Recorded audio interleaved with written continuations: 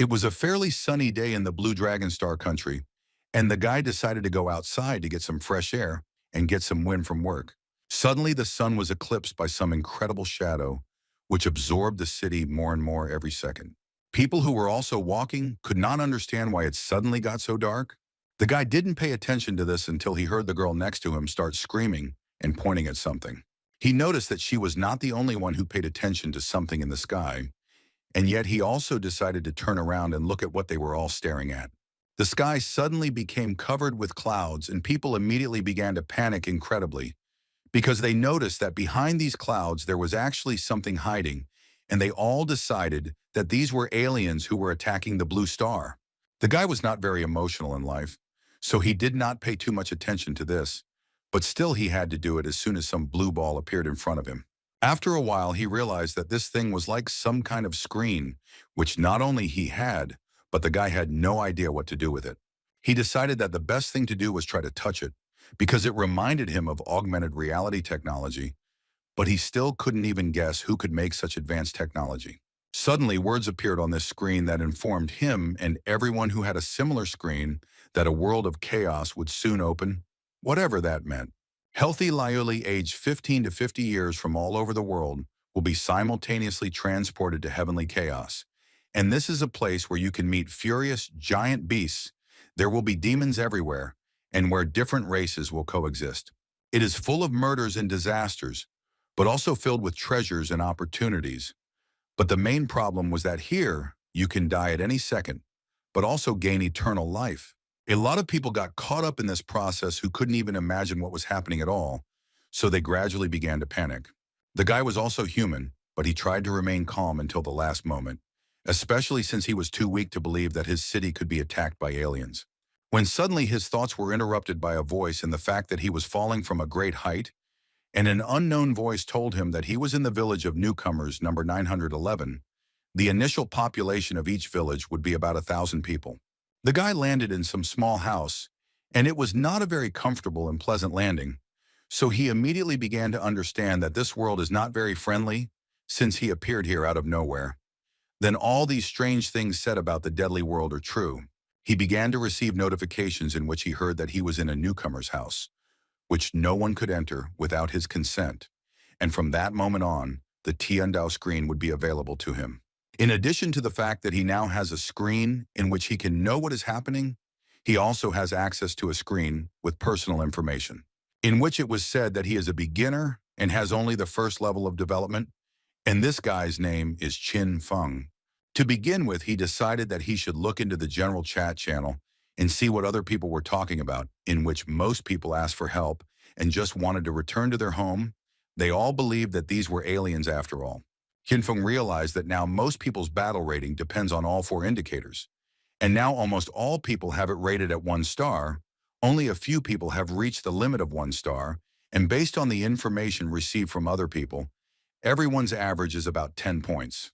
The guy's strength, agility, and endurance did not reach 10 points.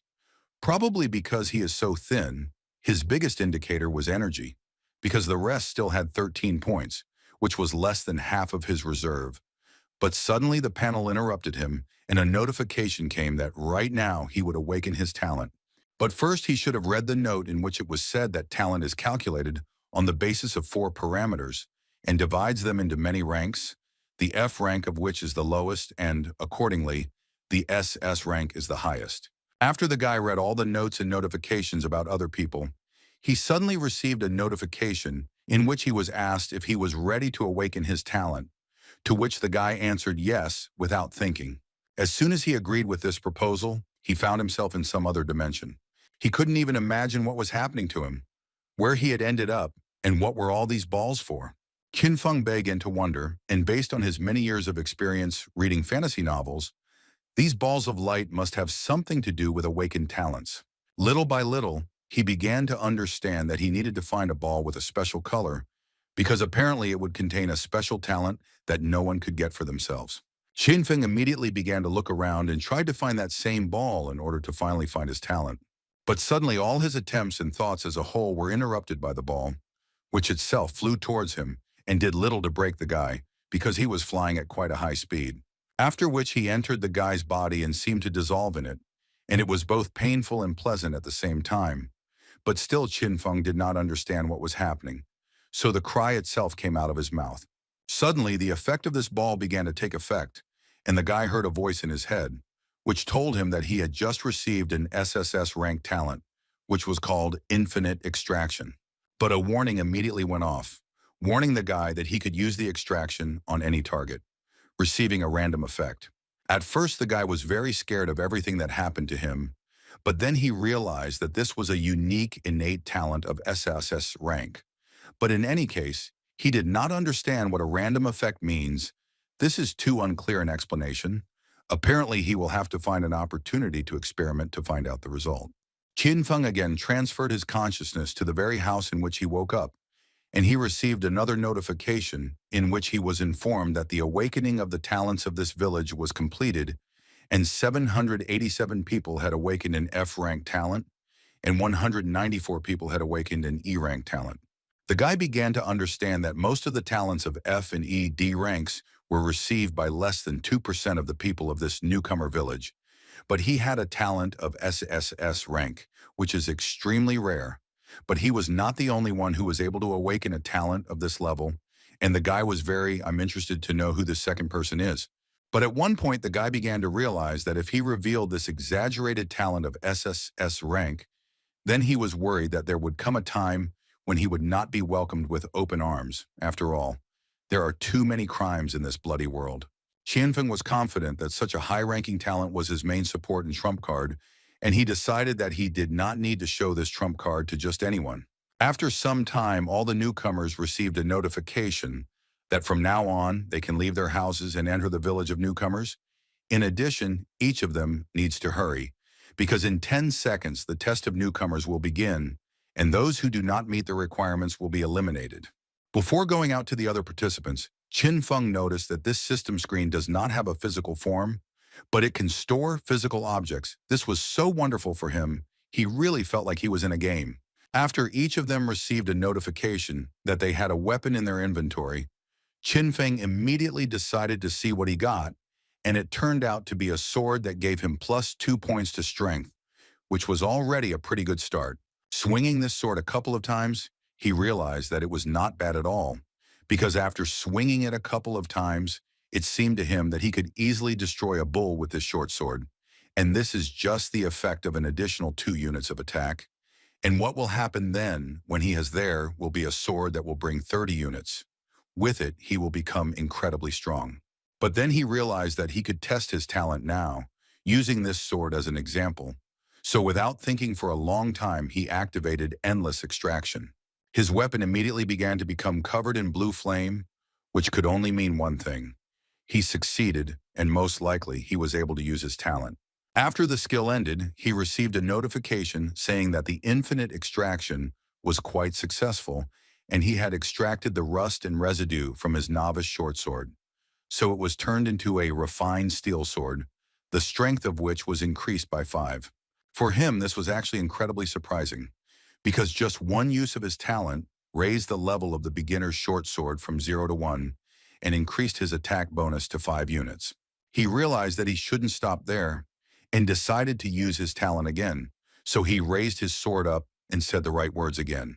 But as Qin Feng expected, this skill clearly had to have a limit, because if he really could constantly improve his weapons, then it would be a bug in their game, and he would simply be invincible. In any case, he was pleased with the news that, for a newbie, he had a much better weapon than everyone else. His joy and delight were suddenly interrupted by the numerous voices that came from outside the doors of his small house. Qin Feng was slightly surprised that the others decided to leave their homes so quickly and began to explore the area around them. The guy understood that he was actually no worse, and in some moments even better, so he also decided to leave his house and look around. And as soon as he opened the door, the light filled his eyes. Qin Feng was in the rookie village number 911, in which those who fail to reach level 10 will be exterminated. This is the system that forced them to go out of their homes and exterminate as many monsters as possible. The beginner's test lasts only 7 days, and each of those who were in that village was incredibly scared, due to the fact that they really had no idea what to do. Suddenly, some huge object appeared in front of them, which looked more like a portal, which they were so afraid to approach at first. Qin Feng, looking at all this, understood that this must be a way out of the newcomer village, beyond which lies a world of murder and bloodshed. The guy watched all this so carefully because he was incredibly interested in finding out who would be the first to risk leaving their village and start hunting. Suddenly, his thoughts and attention were interrupted by a loud sound, after which a huge smoke screen appeared. Qin Feng was a little scared because it was quite close to him, and the guy thought that it was some kind of explosion for which he was not quite prepared. But as soon as the smoke passed, they saw a man standing in the center of the crater who apparently created this explosion. This was a guy whose name was Wang Qian, and as everyone knew, this guy had a one-star combat power. Many in this village knew this guy, and moreover, they idolized him, because they believed that with the help of his strength, he could lead them out of this terrible place. And they immediately began to ask him about what talent he had received, to which Van confidently replied that his talent was D rank and was called frantic strength, because he could triple its strength when used. For Qin Feng, this was quite surprising, because he remembers very well that this guy had 18 strength from the very beginning, and after using his talent, his strength indicator should increase to 54, so it became quite not surprising that he was able to break the boulder with one blow. Qin Feng understood that with such strength, a guy must be one of the strongest in this village, because there were similar talents to his, but they could not compare with Wang. This guy only thought that now all the sweat and hard work in the past had paid off for him. In this deadly world, he, Wang Qian, would have the best time of his life.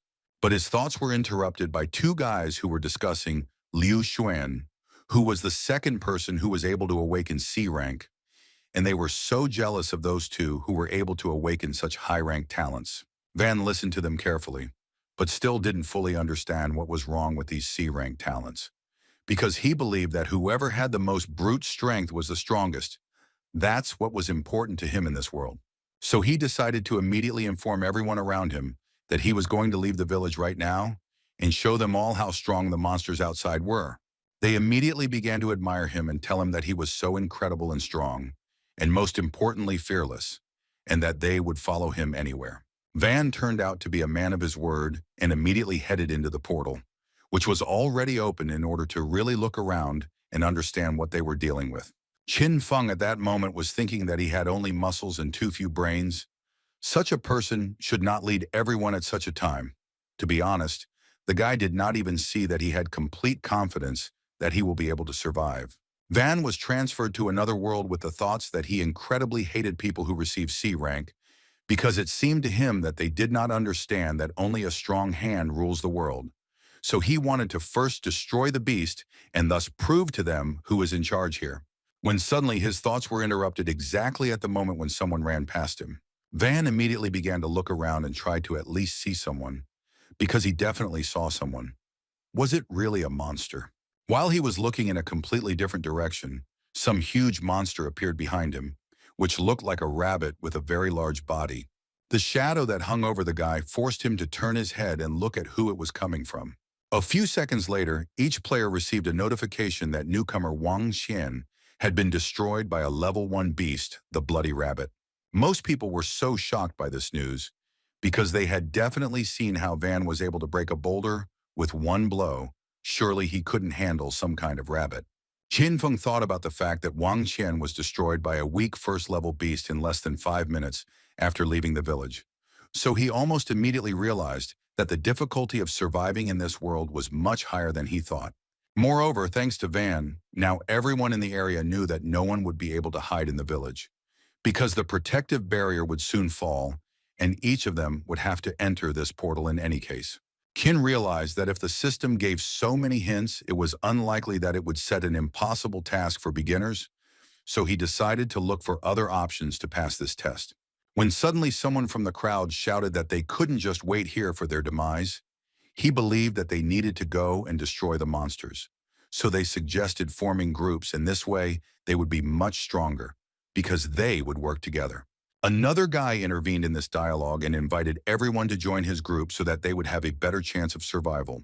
After a while, several groups were formed, and Qin Feng stood alone until another guy approached him and invited him to unite. But Qin Feng didn't think this was a good idea, so he immediately refused it. Chin didn't think that working together was a very bad idea or anything like that, but it wasn't for him because he had to hide his talent and not let anyone know about it, at least until he was strong enough. 15 minutes after the first group entered the portal, the guy decided that it was his time to raise several levels. So without thinking for a long time, he finally decided to enter this portal. He walked through this area, and it was a little surprising to him to see what the primitive area looked like. At some point, it even gave him some kind of primal feeling that he had not felt before. It seemed to him as if a huge dinosaur could jump out of the bushes at any moment, and he would have little chance of fighting against it. But what bothered him most was the fact that it stank too much there, and the smell was too unpleasant. Suddenly, Chin saw the body of Wang, who entered this huge forest first and, accordingly, was the first to die in it. The guy had no other explanation other than to say that he was just stupid and died only because of his recklessness. But still, as soon as the guy saw the body of this big guy, the realization came to him that exactly the same situation could happen to him, so he still had to be much more careful. His thoughts are filled only with the fact that if he wants to survive in this world, then he needs to increase his strength, and this phrase suddenly interrupted all his thoughts. He immediately ran back to Van's body and decided to test the idea that unexpectedly worked in his head. Shin came closer to him and used his innate talent of endless extraction on this guy, although he himself did not understand what made him do it. But still, it was quite justified, because as soon as the process of using his talent was successful, the guy received a new D-rank power, namely the frantic power that Van owned. He understood that this skill would not be as useful as in the case of Vaughn, but in any case, it should increase his strength from 8 to 24, which was already quite good.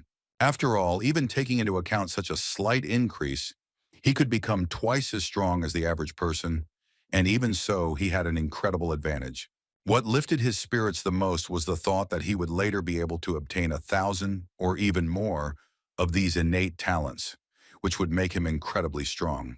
Over time, with all these talents, he will be able to become the pinnacle of human possibilities, and this feeling becomes much stronger and so captivates the guy.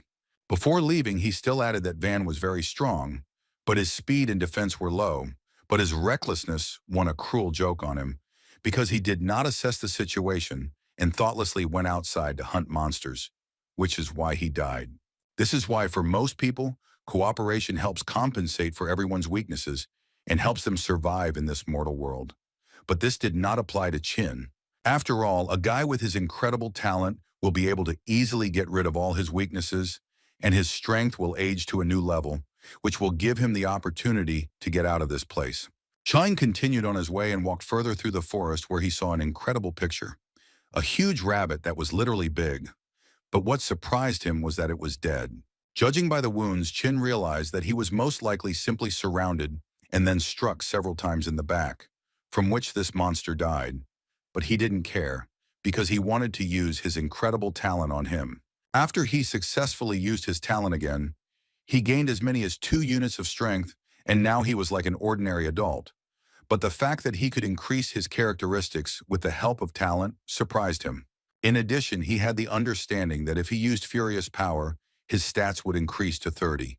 So he decided that if he encountered more such monsters, he could easily gain even more power, and even surpass Vaughn with his enormous strength. Shine decided to conduct another experiment in which he wanted to find out how many times he could use this skill, but it turned out that he could only do it once because his level was unfortunately below 20.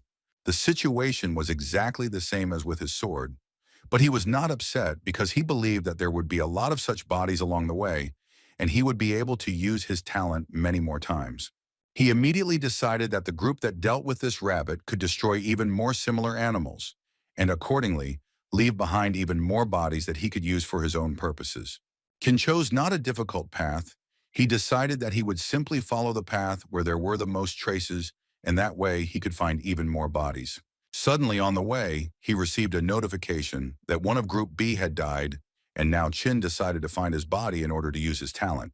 He began to understand that when he used his talent on Van, he received his talent, and when he did it on the rabbit, he received only 2 units of strength.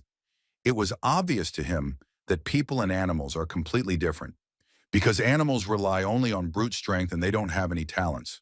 In this case, he understood that he needed to find the corpse of another participant, and he could gain another skill, which would clearly be much more useful than just increasing characteristics. But the problem was that he didn't quite understand where their group could go. He tried to think logically and understand it. Jin began to think that accidents usually happened in a direction with fewer people. So he thought that Lee's group had gone in that direction, so he decided that it would be best to test this theory. A few minutes later, another notification arrived, informing him that another participant had been destroyed, and by the same monster, and this slightly frightened Chin. The guy began to understand that it seemed they were in a situation much worse than he expected, and apparently the situation was too difficult. Since both of them could not cope with it, he already began to think about whether he really needed to go there. Was it worth it? But then he again realized the fact that in this world, if a person is weak and even more so continues to remain the same, then most likely it will end with him simply being eaten. And if you want to survive, then you need to understand the logic of survival and become stronger in order will turn from prey to hunter. He continued his long journey with the thought that now he must not make mistakes, otherwise he would be immediately eaten without a chance of salvation. Shin understood that the place where he was going was incredibly dangerous, so he had to be extremely careful and do everything in order to survive. With each new step towards his destination, the guy's sense of smell became sharper, and he heard the smell of blood better and better. And this gave him the understanding that he was already quite close. And so it turned out he discovered the first victim, who turned out to be Joe Chung, who was destroyed by a huge rodent. And next to him, he was able to find his friend Lee, who suffered in the same way at the hands of the same rodent. And that's where their story ended. But the guy doesn't always run to these bodies because he understood perfectly well that somewhere nearby there could be that same monster who could try to do the same thing to him, because so far the guy's no match for him and is unlikely to be able to defeat him. Suddenly his thoughts and speculations were interrupted by an incredibly shocking picture, which he clearly did not expect to see. Next to the bodies, the guy discovered a huge first-level rodent running around, which obviously wouldn't mind eating another victim, so Chin was extremely careful in his actions. He clearly understood that the combat strength of a first-level beast was 3 stars, while his combat strength was at the level of 1 star, so it was obvious that in an even battle he could not defeat it. But fortunately for the guy, this monster was seriously injured. Both of its legs were broken, so the chances of winning suddenly increased. The guy waited for the most successful moment when it would be best to attack, and after activating his another talent, Violent Force, he went on the attack. No matter how wounded this monster was, he was still able to strike back, which was able to block the guy's attack. Qin knew that it definitely wouldn't be easy, and there was simply no point in giving up, because a beast always remains a beast. Their intelligence has its own limit. Therefore, he decided that he should proceed with the next attack, and this time finish off this monster once and for all.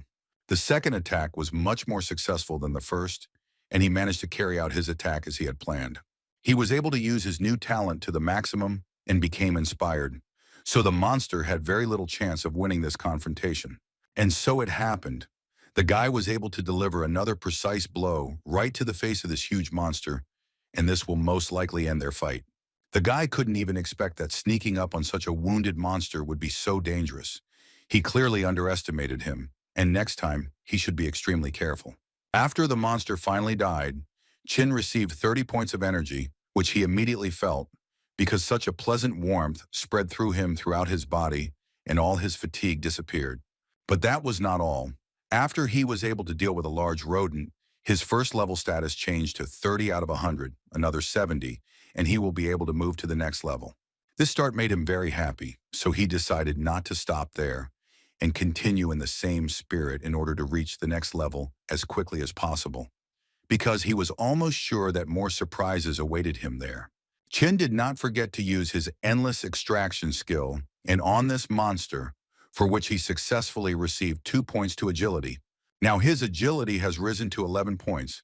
The stat points he gets from the first level wild beasts are too small, so he decided to try to find the second level beasts. And now the guy decided to finally get what he really came for, so he began to confidently approach Lee's body.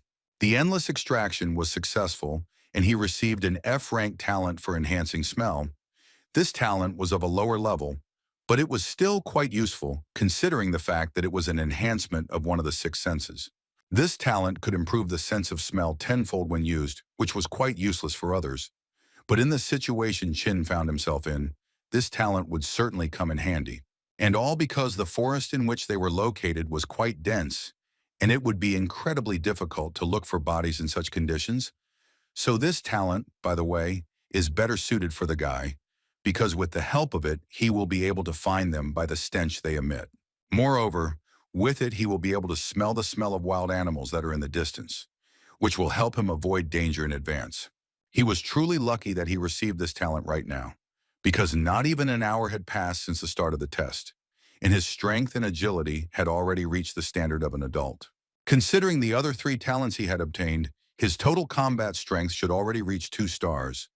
It might even be at the peak of the 2nd star. However, the system panel's combat strength rating only takes into account the values of 4 characteristics, which is why, at first glance, its combat strength is still equal to 1 star. He began to realize that it seemed that the assessment of combat strength given to him could only be used as a reference and should not be relied upon too much. In any case, he had time to continue his path, and the first thing he decided to do was use his new talent, which increased his sense of smell tenfold. The smells themselves came to him, and he began to smell an incredibly large number of different smells that were not very pleasant to him. As a result, after strengthening his sense of smell tenfold, he just felt too bad and wanted to vomit from all this stench. He tried to calm down and not worry about it. He decided that he just needed to slowly get used to it and learn to distinguish each smell. Therefore, he decided that it was worth trying to do it again, and this time he was confident that he would succeed. At first, he began to smell light aromas, and at one point he realized that they were the aromas of dirt, which were not very pleasant, but in any case, he was able to distinguish the smell. Then there was a much nicer smell. It was the smell of flowers, which smelled much better than dirt, but it was still what he needed. But at one moment he had to interrupt this procedure, because he clearly heard the smell of someone approaching him very quickly.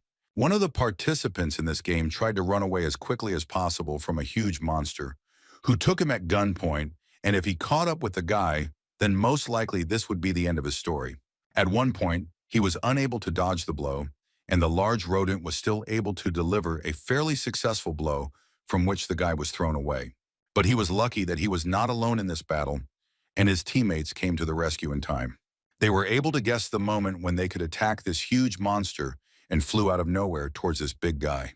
Several guys, with the help of their talents and skills, were able to deliver several perfect blows and thus destroy this monster, for which they successfully received 30 energy points. But still they were not so lucky, because they encountered 2 giant rodents at once, which is why they were taken by surprise, and not only were more than half of the squad injured, but we lost 2 people from our group. If it weren't for the quick thinking of the leader of this group, who told him to attack after retreating, luring him out and surrounding him here, then most likely they too could have died. But in any case, they decided that enough chatting had already happened. It was better to go and finish off the giant rat. All this was carefully observed by Chin, who understood that the 2 who died they were talking about were most likely the girl in the black top and the fat boss, on whom the guy had already used his talent. So he decided that since he had already destroyed that giant rodent, it would be better for him to quickly get out of here before he got into any trouble with these guys. Therefore, he immediately used the innate talent of increased speed, which he managed to take from one of the people. While he was running, he only thought that in this world you need to do everything in order to survive, and such characteristics as pity and humanity will not give the result that he so needs. For the next 3 hours, while the others worked hard to kill the beasts, the guy wandered around to understand the situation on this beginner's plane. After such a short amount of time, he realized that there were 5 types of first-level beasts most commonly found here, such as the giant rodent, the blood rabbit, the gray wolf, the mad boar, and the extremely poisonous 9-ringed snake. On the way, the guy found the body of the 4th mad boar, on which he successfully used his talent. But still, at one point, he reached the extraction limit, after which he essentially could no longer use his talent and needed time to restore the skill. But the fact was that after 3 successful extractions of identical first-level beasts, the healing limit was reached, and Qin had already used his skill 3 times on all the beasts except the 9-ring poisonous snake. And the understanding came to him that he needed to focus again on finding this particular type of animal, otherwise he would not be able to continue to develop. In the last hour, Tiandiao announced 7 deaths, but the guy only managed to find this one corpse. And compared to the stat points obtained from wild beasts, human talents are much more difficult to obtain.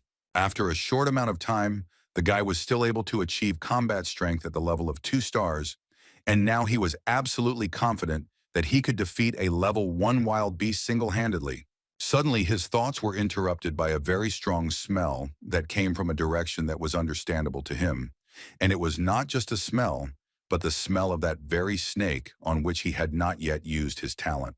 He did not wait and immediately began to run towards a greater concentration of this smell, using his acceleration talent. But at one moment he smelled something else. It seemed to him like flowers or fruits. But in any case, it could be anything, and he could be wrong. When he arrived at the place where he felt the greatest concentration of the smell, he saw a huge snake that wound its body around a tree. Qin was finally able to find the creature he was looking for. Now he can again develop his characteristics, not just his skills. But there was also a scent that he had already smelled before. It seemed like it was a poisonous snake of 9 rings that was protecting him, and with such a scent and a fierce beast protecting him, this fruit seemed to be here for a reason. Qian knew that this snake was the strongest level 1 beast in the novice plane, which gave as much as 40 energy points. Therefore, he decided that he urgently needed to make his own prey from this snake, which would give him a new improvement. But it's not for nothing that the snake is called the most powerful beast of the first level, because it is quite a strong opponent, even for one who was able to reach the second level. He suddenly realized that he had been discovered, and he urgently needed to do something. Otherwise, he might die. As soon as the snake was convinced that its next victim was looking at it, it immediately went on the attack. Qin was able to evade its attack with incredible ease, and at one moment noticed that this snake was too slow, and he did not understand what happened to it. He began to wonder if she was really so lethargic because she had just eaten her prey and was now digesting it. In any case, he shouldn't care what happened to her. He just wanted to finish her off as quickly as possible. So he immediately took out his sword, and now it was his turn to strike. But as soon as he was able to strike, he realized that her skin was too strong, and he could not cut it, so he had to come up with something else. This monster did not wait long and launched a counterattack, which the guy did not expect. And with the help of such an attack, she managed to throw the guy back several meters. Jin had not yet recovered from the previous attack when the snake began to attack him again, and this time, it planned to deliver the final blow. The guy was able to come to his senses in time and used his innate talent, frantic strength, with the help of which he was able to stop this snake, and yet they will have to fight a little to determine the strongest. After which, the guy decided that he needed to divide this snake into several parts. At least with the help of several blows, he managed to do this. Then he dealt an equally weak blow, after which the snake fell to the ground, and it seems that the fight can be considered over. He finally received 40 energy points, which he had been unable to find for so long, and he had very little left to move to the next level. Again, he understood that he was again incredibly lucky, because if it weren't for the full stomach of this snake, he would not have been able to deal with it so easily. Suddenly, the idea came to him to cut open the stomach of this monster and see what had slowed it down so much. And as soon as he reached the stomach, it became obvious to him that this was the man whom she had eaten alive. In this world of chaos, anyone can die. The only difference is how you die, so the predator feeds on prey, and the fittest survive.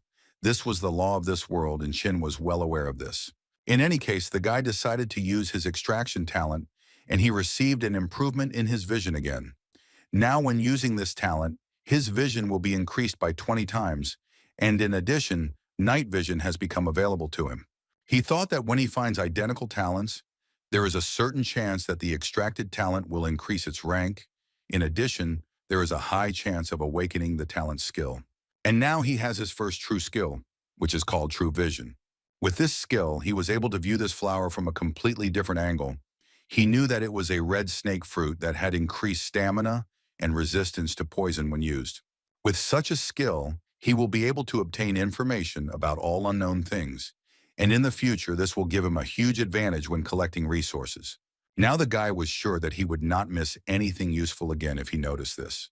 because such a skill would not allow him to do this. Suddenly, he felt the voice of the panel and realized that he had received a new notification, in which he was informed that due to the fact that he ate the red snake fruit, he was able to gain 8 more stamina points.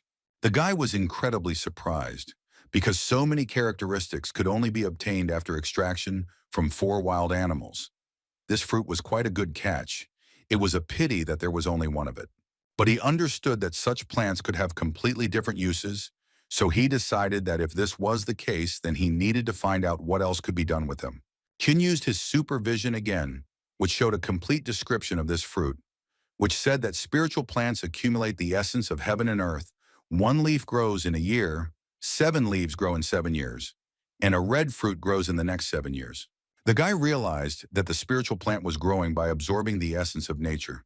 So it was impossible to simply stop it here, so he decided to try to apply a cure. The endless extraction was successful again, and he received the essence of the spiritual plant, and using it would give him 2 stamina points. The guy knew that the plant on which red snake fruits grow cannot be useless. It gives the same number of stat points as the corpse of a wild beast. Now the guy's power level has been raised to the limit of 2 stars, and all this is thanks to his rare talent. Qin didn't expect that his combat strength would reach the peak of 2 stars so quickly. If only the 4 talents obtained after extraction were taken into account, then he could even try to fight 3 or 4 level 1 beasts alone. Suddenly, he was able to come up with a solution and realize that he could apply the extraction to another poisonous snake and then leave the newcomer's village. After which he planned to go to a larger land to find other wild beasts and increase his power. Then he would become much stronger and survive in this world.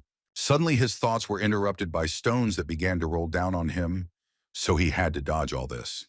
He decided to jump onto the first tree he saw, so as not to run away from each one separately. But it seems that this was not a matter of any collapses, because as soon as Qin jumped onto the tree, he saw a huge snake, and it was quite surprising for him that he did not notice it. The smell of blood from the previous snake mixed with the smell of this one, and it appeared, in fact, very timely because he was just about to go look for her. The snake was there for a reason, because it was just fighting with one of the participants in this game, who decided that he could defeat such a monster and went on the attack first. The man fought with this snake not just to get extra points to his characteristics, but also to avenge his brother, whom she had recently eaten, so this fight was incredibly important for him.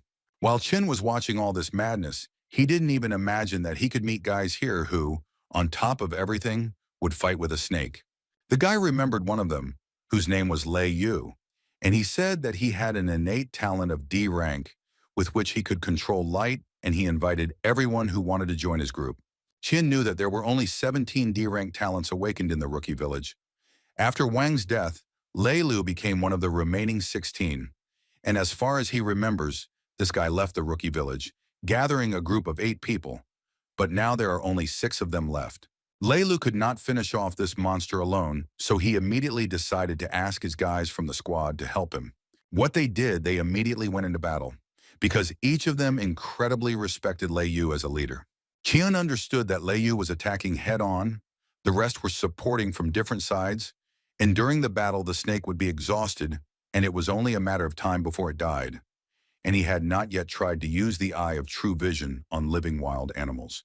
So he decided to try that. It will give him. As soon as he used this ability, in the characteristics he found a concept that he had not seen before. It was a chance of prey. The guy understood that it was possible that if you destroy this snake, something might fall from it, but the chance was 1 in 1,000. This is a very low percentage. Suddenly, all his thoughts were interrupted by a too strong flash of light, which literally forced him to take out his swords and prepare for battle.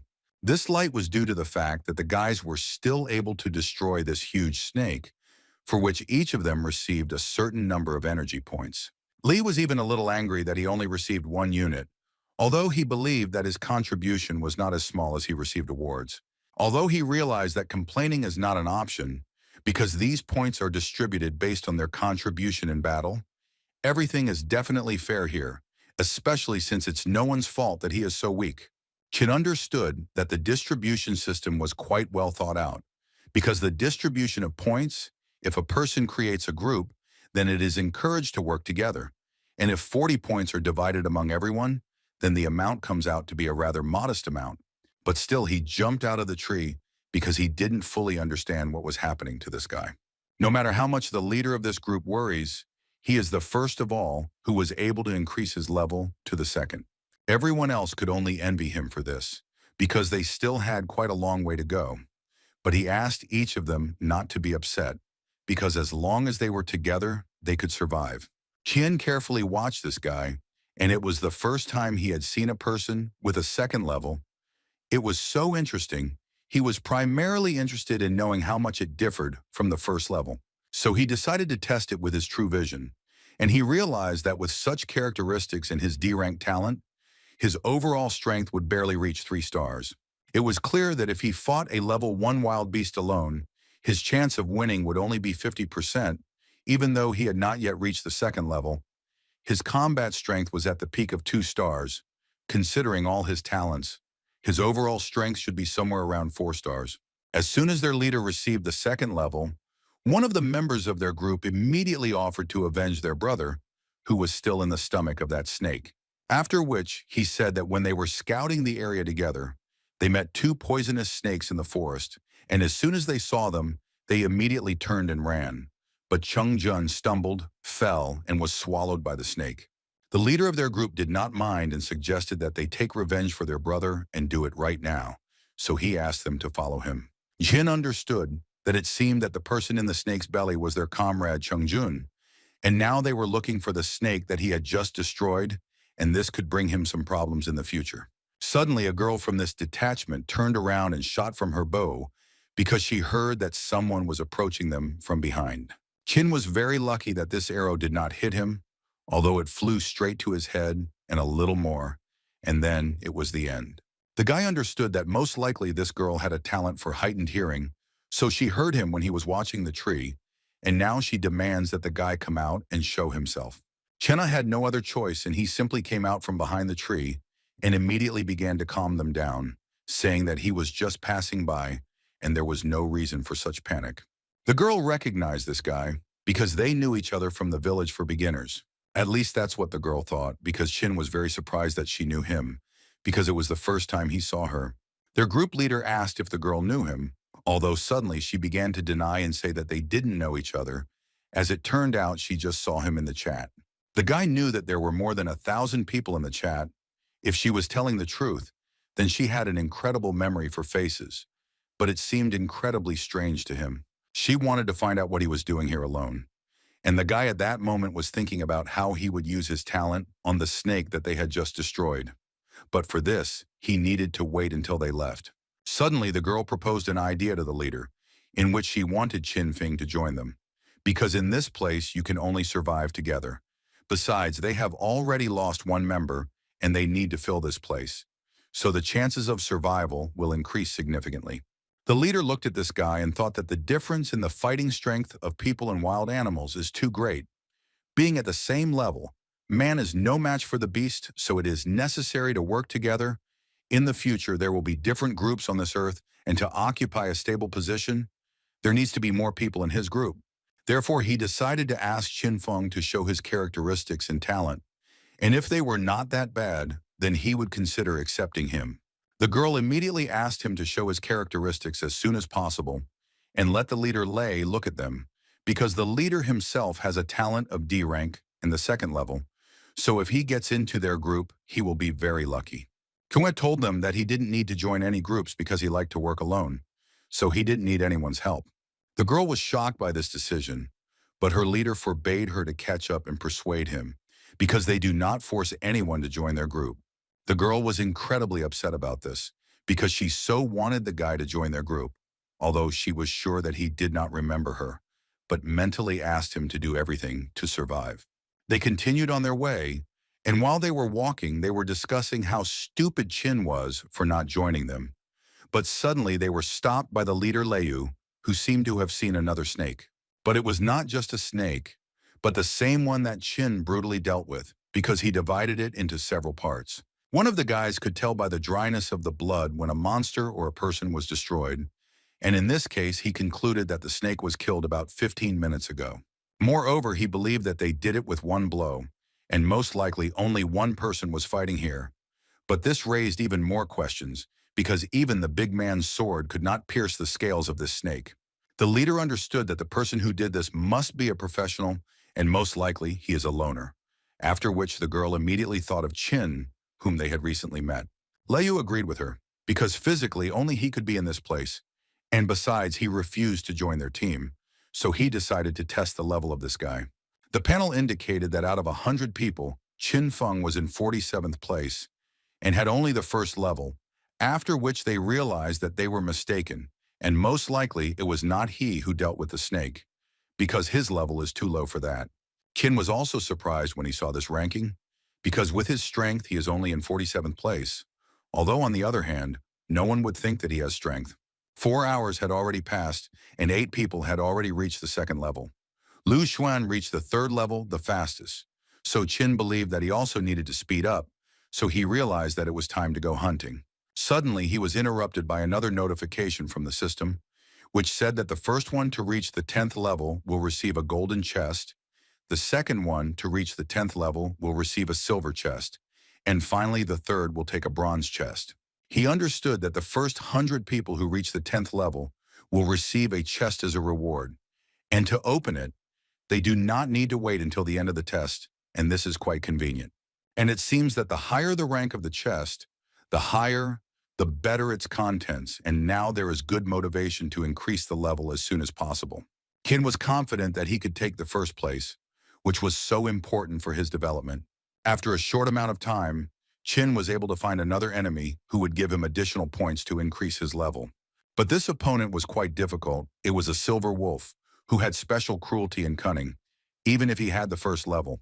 But still, Qin correctly used his abilities, which in combination gave good results, thanks to which he was able to deliver several good and accurate blows. As expected, this would not be enough to defeat such an opponent, because the skin of this creature was too strong, and at one moment it seemed to the guy that he was cutting metal rather than some kind of wolf.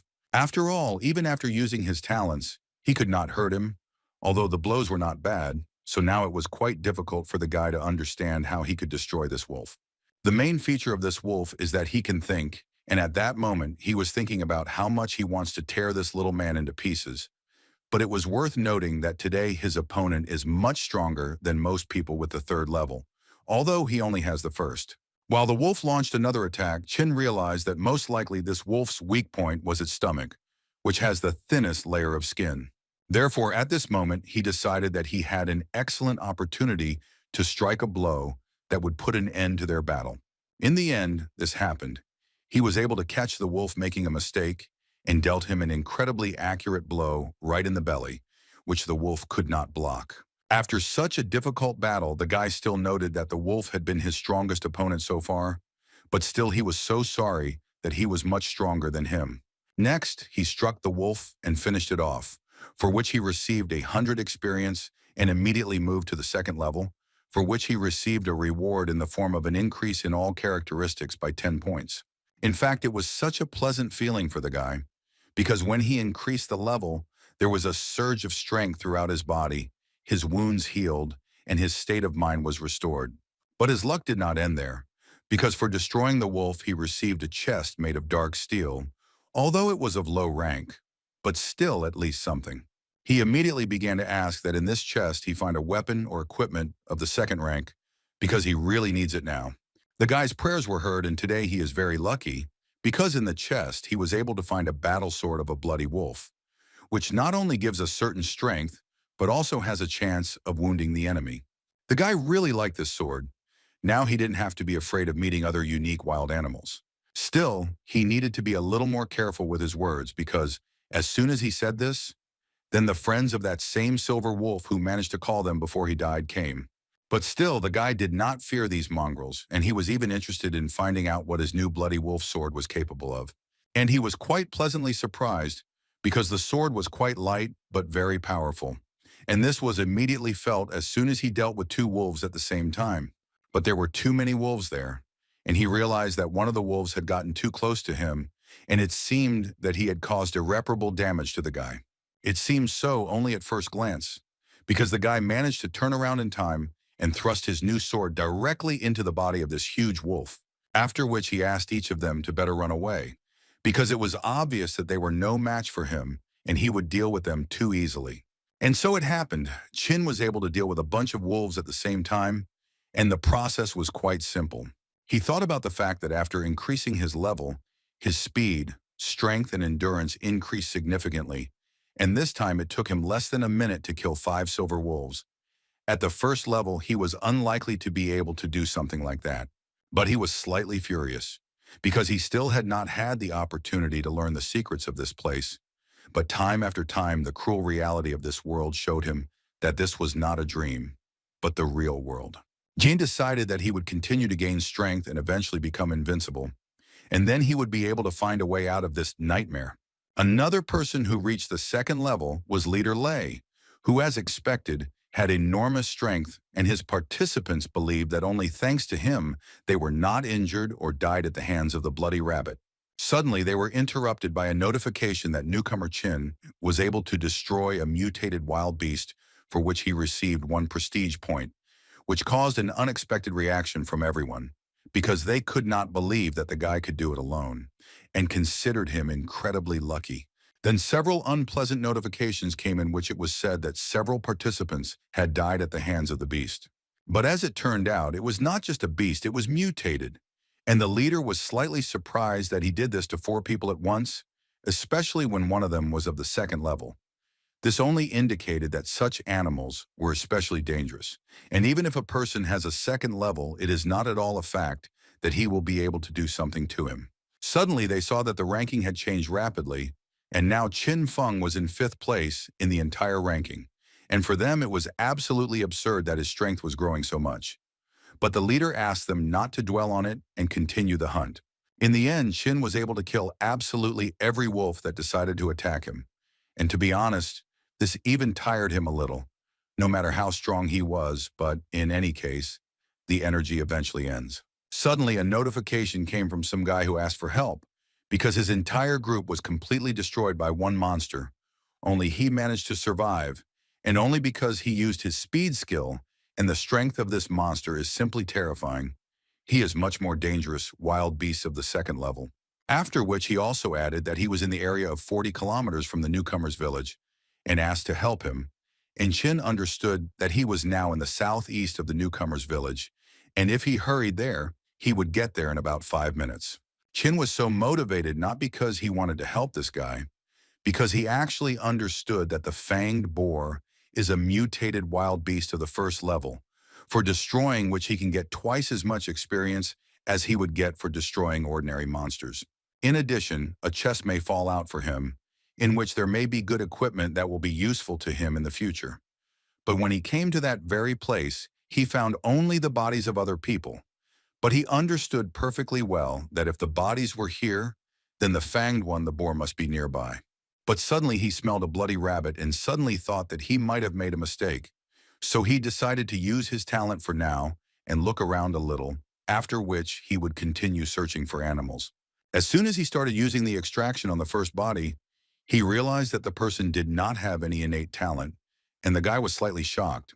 Qian didn't understand how this was possible, so he used his talent again in the hope that now it might work.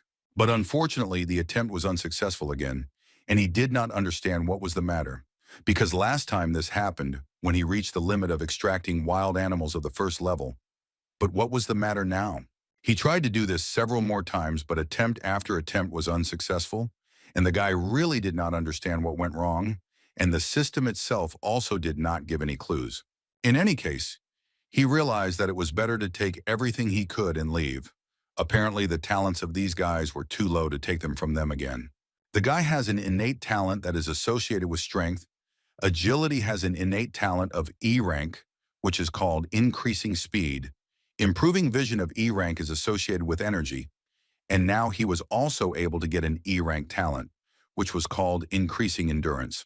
In fact, the guy had innate talents for each of the 4 characteristics, but suddenly his thoughts were interrupted as soon as he saw a trail that looked like one that could mean that someone was clearly being dragged here. It was quite strange, because the guy didn't understand why the fanged boar needed to drag Lu Yuchun's body. Suddenly, the guy realized that the monster was just going to eat him, so he dragged him into his den. Qing, on the one hand, didn't care about the guy. He was more interested in his D-rank talent, which he was able to awaken, so he decided that he needed to find the guy's body before the monster eats him. He followed the smell and came out near some cave, which looked just like the lair of this boar. At least that's the smell that came from there. An incredible sense of danger emanated from this cave, although the guy was already beginning to think that he had simply screwed himself up, because the fanged boar was just a unique wild beast of the first level, and with its current strength, he should easily cope with it. But suddenly all his thoughts were interrupted by a huge snake, which came out of nowhere and almost ate the guy. Qin was able to dodge her blow in time, and along the way he noticed that this was a rather unusual snake, which he had already killed a bunch of. It was much stronger than any of those whom he had already defeated.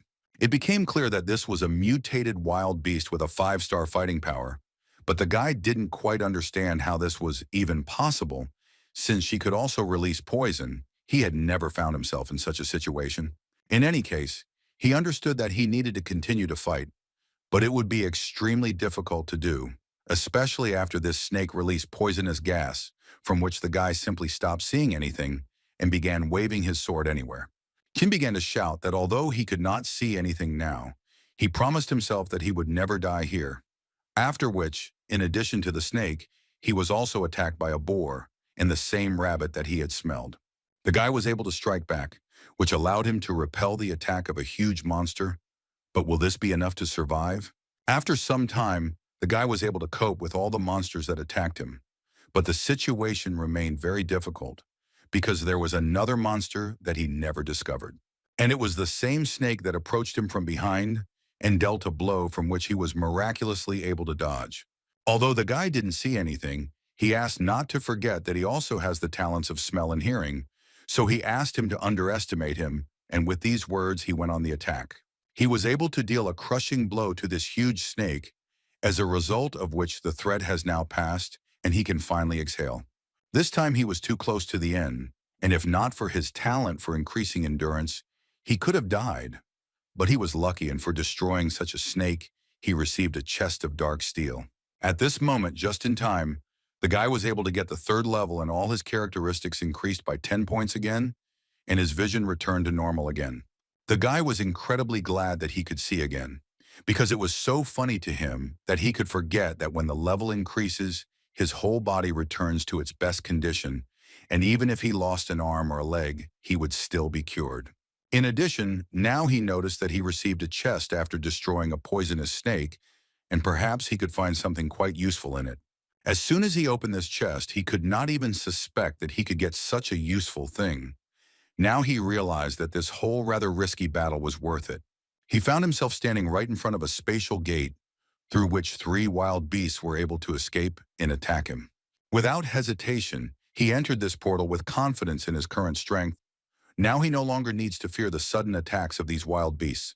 But as soon as he crossed this portal, he saw a bunch of different plants, which had exactly the same level, and this place was too strange to even somehow describe it. Qin didn't know where he got this knowledge from, but only 2 words sounded in his head. These were spiritual plants, which apparently have the 1st level.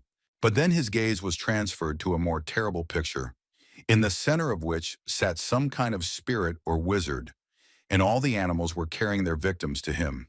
Suddenly he received a notification that he had entered the space of another world. The rating table was unavailable, and he could continue to use personal information. And he used his true vision and saw that this was a person with the 4th level who was waiting for flesh to be reborn. Qin also drew his attention to the fact that he has a combat strength of 6 stars. And if his skills and talents are unknown, then his combat strength could be equal to 7 or more stars. Moreover, there were 3 more wild animals on his side, and he understood that if a battle began, he would be at a very disadvantage. And this scythe made him feel even more uneasy. It was too ominous. Qin realized that now it would be best to just leave here, and then when he becomes much stronger, come back and deal with him. But suddenly his consciousness seemed to have moved to another dimension, in which he found himself not of his own free will. That same dead man suddenly began pointing his finger at him and saying that he needed that 3rd level insect from the small world. Therefore, since he had already arrived, then he politely asked him to stay, and then he could use his flesh for rebirth. After these words, the guy was immediately attacked by a bunch of monsters from which he was just trying to hide. The only thing that confused Chin about all this was the two chains, which he thought were the skill of this dead man, and he would really not like to fall into them. The situation was clearly getting out of control, because now he not only needs to escape from chains, but also from attacks from wild animals. But exactly what he was so afraid of happened to the guy. He was grabbed by the very chains that held his body too tightly. At one point, he realized that he could no longer move, and most likely would not be able to do anything. As soon as the dead man grabbed the guy, he immediately added that stupid wild animals could only drag a couple of corpses, but not a living person. All this long time he could only rely on the blood of corpses to barely support his body. But today a miracle happened, a living body broke into his territory. It was like God's blessing, so he was about to use his body to be reborn. Chun perfectly understood the seriousness of the situation, and he needed to free himself from these chains as soon as possible. Otherwise, he would definitely remain here until the end of his days.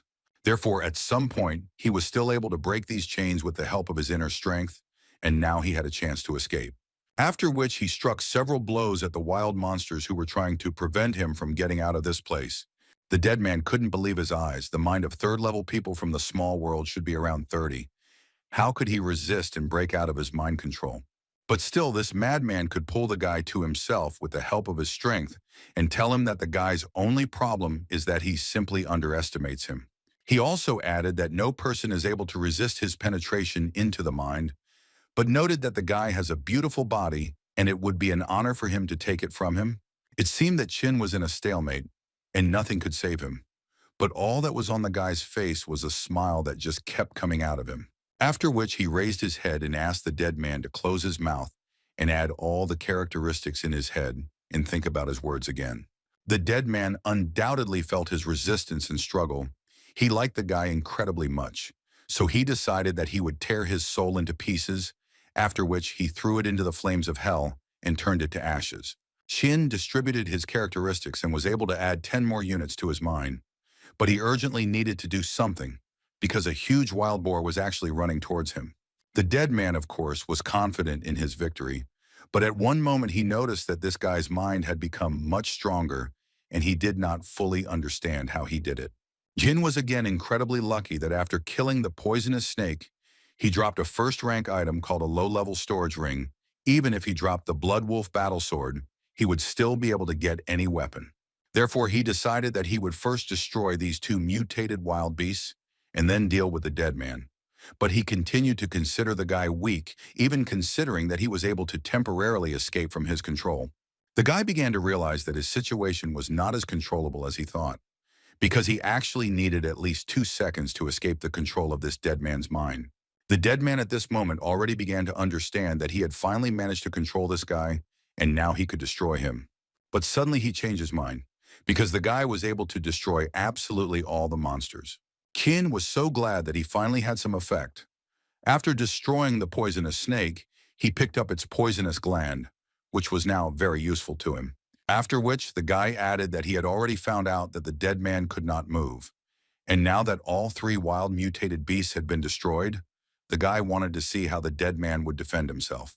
The dead man immediately began to scream in a way that was not his own, because he was incredibly angry, because he believed that this was simply impossible, and began to accuse the guy of specifically using some secret tricks. Qin was incredibly disgusted to listen to this old man, so he immediately struck him several times and thus destroyed him, for which he received 200 units of experience, and he also received the title of Judge, who can destroy evil beings and those who violated the rules of the gods. This is a rather rare title. But the guy could not even imagine that after this battle he could become so strong. Now he began to understand why the eye of true sight showed him extremely evil. He understood that he needed to continue to destroy evil creatures in order to receive justice points, but they never explained to him how to use these points. However, it would definitely be something useful. Besides, he almost died, but the reward was worth it. Even this was not the end, because the guy, in addition to everything else, received a skill of the 3rd rank, the essence of which was the ability to tame a ring. And when he learns this skill, he will be able to order a group of wild animals to hunt. This will be such an easy way to gain experience. But as soon as he decided to use this skill, the system generated an error because it turned out that the activation conditions were not met. The guy understood that the conditions for learning this skill were too difficult to fulfill. Even for the lowest level, you would need a D-rank talent for strengthening the mind. He became interested in knowing if the dead man had some kind of recipe for taming. He began to rummage through his things, and all he found there were dirty socks that had not been washed for 200 years, a gold necklace that was obtained by deception, an eye that fell out after the girl was hit by a snake.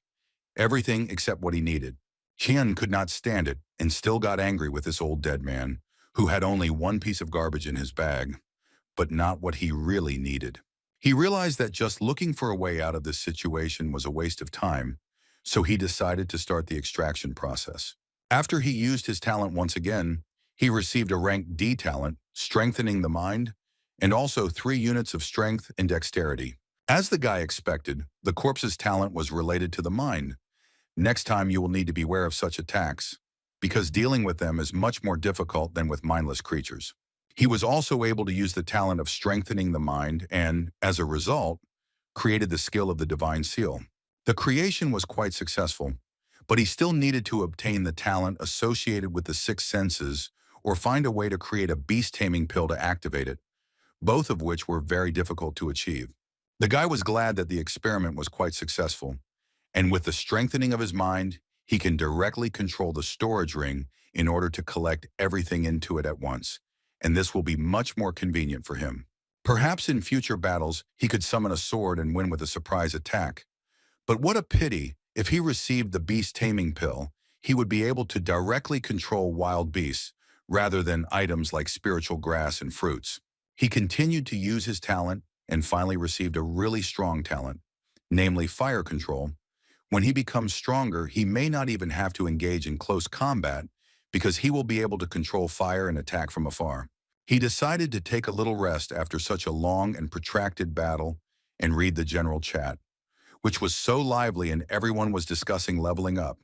And it seems that under the pressure of God, a competition to increase the level began in the village of beginners. One of the guys who occupied the first line for a long time returned to the top again, but now he is still in 9th place. Kyun understood that he had not died. He was just in the space of another world, and today he had overcome many obstacles. So he decided that first he would restore some strength in this safe place, and then continue his hunt. The first thing he did was eat dinner, and the meat was incredibly juicy, but quite difficult to chew. But the good news was that even for such a process as cooking meat, he was able to gain several points of stamina. After which his strength began to recover so quickly, and due to the fact that he was the first to find a small trick in eating meat, which restores strength, he was awarded 1 reputation point. All the other guys were quite surprised that ordinary meat could restore strength, but they were more surprised that Chin was still alive, because he had long since disappeared from the rankings. As soon as they all suddenly decided to restore their strength in this way, they all received a reminder that only by eating cooked food and warm water can they restore their strength. There will be no effect from cold food and water. After this reminder, some immediately had problems with the fact that they did not have a fire and could not cook food. Some were glad that at this moment trade had also opened up, through which they could exchange different things. Chine immediately decided to try to use this trading platform and decided to sell the finished meat first. Everyone received a notification that Chin Feng had put a new product into the trade channel. For every 3 kilograms of cooked meat, he exchanged 1 wild animal for the corpse, and one of the newcomers considered that he was very lucky because he just had the corpse of an animal that he would gladly exchanged it for ready-made meat. As a result of the first transaction in this area, Lu Xuan and Qin Feng each received 1 prestige point, and the guy was pleasantly surprised that they were still able to exchange. And this guy was not the only one who decided to make an exchange with the guy and take the finished meat from him, because many had the body of the destroyed monster. Yan immediately used his talent on these bodies and received a total of 6 points of endurance, and this made him incredibly happy because he essentially would not need to use wild animals, because everyone would work only for him. The next person who decided to turn to Qinfeng was Li Yuan, who informed him that they were both 3rd level, but in the ranking he was still higher than Qin, so he asked him for 6 kilograms of meat, for which he would owe him. Qin didn't like this attitude, and the guy understood who this Li Yuan even thought he was. In addition, the guy understood that the amount of meat was quite limited, and the rule would apply. Whoever had time ate it. After this message, even more activity began in the chat, because everyone was shocked by Mr. Qin Feng's modesty, and now it seemed to the guy that he was now more like a merchant with a black heart. Suddenly, another meat seller entered this trade and decided to sell 50 kilograms of meat for first-rank equipment. Qin is quite surprised, because he could not even think that there would be someone who would be even greedier than him. In any case, he decided not to wait long and sell his other things, which fortunately he has quite a lot. People were not against exchanging for his first-rank weapons, and offered the guy quite a lot of interesting lots in return. And as a result, he gained plus 7 units of strength, which was pretty good for him because his strength was lower than all his characteristics, and all these exchanges could make up for its deficiency. Now that he already has a rank 1 strength bracelet, a rank 1 storage ring, and a rank 2 Blood Wolf battle sword, no one in the entire rookie village can compare with him.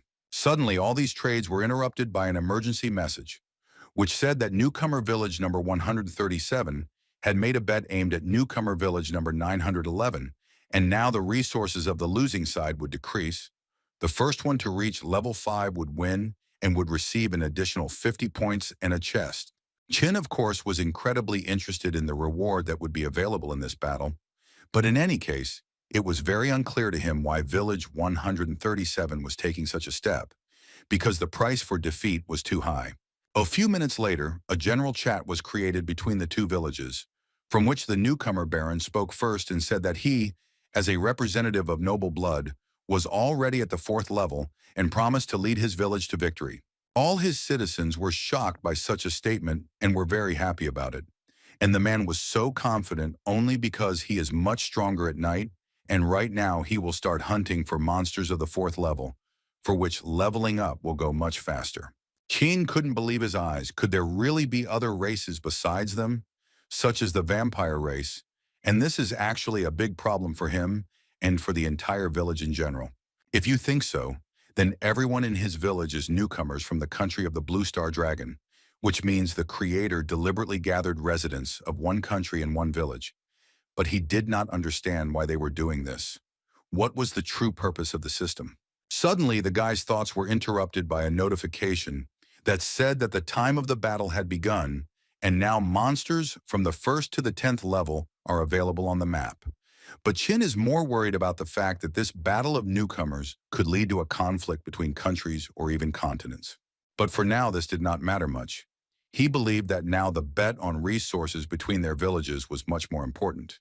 He understood that Edward could destroy a monster alone, and of the 4th level, and it was clear that he needed to destroy monsters of a much higher level in order to have a chance to get closer to the 5th level.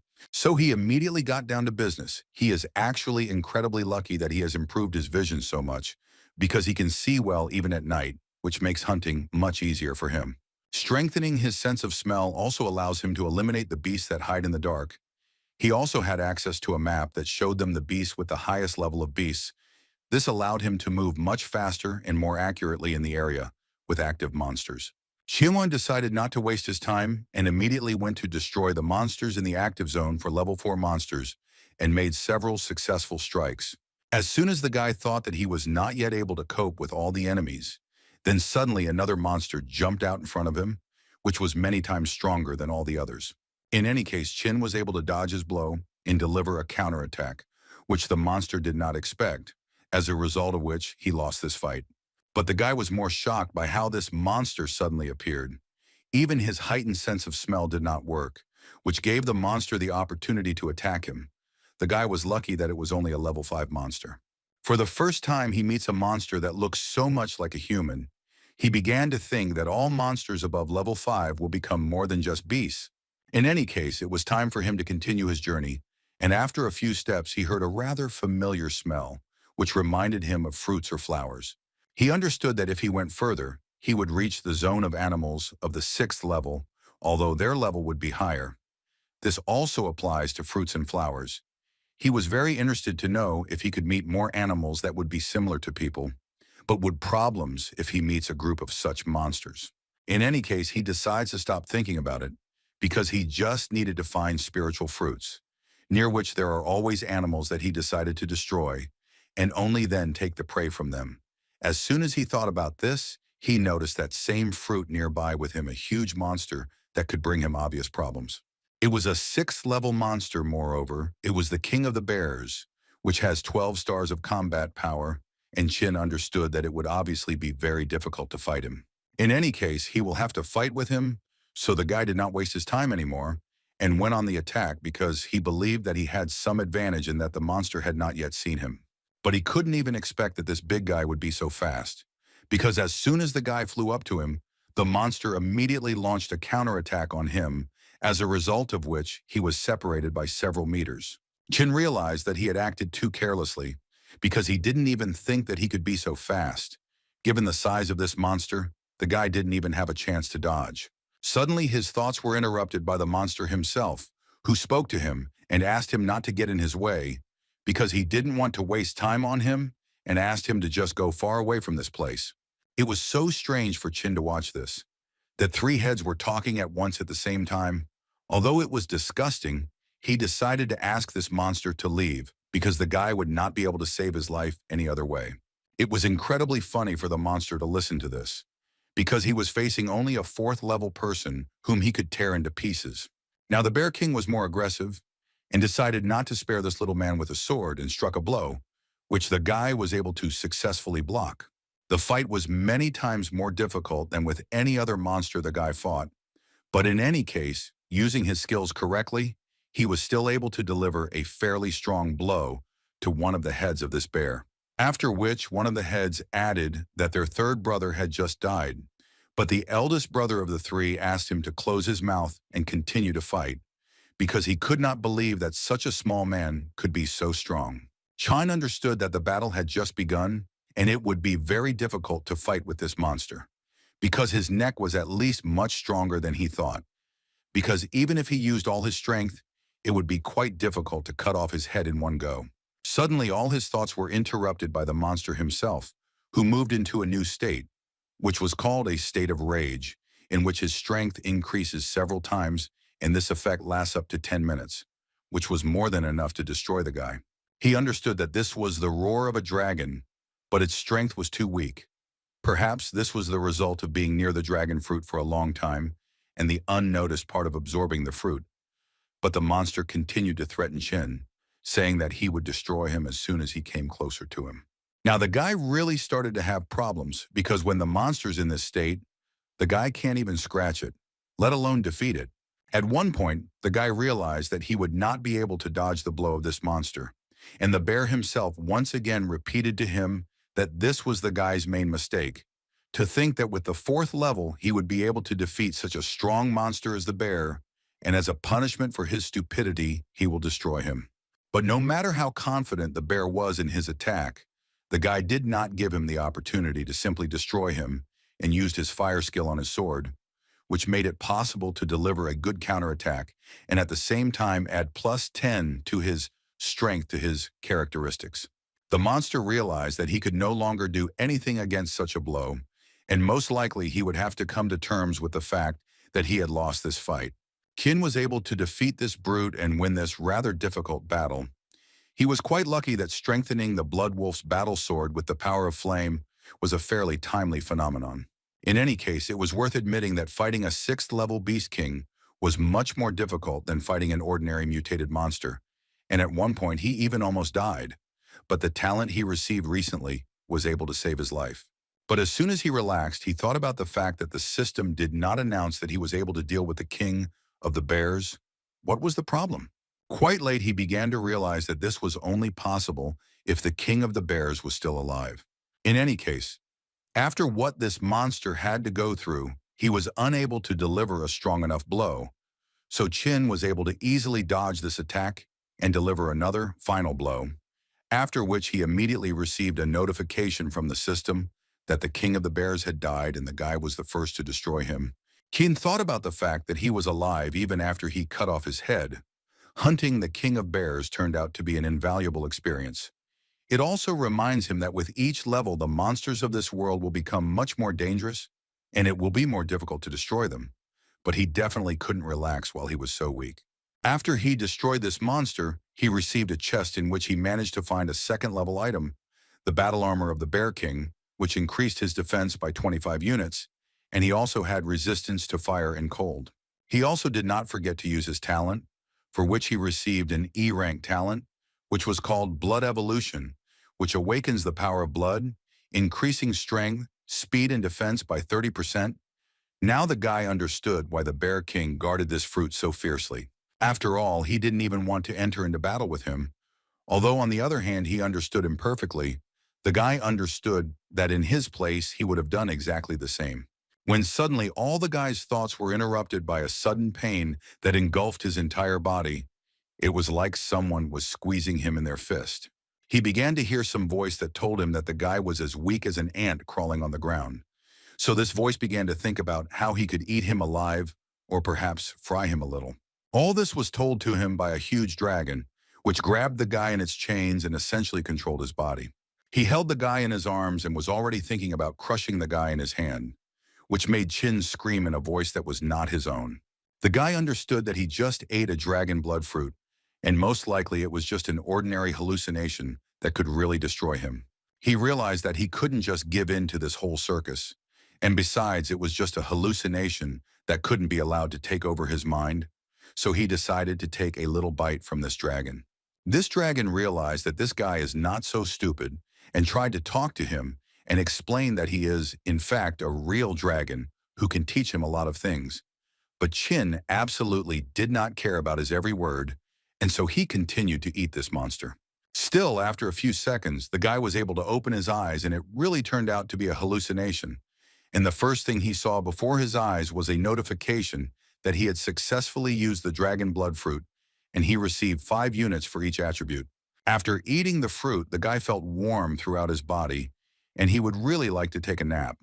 But he understood that he couldn't sleep yet, because he had almost reached the 5th level, and if he destroyed just one beast, he would be able to win the challenge for resources. While the guy was checking the progress of the other participants, a huge monster approached him and was ready to tear the guy into pieces.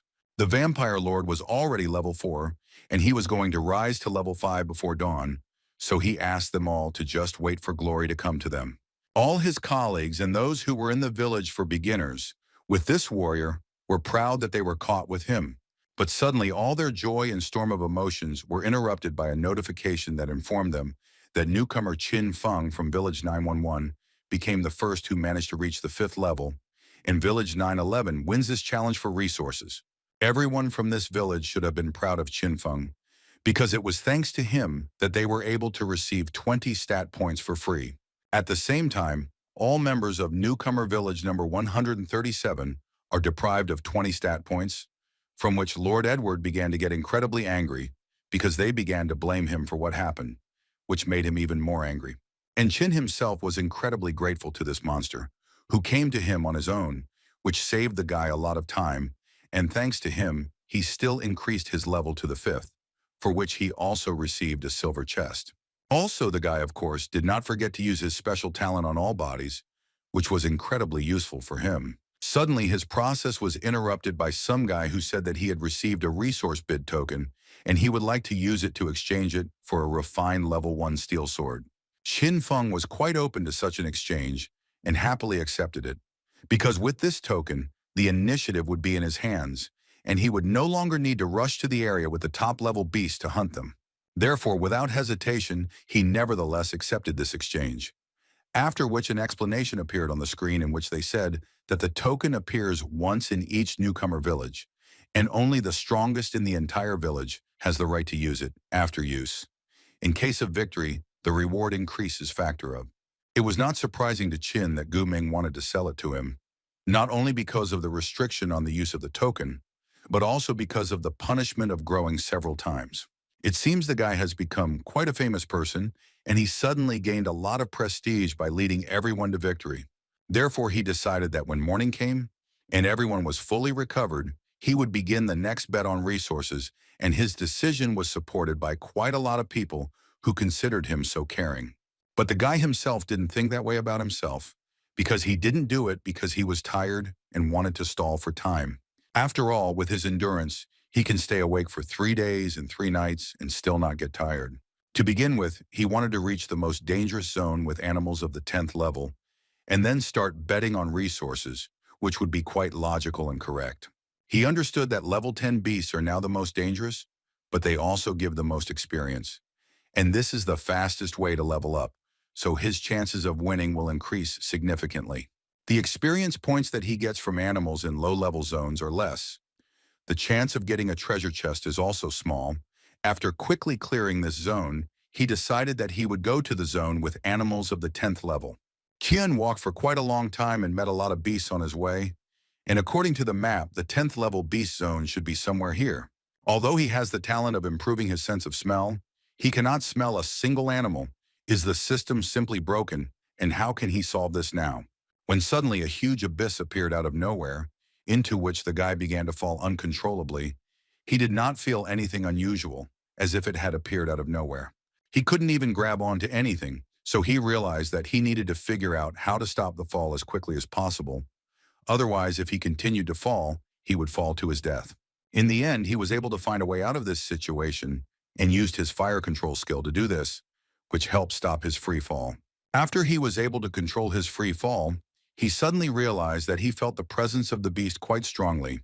He had never experienced this here before. He realized that this was definitely the area of the 10th level beasts, because in addition to the absence of beasts, there was also the smell of corpses here that made you want to gag. It was so strong that he could not determine the location of the 10th level beasts at all. But as soon as he decided to touch something, he realized that everything around him was an illusion, and the place where he ended up was quite strange. Outside, the guy noticed that it all looked a lot like the rookie village number 911. So he decided to assume that the abandoned rookie village, and if he was right, then if he failed, his village would look exactly the same. The guy knew that heaven is fair, but cruel, because they give every person the opportunity to increase their level and gain strength. But if anyone lags behind, they will be mercilessly driven into the abyss. Suddenly, strange creatures stood in front of the guy, who began to explain that the soldiers who guard this place, and it doesn't matter whether he is a man or an animal, they warned him that if he comes here, then only one fate awaits him, and this is his end. With the help of his vision, Qin was able to recognize that these were hellish soldiers whose level was above 15. So given their level, the guy understood that they were too strong. He had no idea how to escape from this strange place, so he decided that all he could do was fight them, and another 10% chance of the chest falling out beckoned him to go into battle. Qian could only hope for the 4th level weapon obtained from the silver chest, which would lend him strength and help him cope with these monsters. One of these creatures with the head of a jackal clearly understood that the guy would not just back down, so he decided to go first into battle and was already flying at the guy with his blow. Jin understood that they only sent one warrior to fight, only because they looked down on the guy and thought that he could not do anything. But as soon as they entered into battle, the guy immediately used all the talents he had to somehow even out the chances and perhaps even win. Kim most of all wanted to show them what happens to those who underestimate him. As soon as they collided in battle, the other warriors began to think that their elder brother needed their help, because looking at this man, they began to understand that he was far from simple as they thought. But one of them continued to calm him down and talk about that their elder brother had already destroyed more than 10,000 people like him. It was absolutely clear to one of them that the older brother was just playing with this man, and soon this fight would be over, and they already all knew the result. He believed that his brother was deliberately missing the mark, giving the man a chance so that he could do at least something. In this way, he can also assess the shortcomings of this guy and then simply put pressure on them, simultaneously destroying him from this world forever. The thought that he is a guy who can win makes him weaker, and this is what the warrior will take advantage of later. And in some ways, this soldier was right, because Qin struck again and at some point realized that his enemy had simply disappeared, although it seemed that he was right in front of him. But after a second, everything became clear, because the guy was already lying on the floor from the fact that the warrior with the face of a jackal was able to quickly calm him down, adding that the guy still has some abilities. But still, this is too little.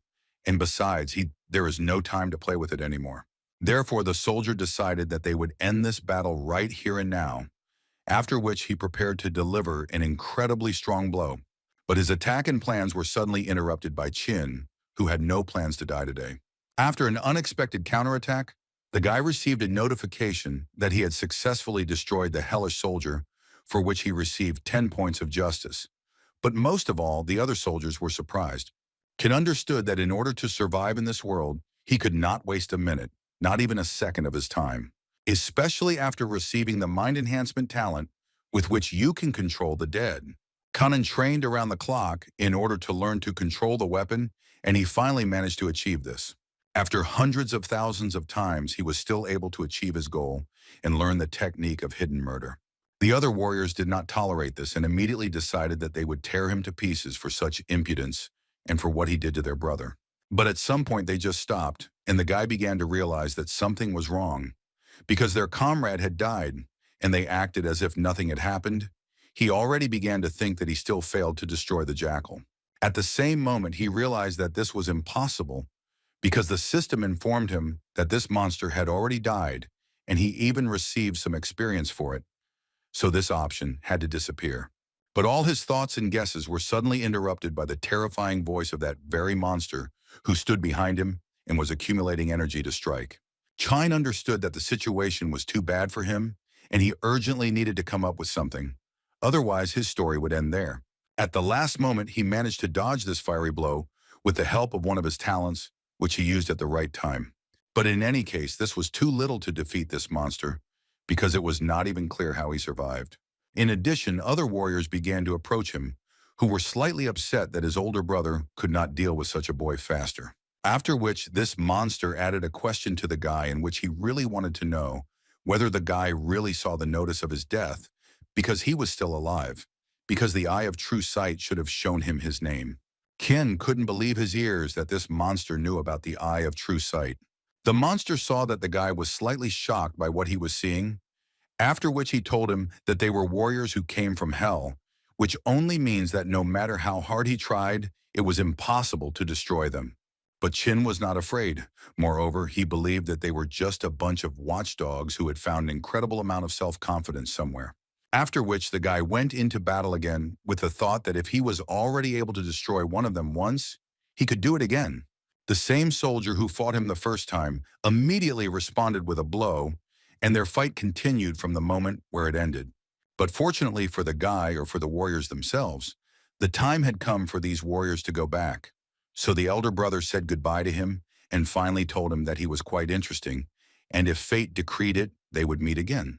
Qin still had to admit at that moment that he had underestimated these disgusting jackal heads, and at that moment he received a reminder that the lost village connects hundreds of thousands of newcomer villages. It appears in the darkness of the night and disappears at dawn. It became clear to him that this also meant that as long as he had the dark seal, then everyone had a chance to enter here.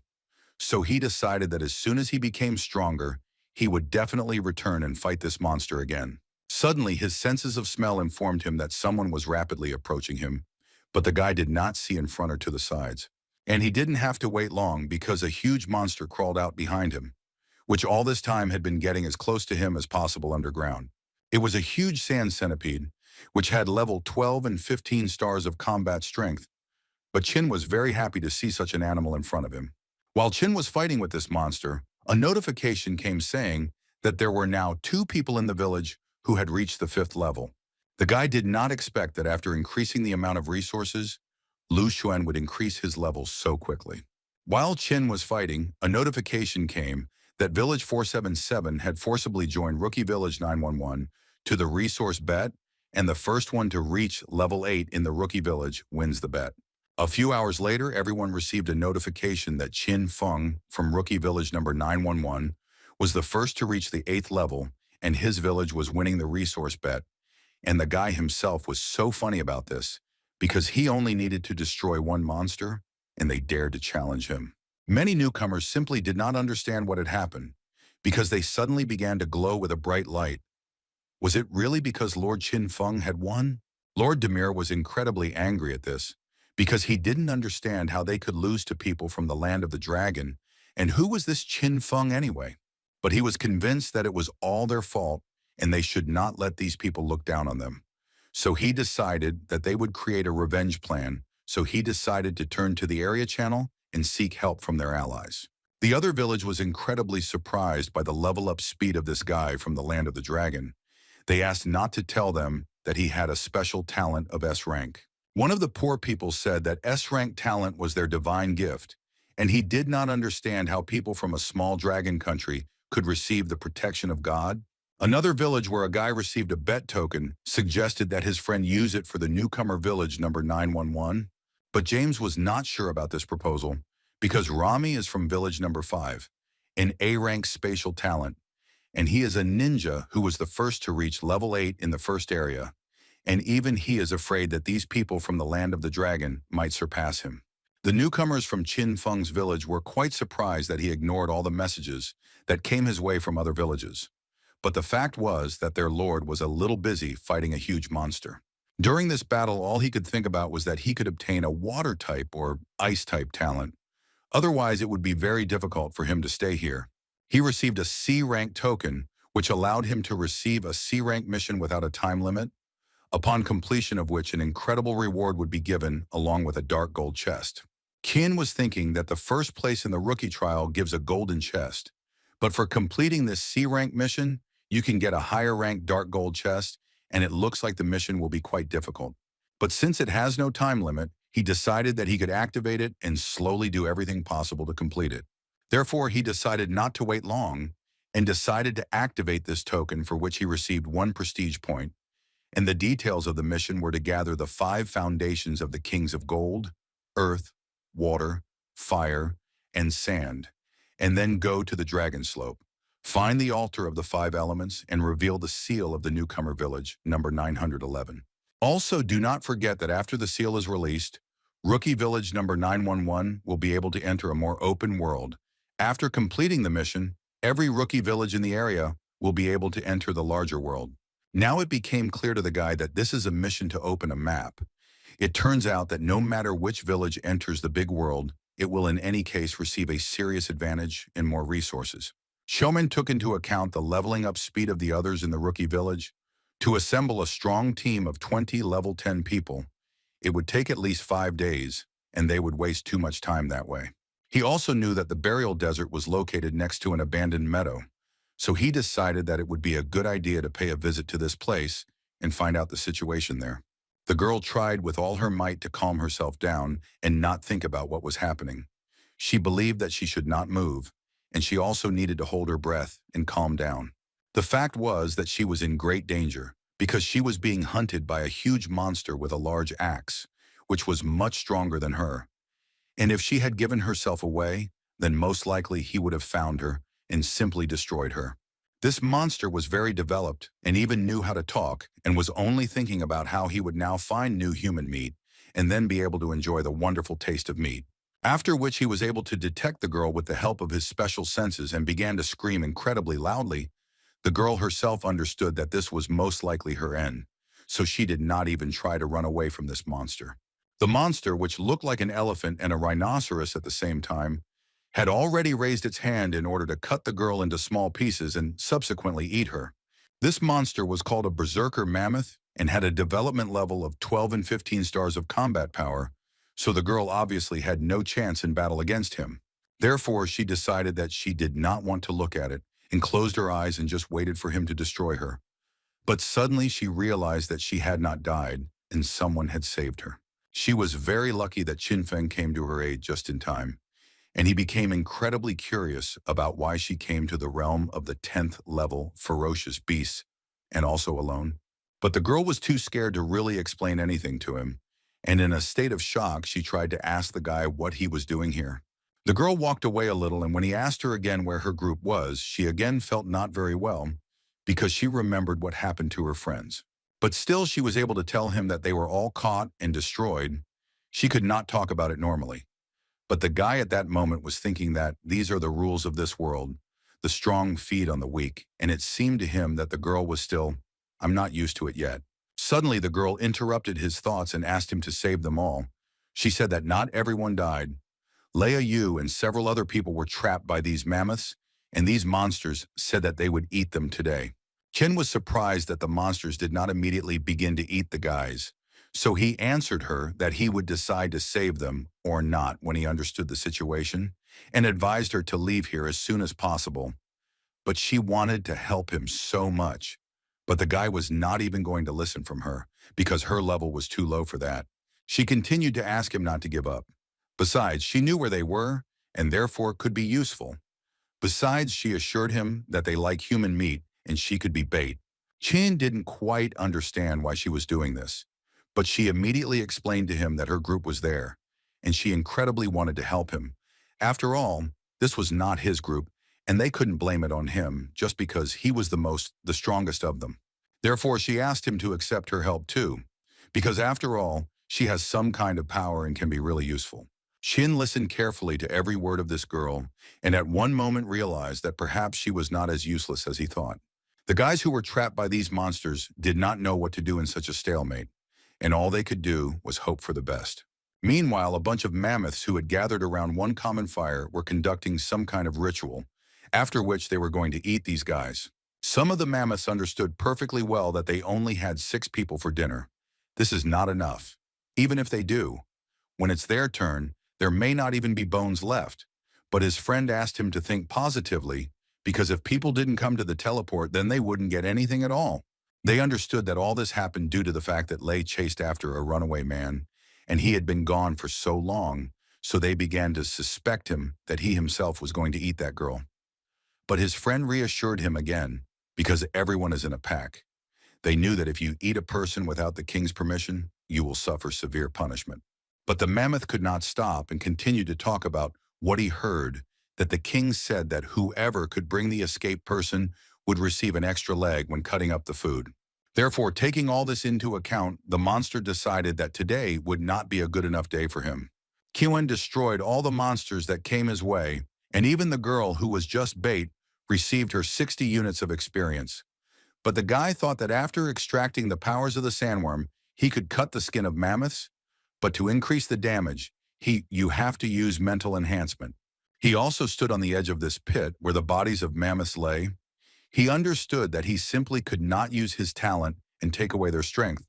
So he asked the girl to turn away for a while and close her eyes. While he was using his talent, he simultaneously thought that mind enhancement uses a lot of his powers, but the effect will be the same if he just destroys them with his weapon. So he decided that next time he will change his hunting style.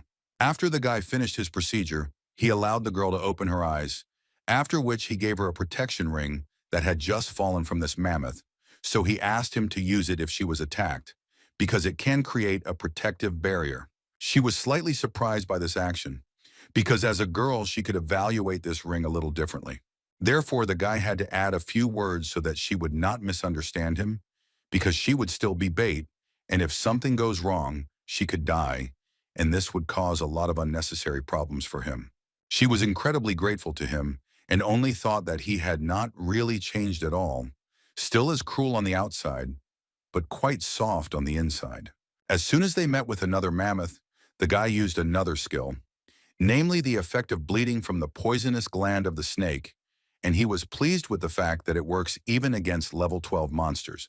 In addition, its hellish flames not only easily penetrate the defense of ferocious mammoths, but are also capable of destroying them once and for all.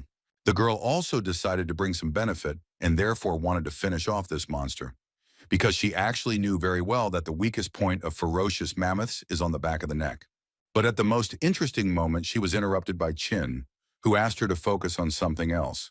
He meant to focus on that bunch of monsters that were running straight at them right now, and clearly had nothing good in store for them. But Chin didn't even flinch. He still remained calm, because he understood that simply new objects for research were running into his hands. These monsters were too aggressive for only 2 reasons, the first of which was that they were hungry, and the second was that they saw how the guy destroyed their friend.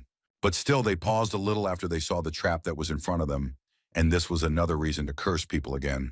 But they didn't expect that they had already fallen straight into one of these traps, and they had to find out after one of them fell straight into it. Kim was so proud of himself, because he knew very well that some mammoths would notice the disappearance of their comrades and come here, so he set traps in advance. Therefore, he believed that since they had already arrived, they could simply become tools for his ascension, and he was quite right, because he began to actively receive 600 units of experience for each of the mammoths. But still, one of the many mammoths was still able to cut the thorns of the sand centipede, which are comparable to a second-level weapon, and therefore this mammoth was most interesting. As soon as this big guy was able to deal with all the traps that Chin had set, he immediately proceeded to attack. But unfortunately for this monster, the guy was absolutely ready for this and was able to dodge in time. But it was worth recognizing that this mammoth was twice as strong as all his friends. And this was immediately clear after they crossed their blades just once. But as it turned out, these were not all the mammoth's aces, because as soon as they crossed their blades again, the mammoth decided to use his special power. After which he said that his body had received a blessing from the king and all his wounds would instantly heal. So he told the guy to give up, because under such conditions, he would never defeat him. But it seems the monster said this in vain, because after this confession, the guy's eyes lit up even more, because he incredibly wanted to get this ability. Therefore, he decided that he would try his best to master it and added that it was quite impressive and practical, but he also wanted to ask the guy one question. And he decided to clarify the essence of this question while he was beating this monster. Well, the very essence was that he wondered how big the limit of this ability was. After which the mammoth did not have time to say a word, because they immediately faced the monster in a one-on-one battle, and the monster would have a rather hard time because the guy now incredibly wanted to get this ability. At one point in their battle, the guy noticed that the strength and speed of his enemy's attacks were significantly decreasing, which could only mean one thing. The guy hit him 75 times. 60 of them he hit him, 5 hits were lethal, 15 caused a serious wound, and 30 a normal one, and the regeneration rate is really fast. But for larger wounds, it takes him a lot longer. After some time in their long and protracted battle, the guy noticed that the regeneration speed had already increased to 15 seconds, which was only good for him. Chine believed that this was a pretty good time to start mocking this monster and asking him if his strength had really reached its limit. He couldn't stop there, and also added that it seemed to him that his king's blessing had disappeared. But he decided not to be a buffoon and used his hellish flame on the blade, which gave him plus 100 points to the attack, and with that he went to continue the fight, or, well, end it. All it took was one precise blow to his body, which he did not have time to regenerate, and the guy received the treasured notification that he was able to cope with the mammoth guard, for which he received more than 2,000 experience, and he was also the first who was able to destroy such a strong mammoth guard. The girl was so shocked because she knew that Qin Feng was such a strong warrior, but she could not even imagine that his strength was so great. But now she was worried that he was destroying everything in his path and wasting his power just like that.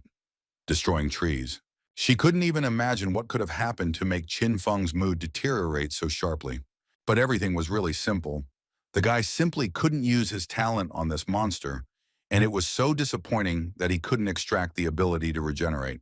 No matter how hard he tried, he couldn't do it, and the girl simply didn't understand what had happened, so she also couldn't help him. But suddenly his expression changed and he began to smile again, because he realized that if he couldn't get her out of this henchman, then he just needed to find their king. The girl very carefully looked out from behind the stone and tried to understand there were so many monsters there. She counted about 30 elephant heads, so she began to worry incredibly much about him, because even with his strength, she could get hurt. Therefore, she invited him to quickly save her friends, and after which they could return to the village through the portal, especially since the monsters could not follow them. Qin Feng thought completely differently, so he asked her to look first in one direction, where the monsters had lit a fire. Then he asked her to turn her head in the other direction, where her friends were sitting, who were guarded by 2 monsters. It seemed to him that the situation was very beneficial for them, because they could essentially just suddenly attack 2 elephant heads from the forest and then silently save her friends, but still he asked her if she didn't think it was just an ordinary trap. He began to tell her that the herd noticed that 8 of their comrades were missing, so they sent that group of mammoths after them, and if this group did not return, then their king would definitely suspect something. They left Lei with the others, where there was little security, pretending to be busy with their own business. But in reality, it was intended to lure them into a trap. But the girl couldn't believe the fact that animals are capable of this. Can they really think so deeply? The guy told her that the higher the level of the animals, the smarter they are. So it's common to come up with a trap for them, and if you underestimate them, sooner or later, you can lose your life. After such long conversations, the guy finally decided to go and finally do at least something. But the girl did not understand why he was doing this when he himself said that there was a trap there. But he told her that it was rather rude not to come to the performance that they had prepared especially for him. The girl didn't really want him to go there because it was actually incredibly dangerous. But the guy didn't care at all. He decided to go to the very center where there were the most monsters. The mammoths noticed him almost immediately because in fact they had been waiting for him for an incredibly long time. And then dinner came on its own. How wonderful. Unexpectedly for the guy, they lined up in a small corridor that led straight to their king, who seemed to be waiting, and now he was calling Qin Feng to him. The monsters stood quietly because they were forbidden to touch this kid, but everyone had in their heads the thought of how this guy could destroy the guard Loi, because he really looks like such a weakling. Looking into his eyes, they began to understand that he was able to destroy their comrade, only in some vile way. It was so funny for the guy to watch several huge mammoths discussing him behind his back. Finally, the guy approached the very boss of these monsters, who was waiting for Qin Feng in the company of two mermaids. Qin Feng was surprised to see such a famous mammoth king, so he told him that he was indeed very cruel and stunning. But mentally thinking that his combat strength was only 6 stars higher than him, Qin expected much more. The king found it incredibly funny to hear this from the guy, so he also responded with a compliment, because people always knew how to choose their words. But then he suddenly changed his face and added that this does not change the fact that the guy was able to destroy 14 of his subordinates, including a loyal guard, and thus their clan was humiliated. So the king did not even know what to do with him. Qianfeng told him that he understood perfectly well that all this was done to lure him out, so he believed that he would not want to simply destroy him. The king noted that the guy was absolutely right, because the big guy believed that he could be of much more use if he lived than if they simply killed him. After which he added that he really respects the guy and would like him to join them in the pack. Yinfeng was not even slightly shocked. He simply could not expect such a scenario, probably like everyone else who was there. But the king did not stop there, and added that if he joins them, he will forget about his crime and give him the title of guard. And with it he will give him everything he wants and he will become the happiest of people. The guy understood that inviting him to the clan was a pretty smart decision and not everyone would come to him, but still, before making his decision, he decided to ask the guy one question. After which the guy said that he had heard that in another world everyone is strong, like the wind, capable of flying on clouds, moving mountains and even destroying half the world with one wave of his hand, and he was interested to know if this was true. The king did not quite understand what the guy was talking about and what other world he meant, so he decided to ask his priest about this issue. The priest also did not understand what he was talking about, but he could assume that this master of people was talking about simple rumors. The mermaid began to laugh at this, because it was quite funny for her to hear such expressions, because she knew that only heaven was capable of such things, and after her words, the king added that the world ends in this meadow. The other world that the guy's talking about simply does not exist. This answer was enough for the guy, because he wanted to check whether the king could recognize the eye of truth, and he also realized that the monster knew nothing about the other world. What a disappointment it was for the guy, the king who knows less than him, just because he was stuck in his own little world. So the guy immediately took out his sword and prepared to fight. The king realized that apparently the guy had made a decision, but still tried to ask him again. Qin Feng answered him that if he agreed to serve, he would give up humanity and he would not want to become a traitor.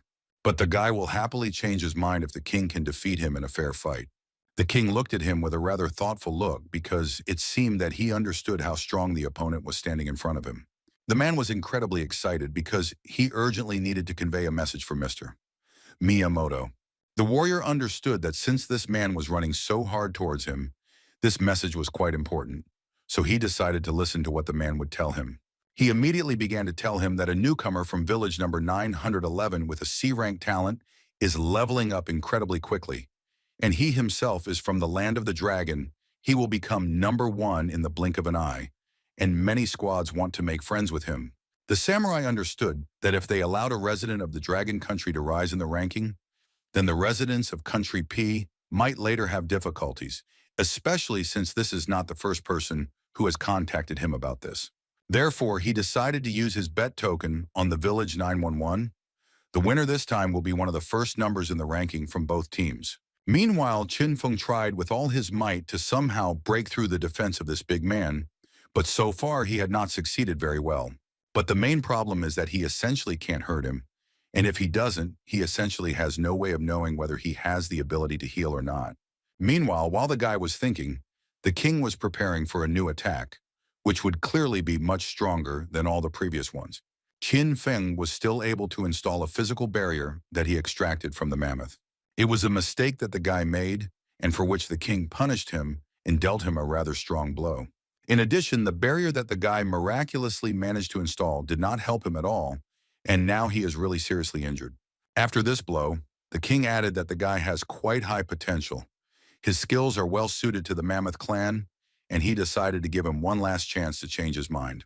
Qin Feng had not felt this bad for a long time, but he felt so good when he realized that he actually had another backup plan.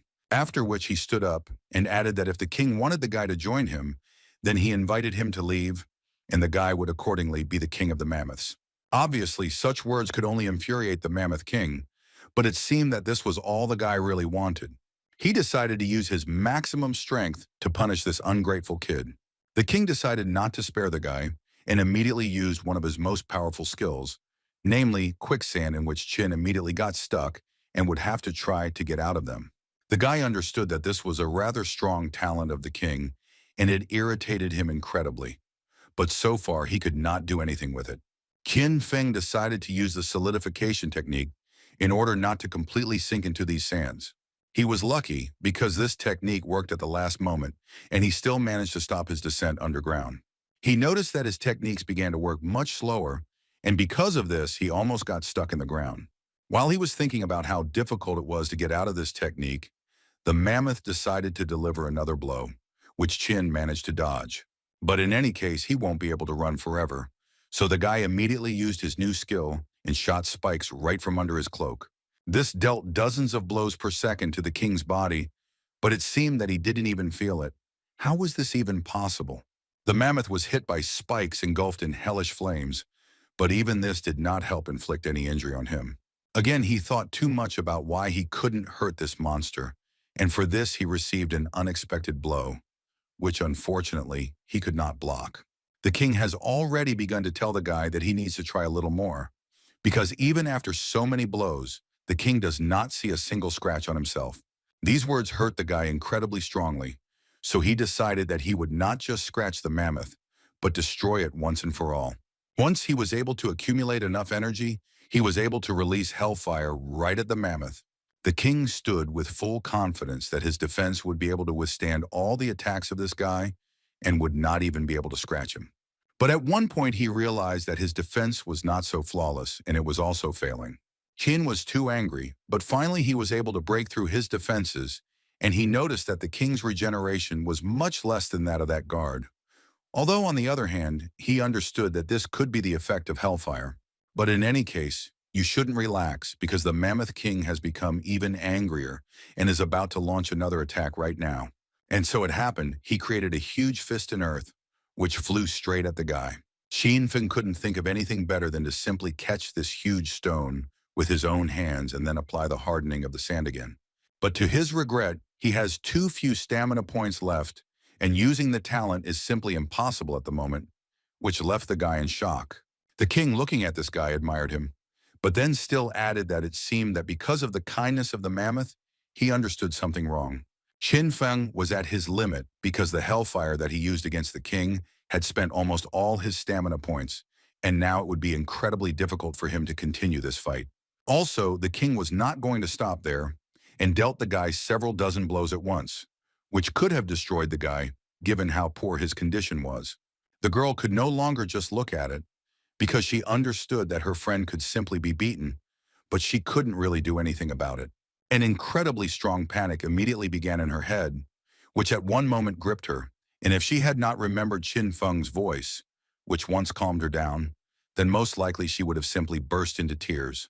And suddenly she remembered how the guy told her that if during a battle her characteristics decrease, then her options will be limited, Usually it's enough to eat to recover, but if the situation is emergency, then you can also use spiritual plants or fruits, and this way you can instantly recover. But the problem was that they had to be used immediately after being picked. Otherwise, the effect would be greatly reduced. But she understood that this was the only chance to help Qin Feng.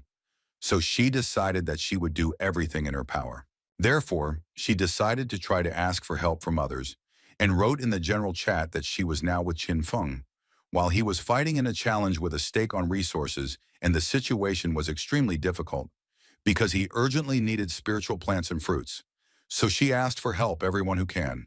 Qin Feng thought that this was most likely the end of his story, when suddenly he began to hear a notification coming to him that he had been given a large number of fruits and plants. He clearly understood what they could be used for, so he immediately grabbed the first flower he came across. And he began to eat it, which caused incredible anger in the Mammoth King, because he did not fully understand what this man could be up to. The guy did not answer him and simply continued to eat as much fruit as possible, which significantly helped him restore his stamina level. He was able to restore his energy to such an extent that the flames simply came out of his body on their own, and that only meant one thing, that he was ready to continue the fight with this Mammoth King, and this time he was sure that everything would be completely different. After which he immediately launched a new attack, which the Mammoth King did not expect. After all, he thought that he was done with the guy and all that remained was to finish him off, but now his face was right in front of him, and the guy answered him that he was going to destroy the king of the mammoths right now. This monster simply could not understand how such a pathetic person could do this to him. But in any case, he will never know the answer to this question, because Qin Feng, unlike him, was still able to deliver the final blow, which pierced the king through. The guy finally admitted to him that initially he really wanted to cut off his head with one blow, but apparently he'll have to play with him a little more. Everyone who watched this battle could not believe what was happening, because they had never seen anyone stronger than their king. After the guy finally finished off the king of the mammoths, he received the core of the king of the earth element. All the mammoths who remained alive in this camp immediately decided to avenge their king and gathered to take revenge on this guy for their king. The guy immediately warned them not to even count on winning just because there were so many of them. Qin Feng realized that he immediately needed to distribute his stats equally in order to continue the fight, and as soon as he did this, he felt that he had become much stronger. He successfully destroyed all the mammoths that were there, and it didn't matter to him how many there were, because he could destroy each of them with just one blow. The king's advisor gave them advice on how best to fight with this type of opponent. He suggested that they hide behind their brothers, and as soon as the guy destroys one of them, the second one immediately flies out and unexpectedly delivers another blow. He was also sure that the guy would never, ever be able to cope with such a huge number of warriors alone, because this is simply impossible in reality. Qin Feng thought a little differently, and instead of 1,000 words, he responded by again using his hellfire, which burned the mammoths one by one. After which he realized that this entire herd was now commanded by this particular shaman, which greatly disturbed him. Therefore, the guy decided that first he would need to finish off this particular shaman, who was interfering with him too much. The shaman realized that he was under attack, and he could not have expected such a turn of events. As soon as Qin Feng swung his hand to destroy this shaman, a mammoth jumped out in front of him at the last moment. The guy understood that the other mammoth blocked the blow with his body for a reason. He began to think that the mammoth shaman also had the ability to control animals. The shaman simply did not understand how the guy was able to demolish and destroy such a large mammoth that jumped out in front of him with one blow. In any case, he ordered everyone who was left to attack this guy and not let him get close to him. After which he decided that it was too dangerous for him to stay here. And before running away, he added that he would definitely return with an entire army of mammoths to destroy the guy. Qin Feng simply couldn't believe that this guy just ran away. In any case, he decided that he wouldn't just let him escape, so he took his sword and pointed it straight at this shaman's head. The guy was surprised by this decision, because the shaman was able to distract him in order to escape himself, and it seems that this mammoth is smart enough to use such tricks. But now this is not so important, because he continues to be attacked by those mammoths who are not very smart. Therefore, the guy decided that it would be best to destroy them with one single blow and not waste time just like that. For such a successful massive blow, the guy received a colossal amount of experience, and was also lucky and dropped a bronze chest. All the guys who watched how strong Qin Feng could be simply could not believe their eyes and even began to assume that he was a demon. But in any case, they were incredibly grateful to him for everything and decided to give him a small gift for saving them. They understood that he had helped them incredibly much, but unfortunately, they had nothing more valuable for these fruits, so they asked to accept them in honor of their gratitude. At first, Qin Feng upset them a little because all these fruits were of too low a level and they were unlikely to be able to help him with anything. But then he still added that he would accept their gift, and he was quite pleased to do so. Suddenly, a small chicken crawled out of the set of fruits and screamed incredibly loudly. Li immediately began to apologize to Qing Feng for this not entirely pleasant moment, after which he added that this useless item fell out to him by accident and he forgot to throw it away. But for the guy, it was quite interesting, because for the first time he saw such a useless creature and he thought about how it could be used. He accepted all these items and then decided to continue on his way and told the guys that the monster zone of the 10th level was not the place where they should be, so he advised them to quickly leave here. Of course, they were a little surprised that he decided to leave so quickly, but on the other hand, they were incredibly pleased that Qing Feng was worried about them. The girl at that moment was thinking that although they had not been together for so much time, she was sure that he was the one who decided to become stronger than everyone else. She knew that the place where he would go next was inaccessible to ordinary people like her. But everything was fine. She would be like the other hundreds of thousands of the same people and would just continue to watch him. At this time, Qin had already killed all the mammoths that stood in his way, and from the entire clan there were only 2 Nagas left, who swore to him that they were actually just dancers and begged him for mercy. The guy scanned one of them with his eye and noticed that one of them had 0 combat strength, which completely confirmed their words. But the guy was interested in something completely different. He noticed a rather interesting thing on the girl's body. As he thought, it was a plant from the ground, which he successfully extracted. But still, the guy couldn't just let these girls go and ask them to answer his questions and then he would spare them. Subsequently, he still let them go because he understood that he was unlikely to ever need such strange talents that they had, like a charming dance and a flexible waist. He decided that first he needed to go further to complete the mission of the 5 elements. And along the way, he decided that he would look at all the awards that he received in battle. Suddenly, the guy noticed that whoever lost to him in a fair fight on a bet was spreading rumors about him that were not true. But this amused the guy incredibly, because he understood that these creatures would not admit defeat until they themselves got it.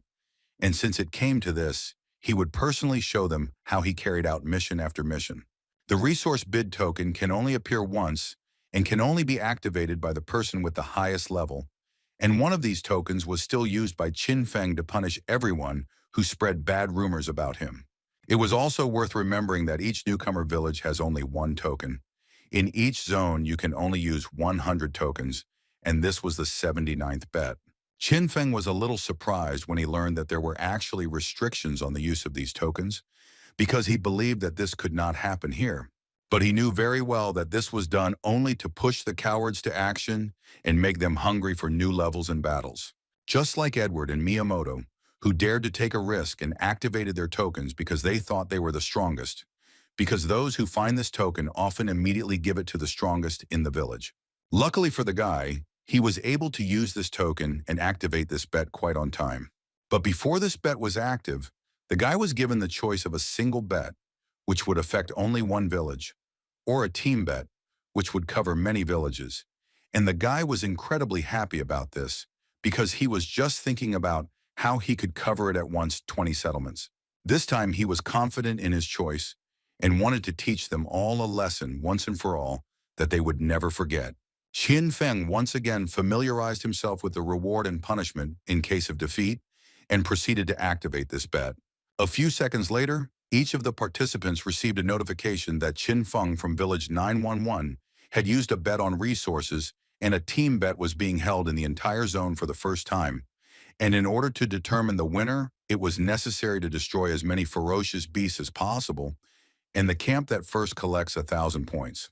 All the people from Qin's village were so glad that they had such a wonderful leader who does not allow absolutely anyone to insult the country of dragons, and everyone shows who is really on top here. But one guy began to worry that they might lose in this battle. But two other guys immediately began to calm him down, who believed that Feng Qin probably had a plan for victory and everything would be fine. But even for them, it was unexpected to hear that they now had two teams, one of which included only 3 villages, and as many as 24 fought against them. And it was obvious that Qin Feng's village was not entirely in a winning position. As soon as they announced that they would bet on resources, one of Mr. Sir Miyamoto's assistants told him that they had 12 people of the 5th level, 9 people with the 4th level, and 6 with the 2nd level. But the gentleman didn't even want to listen to him and asked the guy to close his mouth because he didn't care how many people they had. He thought that time Qin Feng won only because he cheated, and this time it definitely won't work. The man waited an incredibly long time to finally take revenge on him for everything, and time to repay for what he had done. The Sir swore to himself that if he lost this time, he was going to pay with his life, because he could no longer bear such shame. The bet will officially begin in 10 minutes, and during this time, Qin decided to open all the chests and sort out all the rewards that he received for the battle with the mammoths. In the end, his image changed incredibly a lot. Now he has completely new armor, and along with this, he received a bunch of stat points and several new skills as a gift. Karnu felt incredibly strong and renewed, and all this was thanks to the update of his equipment, and now his tactics would be completely different. Now his characteristics have increased significantly, and his combat strength has become 29, which is several times greater than that of other newcomers in his village. All he wanted at the moment was to challenge the new Beast Kings as much as possible, and do with them the same thing as with the Mammoth King. And he decided to move on to his mission, where he was given advice to form 4 teams of 10 people, and so that everyone had level 10. And for the guy, it was quite strange. Is this boss really quite strong? Is this boss stronger than a mammoth? He understood that he should not underestimate such animals, because he almost lost to the Mammoth King, so the guy decided to prepare a little for the battle. Poison is one of the greatest equalizers in human history, because with its help, a weak girl can kill a strong man. One person can single-handedly destroy an entire group, but some consider poison to be a weapon of the weak. Others think that any weapon with which you can destroy your enemies is useful. Raken is one of the 10 strongest poisons. It is extracted from castor beans, and they are several thousand times more toxic than arsenic, and 1 milligram is enough to kill instantly. The most famous killer with ricin appeared several decades ago. He was an international spy who used the tip of an umbrella, which was smeared with ricin, to quietly and imperceptibly destroy his victim. And when the guy saw the seeds on the naga, he came up with a plan. He decided to use his talent again and extract the element of poison. Chun Feng looked at the result and realized that this poison would be enough to kill 2 or 3 fierce beasts, so he decided to first mix snake venom and ricin to get something much more interesting. As a result, he came up with an unknown poisonous object that had an incredibly strong poisonous power. As soon as he received this item, he immediately had an incredible desire to test this item in action and how he wanted some ferocious monster to appear here. And as if by his order, a huge ferocious beast of the 10th level appeared in front of him, which the guy immediately called to him. One drop of this guy's miracle remedy was able to destroy the wild beast instantly, and it even became a little scary what it could do to his other enemies. The guy considered himself simply a genius who was able to invent a new weapon that would change the course of his battles. But first he decided that he needed to prepare as much of this poison as possible, after which he would not mind going to the ants and killing them all with the help of this poison. On the way, the guy discovered huge deposits of iron ore, which he could easily use to build anything. Therefore, he decided that for now he would take a few units of this item for himself, because it could be quite useful to him. Suddenly, he noticed a large number of ferocious animals, which, as it turned out, were devouring this metal, and these creatures were called worker ants. Xian decided not to wait long, and went on the attack and was able to deal with these creatures with incredible ease, for which he received their skills. But it was worth admitting that this process began to take a lot more energy from him, which was quite unpleasant. It was also worth noting that although these creatures are not particularly intelligent, they were quite difficult to deal with, because they have a rather strong will to live. And the main problem was that if he couldn't pierce their brains enough in time, they would continue to attack him, even though they had lost half their body. This was so stressful for the guy, so at one moment he thought about using his poison, but on the other hand, These overgrown ants were everywhere here, and they moved in large groups, so he understood that it would be quite difficult for him to cope with them with his current strength. He decided that he needed to immediately figure out how he could gather them all in one place, after which he would deliver one rather strong blow and thus destroy them with one blow. Without thinking for a long time, Qin Feng decided to do something quite simple. He began to call the ants to him and literally begged them to come closer to him. After which he decided to add fire and threw the head of their comrades straight towards them, from which they began to make incredibly unpleasant sounds. But Qin Feng not only didn't understand what they were saying, but he even liked the squeal they made. In any case, he realized that it was time to stop playing with these creatures, so he began to concentrate the freshly made poison in his hands and was ready to strike. He understood that this was almost the only chance to destroy all these ants with one blow. So without hesitation for a long time, he threw this poison directly at them. It was not a fire or earth blow that would cause a powerful explosion. It was more like rain in broad daylight. But the guy was sure that it would be no less powerful in destruction. Some continued to climb up to the guy, and some began to fall down, and the guy realized that the poison was affecting them, because he began to receive notifications about gaining experience. Qin Feng incredibly liked the fact that each ant gave so much experience, so he decided to finish them off a little and finally win this fight. Just as he was about to strike again, the panel suddenly distracted him, because it was so urgent to warn the guy that he had already received his 300 points. But Qin Feng did not let him finish and said that he already knew this very well. So he asked him not to send him this reminder anymore, because as long as there is a reward, he will do everything for the sake of victory. This, as it turned out, was not all, and another reminder came that if his side won, he could receive an additional reward, and this news became incredibly interesting to the guy. While the guy was listening to advice and reminders, the commander of these ants, who was especially strong and his will to live was many times greater than that of his subjects, began to get closer and closer to him. Qin began to realize that if the poison did not get into the eyes, then it was essentially completely useless. So he decided that it would be better to use it right now. He used one of his new earth techniques, with which he released many bayonets that impaled the body of the ant, and thus they simply had no chance of survival. But in any case, even this was actually very little, because their number was too large, and besides, they realized that they could run away to avoid being hit by an attack. The guy was surprised that they were so smart, but still believed that they were too naive, because at such a close distance, he could not miss. But suddenly, right in front of him, something began to crawl out of the ground and it interrupted the guy and all his thoughts. It was a huge stone that the ants began to throw at, and for the guy this was actually not surprising, because they are monsters of the highest levels, and they must be smart. But he couldn't even suspect, in fact, that they could be so smart, because their commander not only ordered them all to close their eyes so that the poison would not enter their body, but he also decided to complicate the guy's defense and chanted them, "The movements are just him." In addition, they began to throw stones at him from various directions in order to distract him, and the situation began to turn out not very well for the guy.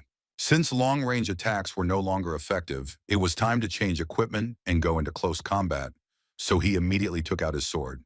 Even the ants that were simply climbing the rock were actually just distracting him, and now he will have to fight a rather difficult battle. Realizing this, Qin Feng understood that the battle was unlikely to be fair, if only because there were 1,000,000 times more of them, and as if the army of these entities would never end.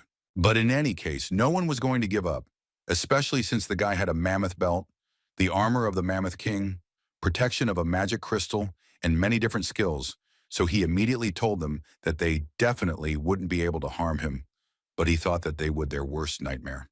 Until this moment, he had successfully dealt with every ant that at least somehow tried to get the guy. But in any case, his strength is far from endless, and sooner or later, he will begin to get tired. And at one moment, he realized that he was beginning to lose to these creatures, because he destroyed one, and two more took his place, and it was too difficult to resist them. Qin Feng understood that their number was so huge that even if he managed to defeat them, he would most likely drown in their corpses, and the guy clearly did not like such an end. They flew at him in huge heaps, and at times it was very difficult to fight them off, so the guy decided that it was time to use his hellfire. This skill was too strong, because it simply burned these monsters alive, and even their armor did not help them. But Qin Feng decided not to stop there, so he asked them to look very carefully at his final movement, after which they would have to say goodbye. After which he flew up to a low altitude and released an incredibly huge amount of fire that could burn literally everything in its path. Qin Feng released such a strong blow that he didn't even notice how he simultaneously managed to destroy the commander of these ants, for which he gained quite a lot of experience. But in any case, this was only the commander of this detachment, and the main boss of these monsters was the queen, who for reasons unknown to the guy still remained in her den. Yellow eyes suddenly glowed in the darkness, inside of which one could see extreme destruction and chaos. But it turned out to be just another ant that hid in its house and decided to attack. But Qin Feng dealt with it too easily. After such a rather difficult battle, the guy calculated that he now has 800 personal points, and the village has a total of 867. And if you add all this together with the points of the allied villages, then they should soon reach the first 1,000. Therefore, this only motivated him more, and he decided to check if there was anyone else left here who could bring him even more points. But it seemed like there was absolutely no one else who could give him points, because even the ants were gone. Therefore, he decided to go inside the cave from where these ants climbed out, and the first thing he felt was very humid air, and the earth was so soft. But the most unusual thing was that it smelled like chocolate. He once read in a book that ants secrete an alarm pheromone from their glands when they are in danger, and he began to assume that it was this that gave the smell, which was incredibly similar to chocolate. As soon as he walked deeper through this tunnel, he saw how these goosebumps were quite well prepared for his arrival, and it was even a little pleasant to realize this. He caught this queen at the moment when she was screaming incredibly loudly, and at first it was not entirely clear what was happening. But then he saw another ant take away the egg from her, which in all likelihood she had just given birth to. It was a bit of a creepy scene, and quite difficult to watch, so Qin Feng didn't really want to linger in this place. But it seems that this will not happen, because one of the ants had already attacked him. While at that moment he was thinking that it is not for nothing that this queen ranks fourth among the 5 great kings of beasts, because with her incredible ability to reproduce, even 10 kings mammoths would not dare to face her. As expected, he was easily able to repel the attack of the ant that was hunting him, but in any case, he did not know what to do with the queen. After all, even these small ants attack quite well and almost inflict good blows on him. If not for his reaction, he would hardly have reached this stage at all. Suddenly, his thoughts were interrupted by some kind of wave that made him incredibly dizzy, and he didn't quite understand what was happening. But looking at the queen, everything became clear, because it was she who made these unpleasant sounds that put the guy into such a not entirely controllable state. And she did this not only to put the guy into such a state, but also so that her subjects would pay attention to her new enemy. Qin Feng finally realized that she had used the mineral deposits and covered all the ants with black metal armor. It was not as stupid as he thought at first glance. This was definitely an incredibly cunning move on her part. But even at this, she decided not to stop and ordered each ant to go on the attack and destroy the stranger who had entered their cave. Qin Feng was not afraid of such an attack because he understood that outside the cave, he was able to destroy more than 100 people like them, and he was not worried at all. He went into battle as confidently as he had before, only this time everything was different just because he could end them once and for all, and this could not help but make him happy. The guy knew that these ants could bite 1,000 elephants, but in any case, even they with their armor would not be able to oppose anything to the absolute power that Qin Feng possessed. It didn't matter to him how many of them attacked, because he looked at them only as an experience that could give him a new level, so he destroyed one by one. He knew several weak points of these creatures, so destroying them became much easier with each blow. Looking at all this, the queen was already starting to get nervous that she might lose, because the guy unexpectedly dealt with her entire army. And he, looking into her eyes, continued to do this with a smile, because he knew that she would be the next victim. As soon as he demolished another batch of ants, she immediately began screaming that this was simply impossible, and how could he even do it? Qin Feng told her that he had only removed the garbage that was preventing him from delivering the fulfillment of destiny for the Ant Queen herself. She understood that this was most likely the end of her. So without thinking for a long time, she used another trump card that was in her arsenal, and it was some kind of sticky substance that she released straight from her mouth. Qin Feng understood that there was no way he could dodge in the air, so he would have to take this blow. At first, he didn't even understand what had happened, because this blow actually had absolutely no effect, and at first he thought it was a hoax. But as soon as his hands began to smoke, he realized that there was something wrong with his spit. After a few seconds, he realized that it was caustic formic acid, which could burn his entire arm and not even feel his armor. Even his strongest protection of the magic crystal was corroded, and this could only mean that it was the queen's trump card. But even after that, he continued to smile and was so glad that this queen met him. After all, his strength was much more powerful than she thinks, so he immediately began to prepare a new blow for this miracle woman. At that moment, she did not listen to his conversations, so she simply decided to spit at him again, in the hope that this time she would get hit with this acid. But it seems she did this incredibly late, because at that very moment, Qing Feng was able to strike back at her, which simultaneously blocked her blow and struck back. The woman couldn't say that she was somehow very upset, because she was essentially able to block the guy's blow, which he had been preparing for so long, and this is actually a pretty good result. But no matter how happy she was, as soon as the smoke cleared a little, Qin Feng jumped out of it, who was already ready to chop her into small pieces. What actually happened was that he dealt an incredibly serious blow to her body, from which she would most likely never recover. The guy calmly landed after such a serious blow to the ground and was glad that this boring battle was finally over, because he was already pretty tired. The queen was still trying to do something, but the guy looked at her with disgust. He just decided to add to her that today she was finishing her story along with her ants. A few seconds later, the guy received a notification that he was able to cope with the Queen of the Ants, for which he received as many as 6,000 experience, as well as the King's Core, and of course, the treasured silver chest. Qing Feng couldn't help but rejoice at this wonderful news, as he was essentially able to obtain 2 cores from the kings in such a short period of time.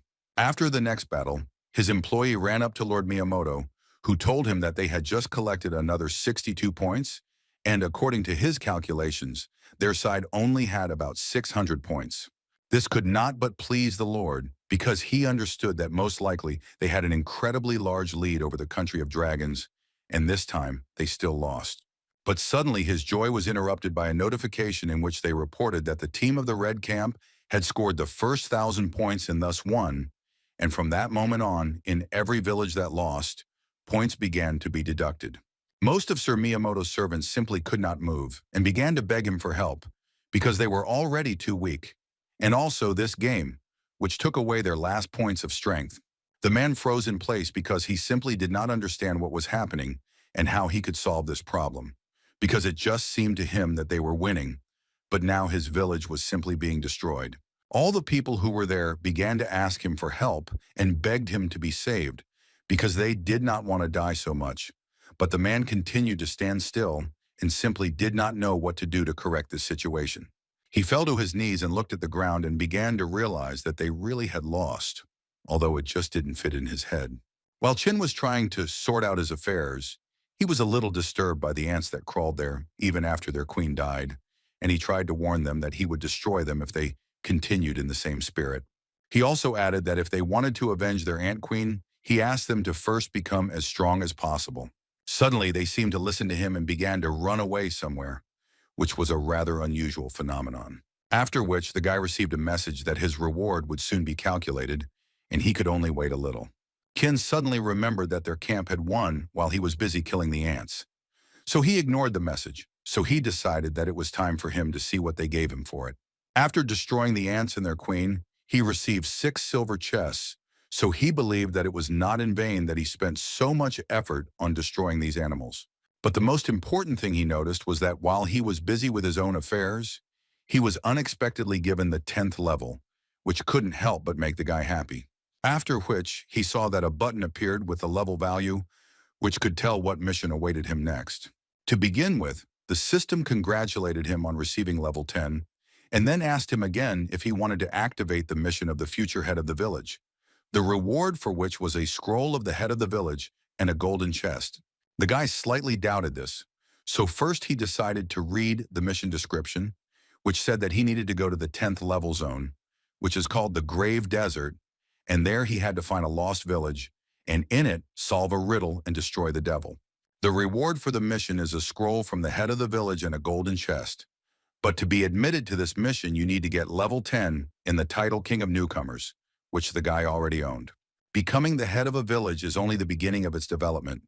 A newcomer village without a leader will be dissolved, and the inhabitants will become refugees who will lose the protection of the newcomer's wooden house, and the newcomer village can develop and grow.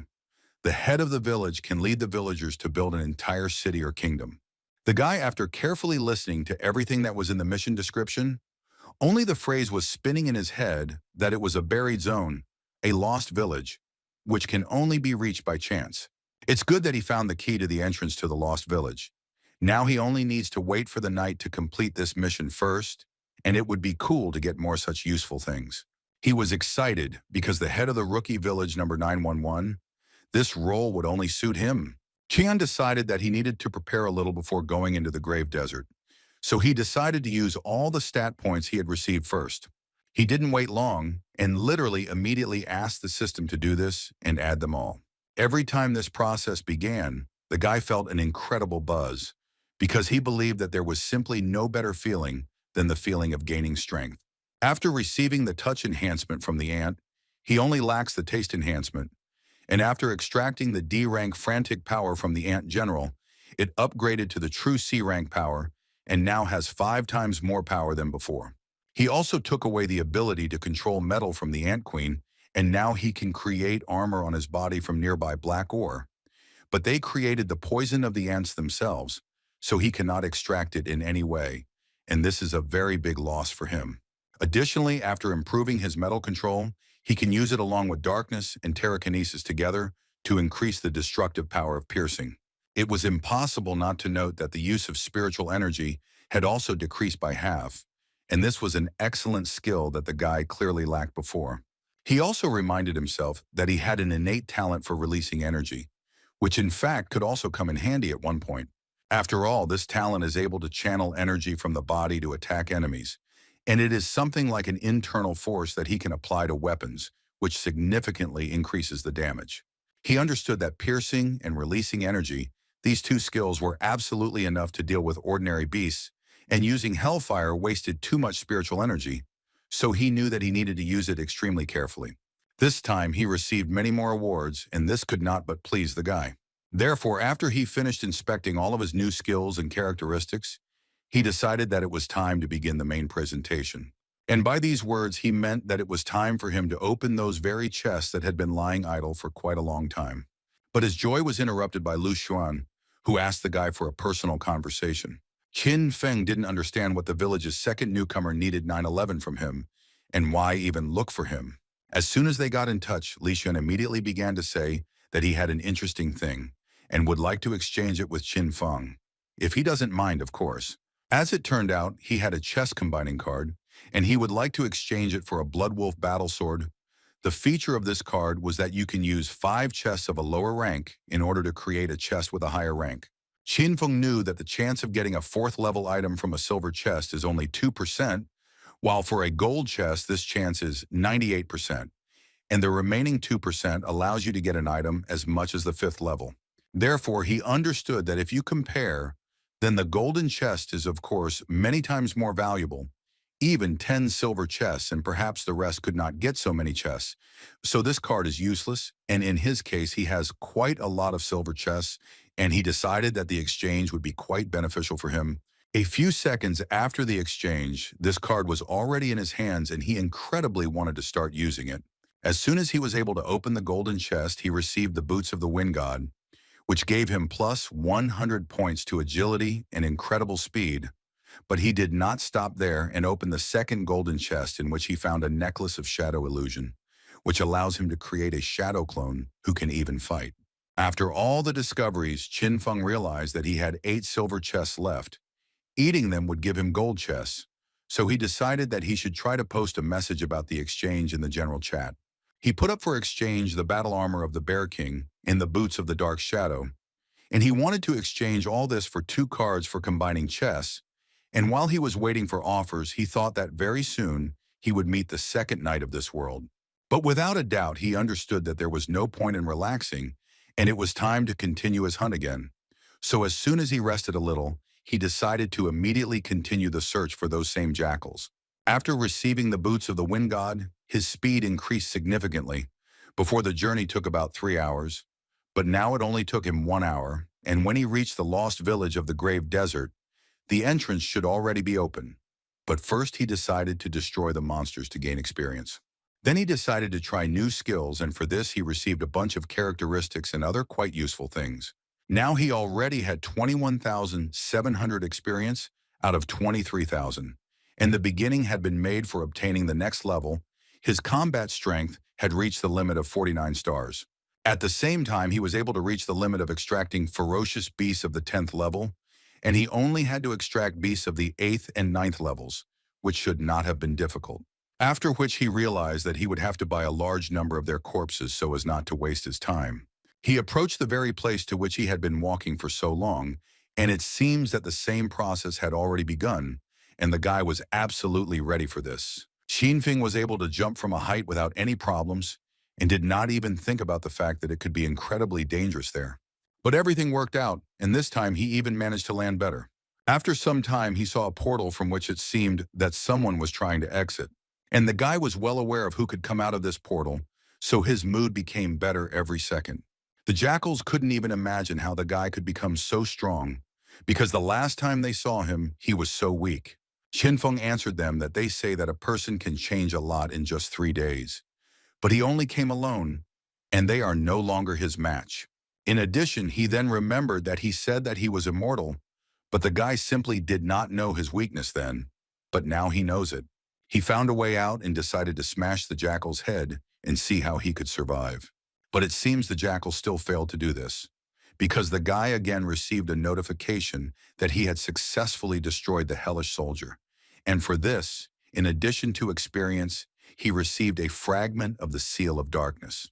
Qinfeng knew that if he collected all 7 dark crystals, he could remove the seal of the demonic altar, and after that he could free the demon and destroy it to cleanse the village.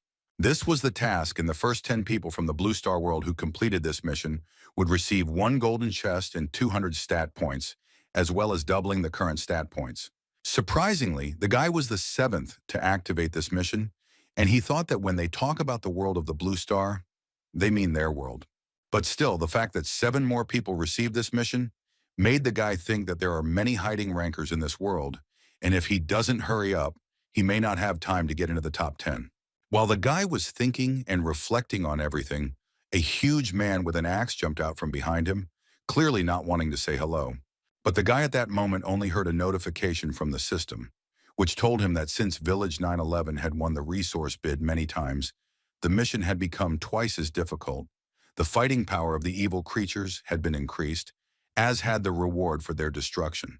He was lucky that his reaction was at a high level, and he was still able to dodge the blow of this big guy, because a little more, and most likely it would have been the end of the story. This man knew very well who he was standing in front of now, because he was already a fairly famous person who was the king of newcomers. But before he could start threatening again, Qinfeng used his speed and simply blew off this big guy's head. The guy was once again convinced that in fact the level does not mean anything if there is no power, so there is no need to throw around words in advance, and the guy himself received level 11 and another dark crystal for this destruction. But before the battle was over, another incomprehensible character appeared behind the guy, who told him that this big guy was real trash, and now he would show how to try. Qinfeng was not too happy to see another warrior in front of him, but he still had to admit that this one would most likely be much stronger, because his strength was approaching 50 units, and this was probably due to the complication. The guy understood that if he died here, he might become another follower of the demon, which he wouldn't really want. His new opponent continued to tell him that the guy should not compare him to that fat guy, because he was the weakest of them all. Qinfeng became funnier every second, because he wanted to ask his opponent if he was ashamed to say such bad words about his friend. Moreover, the fat man is offended by all these words, so Qinfeng suggested that he go and apologize to his friend right now. Qin's opponent didn't understand where this guy had such strength, because he was only a level 11 beginner. But in any case, he didn't have to think long, because he received a good blow to the face as soon as he was a little distracted from the fight. Qian Feng was incredibly annoyed by the fact that everyone considered him a weakling just because he was a beginner and also level 11. But the guy he was fighting with only began to get angrier after such a blow and answered Qin that now he had made a huge mistake when he dared to touch him. He began to say that he could freeze everything he touched and he would not be able to move if he did this to him, and then Qin would be completely in his hands. Xian did not expect such a strong technique from this upstart, but he still needs to urgently come up with something, because if he remains idle like this, his opponent will smash him into small pieces. It was too easy. The decision came to him essentially on its own, and he decided to use his talent, which destroyed the demon's follower and received 8,000 experience for this, as well as another dark crystal for his collection. Then he added that he also forgot to say something. It's better not to approach him, because anyone who does this will immediately become experienced to increase his level. Sometime later, after the guy wandered around this area, he noticed that after the demon's roar, the fog became much thicker, after which several creatures came out to the guy, who were one of the guardians. And Qin Feng was glad to see such a meeting, because since he needs to collect 7 dark crystals, then there will be 7 followers. But the only thing is that he did not see the last guardian. But suddenly he turned around and realized that she was behind him, and he didn't even feel her approach him. This guardian looked too strange compared to the others, who with all their appearance showed that they were guardians. Qinfeng realized that something was clearly wrong with him at the moment. His head began to feel incredibly dizzy, and his body seemed to be immobilized, and he could not even move his hands. At one moment, his body was transferred from one world to another, and he incredibly didn't care what happened to him. This feeling made him relax and forget about all the battles. After which he found himself in some field where a lot of flowers grew, but the guy could not understand what was happening to him. He tried to look around and understand what kind of place it was, when suddenly he again saw the same woman who was constantly smiling. Qian simply couldn't believe that she started dancing in front of him. It was incredibly strange for him. In reality, Qin closed his eyes and did not move while the girl controlled him. Other guardians immediately noticed the fact that this man had a rather weak mind, and because of this, he would come to a quick end. Qian looked at this girl with rather loving eyes and succumbed to all her tricks. He himself did not mind coming closer to her. Their hands almost touched each other. The girl reached out to him as strongly as possible and at the same time told him to do the same. The other guardians realized that there would be no better opportunity, so one of them ordered each of them to immediately go into battle. But their only problem was that they underestimated the guy, who was much stronger than they thought, because he could easily cope with an ordinary hallucination. Therefore, he used one of his talents here, and thus ended up behind the back of one of the guardians, who was the first to try to kill the guy. But unfortunately for him, this was the end of his story, and he became another victim of Qinfeng and gave him some experience so that the guy continued to improve his level. The guy landed on his feet and added that their comrade was absolutely right. In fact, this was their best attack opportunity when he was really distracted. But now he is back with them and ready to continue having fun. The guardians simply could not believe what was happening, because before no one had managed to get out of the girl's hypnosis, and everything ended at this stage. The girl understood that he was much smarter than others, and he simply fooled them, so the illusion did not affect him.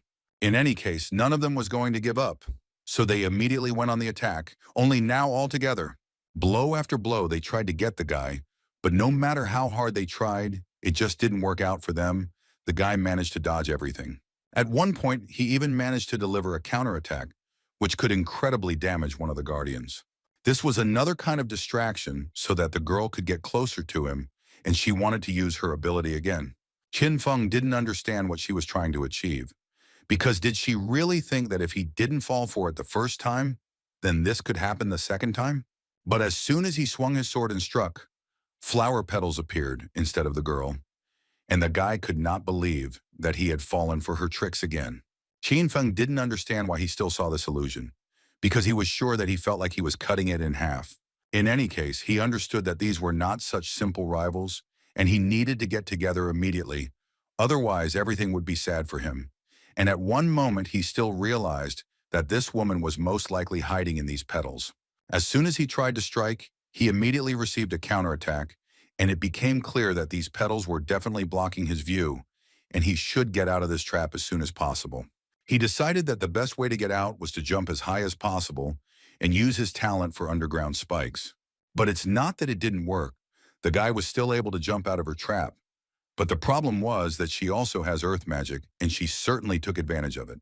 She lifted him higher to talk to him a little, because he seemed to her an incredibly interesting young man. If only because he was able to destroy two level 15 spirits, although he himself is at level 11, this is worthy of praise and respect. Although on the other hand, she believed that he was unlikely to tell her anything, so she decided that she would simply end things with him so that the Spirit King could read his memories. But first, she decided to mock him a little for daring to deceive her, but she promised that it would be a fairly quick process. She wanted to teach him a lesson that he would remember for the rest of his life and would no longer make such stupid mistakes. Qin Feng understood that this girl was not as weak as everyone else and would have to tinker with her a lot longer because she was actually damn strong. He could not move his arms and legs, which meant that the only chance to attack would appear only when the crystal armor was destroyed, and then a gap would appear between his body and what was compressing him, so he ordered the crystal armor to be immediately removed. He still managed to free his hand so that he could deliver a counterattack, from which the girl herself would loosen this grip. The guy decided not to stand on ceremony and not look for easy ways. He concentrated the maximum of his energy and released a lot of hellish flames. After this, even this girl could not resist, and her appearance actually spoke for itself. She looked quite shabby, and it was clear that most likely this would be the end of her fight today. But finally, she decided to find out where he got so many talents from, because as everyone knew, a person can only have 3 talents, and that's the maximum. Qin Feng continued to listen to her and what she was saying about how God should have gotten rid of him long ago, but it seems the guy didn't care at all about all her words. The guy simply brought his hellish flame closer to her head because he incredibly wanted to take another crystal. And so it happened. He would destroy a king-level spirit, for which he received 10,000 experience in the last fragment. He understood that the spirits began to behave actively, and he decided to try to place all 7 dark crystals in special recesses on the altar and see what effect would then be. Qian hoped that with such actions, he could remove the seal and release the spirit, and it seems that some kind of process has begun. He carefully watched this process and clearly saw that the power of the seal was weakening, and he understood that now everything should work out. Suddenly, there was a big explosion, and a notification came from the system saying that Qin Feng was able to release the spirit. But there was still no reason to rejoice, because after he did this, he saw a huge monster, and he had never met such a frightening rank. This monster was called the Demon of Hatred. Its level was 17, and its combat power was approaching hundreds of points. The monster did not wait and immediately went on the attack on the guy, saying that it was all his fault because it was the guy who destroyed everyone with his followers, ruined everything he had worked so hard on for 100 years. Qin Feng didn't listen to what this monster was telling him because all that was in his head was that he struck him with one blow and he literally can't feel his hand anymore. It's just incredible power. In the guy's eyes, one could observe horror and destruction, because in his eyes there was a reflection of this monster from which it was clear that he did not spare anyone or anything in his path. So he kept throwing punch after punch and trying to finish the guy off for what he did. After which he added that he considered the guy a pretty strong opponent, since he managed to destroy 7 of his followers. But it turns out that this was not so. What a pity. Qin Feng could not respond to this big guy's jokes, because now he was really fighting for his life, and he was lucky that his rods were quite strong and could withstand such force, although it was obvious that they would not be able to do so for long. As soon as the monster put more pressure on his hand and wanted to crush the guy, he managed to get out of this pressure at the last moment and save his life. Mentally, the monster still understood that not only did he not die from his attack, but he was also able to move quite quickly. After all, this boy was quite stronger than he expected, and it seemed that he would have to tinker with him a little longer. As soon as Qin Feng moved away from such a blow, he decided that he also needed to start attacks, because he would not be able to defend himself forever. But no matter how hard he tried, he could not break through the defense of this monster. Even his most powerful weapons simply did not cause any damage. Even when he used the power of rank 3 Hellfire, which is 10 times more powerful, it was still all useless, and he still couldn't break through the monster's defense.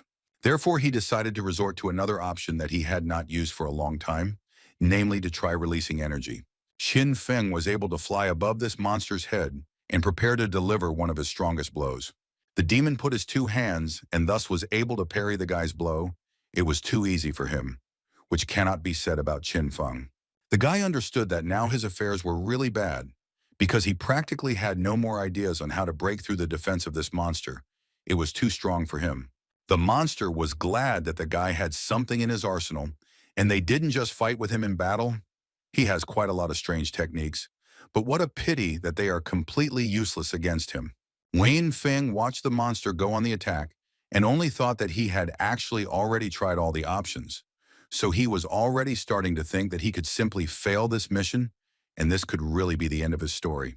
He realized that he needed to collect his thoughts as quickly as possible, because this is just a huge boss, and it's impossible that he doesn't have vulnerabilities.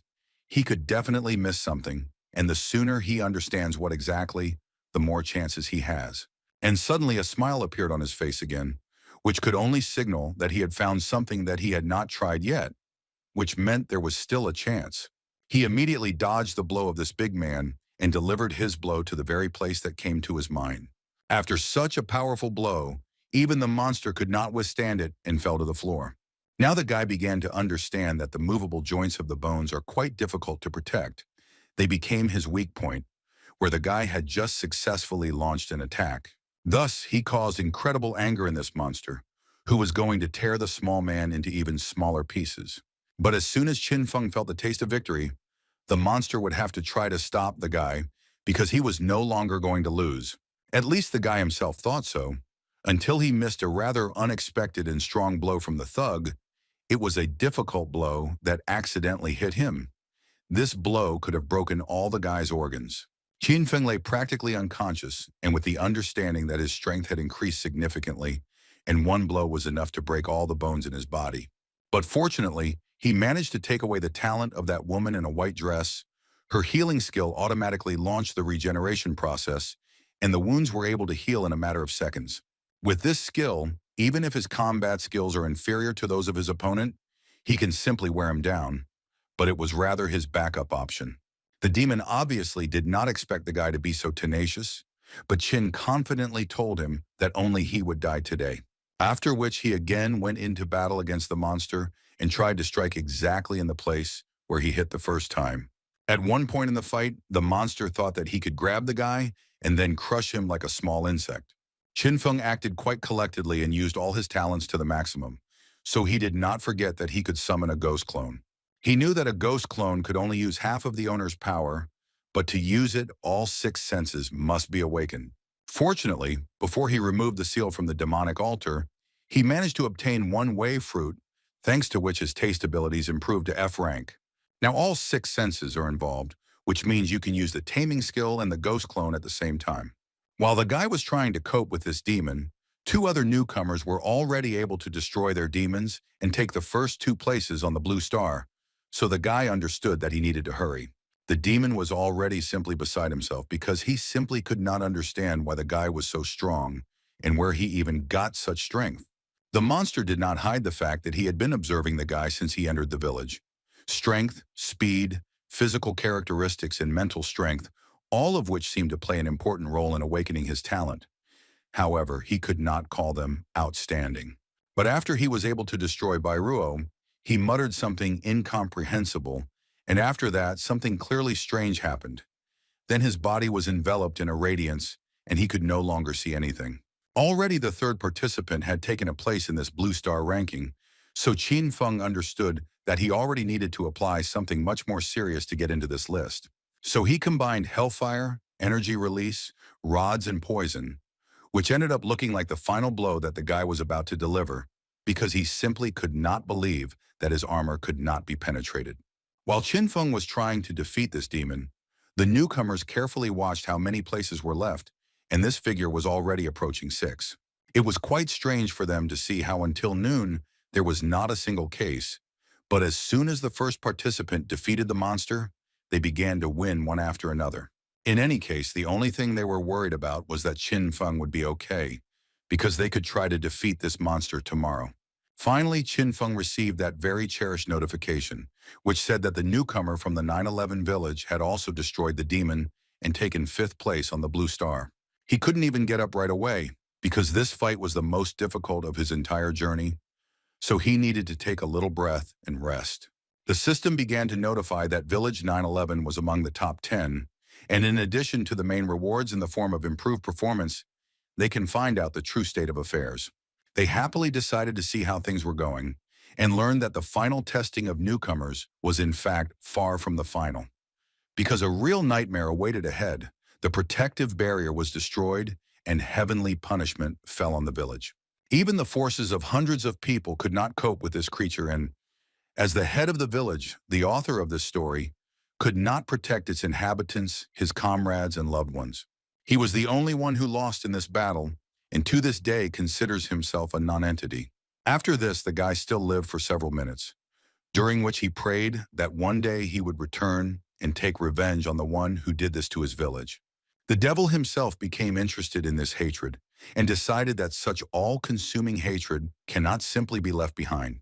Therefore, he did absolutely everything to take this hatred from this person and transfer it to whomever he wanted.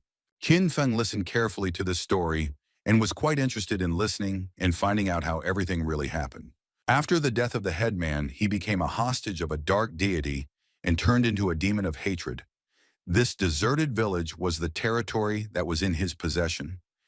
Now the guy understood why heavenly punishment was the last test that the village of newcomers would have to go through. But most of all, he was interested in how difficult this test could be, when suddenly he realized that this could actually become quite a serious problem. Qin Feng decided not to waste any more time, so the first thing he decided to do was create his own village, which he came up with the name Dragon Pool. As soon as he came up with the name, he immediately decided to go straight to the foundation. For the creation of such a village, each resident was able to gain new abilities, and their characteristics improved almost twice. Now they will be able to hunt monsters even easier. But that was not all. One of them noticed an interesting function. Now you can return to the hut in one click, and the guy decided to check it right away. But the girl did not agree with him. But it was too late. A few seconds later, the guy was actually able to find himself in his hut, and for him, it was quite surprising.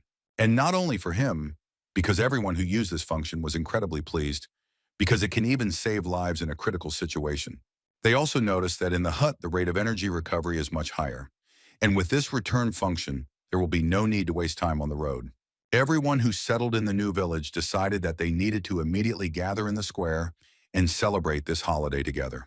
Just as they were wondering whether Qin Feng would be able to join them, he sent everyone a notification that he was now activating the general video broadcast function, in which he asked everyone to listen to him very carefully. At the end of the tests of the newcomers, the newly formed villages must withstand the attack of the Heavenly Punisher, whose combat power is 100 stars. He also told them that his main task is to destroy the newcomers' huts. As soon as this happens, they automatically become homeless, and 100 points are deducted from him. But the guy calmed them down and added that if the village can give a worthy rebuff to the Punisher, then everyone will receive a generous reward, and if they are strong enough to defeat him, then the number of rewards will be doubled, and they have 4 days. So he asked everyone as soon as possible reach level 10 so that they are stronger. In addition, as the village improves, they can get the right to build a guardian altar, so they will definitely be able to defeat the Punisher, and in order to move to the first level, they need to fulfill 5 conditions. The first is that the population should be more than 500 people, and they have already dealt with this. The second step is the headman should receive the title of budding emperor. The third, the headman's hut should be improved to the 2nd level, and Qin Feng will take care of these 2 points.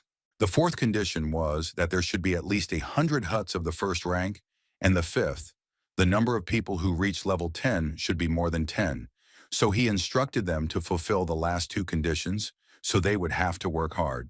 Some guys immediately decided to start building as many huts as possible, and for this they needed materials such as wood, stone, and fur. One of them immediately suggested that they divide into groups and exchange what they could collect for the materials they needed, because it would be much faster this way, and quite a lot of people agreed with this plan. As soon as Qin Feng finished the video broadcast, he decided to look at the village, which had already been destroyed, and thought that coming to everything ready was quite a rarity. All the work in the village suddenly stopped after they all saw how Mr. Qin Feng's hut had improved to the next level, and they were all quite surprised by how quickly he was doing it. Blue Star, it's a polar night in the village. The vampire Marquise Brass decided to play a little and bit one of the people. At that moment, the Prince of Vampires, Dracula, decided to approach him, who was incredibly interested in finding out how things were going with them. The vampire answered him that all 900 residents of this village had already become members of their clan, and this was incredibly great news, because at this rate, they could very soon become the most powerful village on this planet. Their next goal is to enter the top 3 villages at the next stage. And this time, the system is generous with big bonuses, and the villagers who occupy the first 3 sisters will receive 50 points, and the headman will receive as many as 1,000. With these rewards, they would definitely be able to take the leading position on the Blue Star, but in any case, they understood that they needed to reach the 3rd level before the end of the test, before the end of the rookie competition, and they only had 5 days to do this.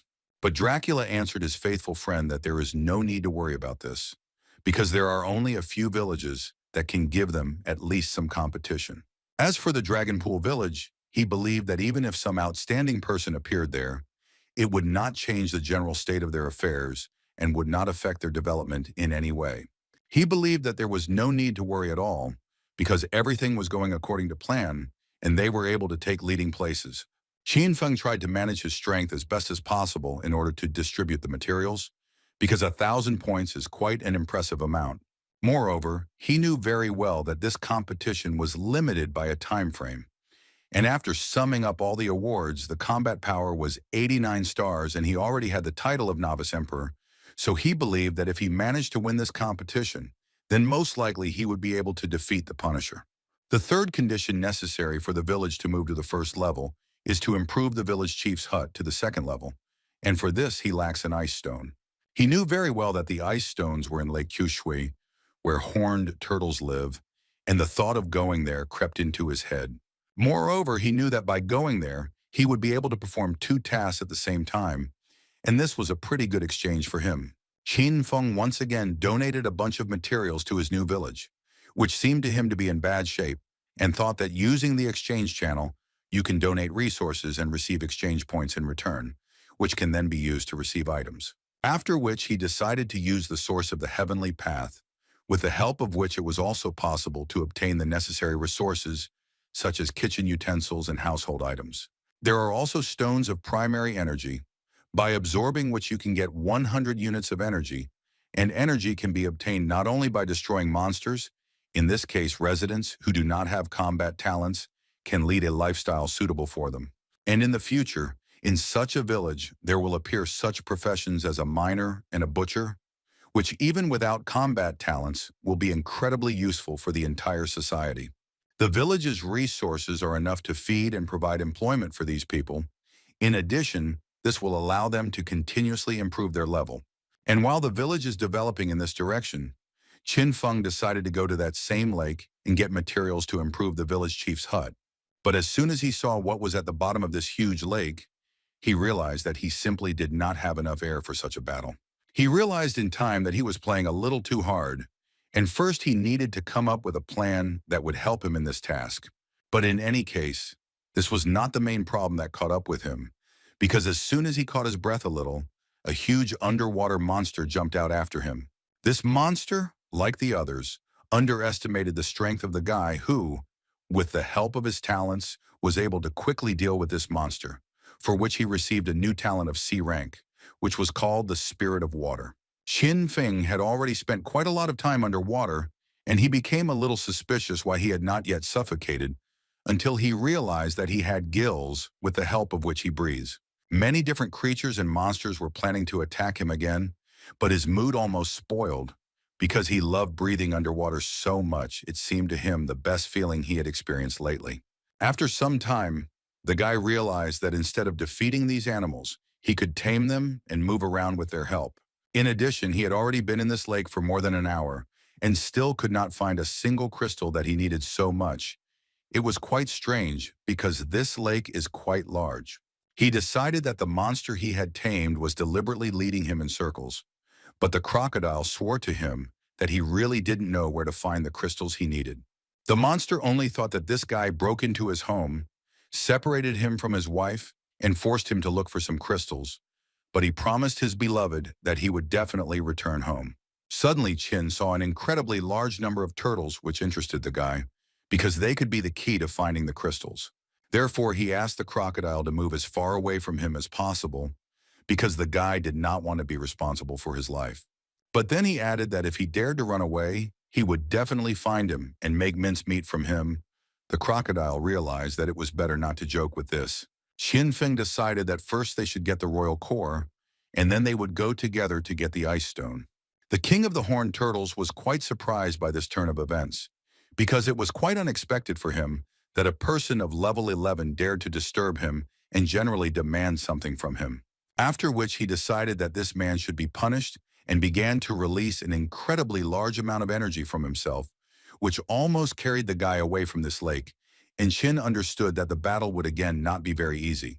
Suddenly he realized that all the turtles were lining up in one line to launch their attack. Although he had met mammoths and ants, who also attacked in groups, but even they did not have a common tactic that allowed them to attack much stronger, these turtles behave together and will attack together. In this case, their combat power was much greater than the guy's, and now he doubted that he could win. They started attacking the guy and he managed to dodge the first blow, which was quite serious, but no one could guarantee that he would be able to dodge subsequent attacks. Qin began to understand that he could not use hellfire underwater, and other abilities had lost their effectiveness. Water was still not his element. This is essentially the advantage of monsters living in water. No matter how strong he is, it is still very difficult to deal with him. Qin Feng didn't really understand what to do in such a situation, but he was sure that if there was no way to lure them ashore, then first he needed to deal with the leader who controlled them. Although most of his skills are simply useless underwater, he still has the ability to use a combat clone, which will be quite useful in this situation. First of all, he needs to somehow distract their attention, and only then deliver some blows. Jun did not think through his plan for long and simply sent his clone straight into battle and hoped that he would attract as much attention as possible. They immediately began to attack the guy's clone, and Qin understood that he couldn't just stay in the shadows and needed to act in the same way. Only then would this clone be of any use. While absolutely all the attacks and projectiles that the turtles could send were flying at his clone, Qin was trying to figure out how he could get to them, because he couldn't use his talents. The Turtle King was incredibly glad that they were able to destroy the guy, but then he realized that something was wrong here, because he could not give up so easily. And as soon as he turned his head back, he saw Qin Feng flying at him with the words that now the cockerel had definitely come to an end. After which Qin Feng struck with all the strength he could muster. But would it be enough to destroy the king? Apparently not, because as soon as he dealt this blow, the snake attacked him again, which clearly picked the perfect moment to attack. At the last moment, Qin Feng managed to use his Shadow Path skill, which pinned the water cobra in place, and it was unable to continue its attack. After the guy was able to strangle the snake, the Turtle King went to the bottom with it, who was destroyed, and for this the guy received a special item, the Royal Water Core. For destroying such a strong enemy, the guy was able to gain so much experience that this allowed him to move to the next level without problems. Now he is at 12. In any case, he still had a lot of things to do, and it was time to get started. After the guy was able to cope with all the turtles, he was able to discover many new skills, and one of them was the skill of controlling ice or water.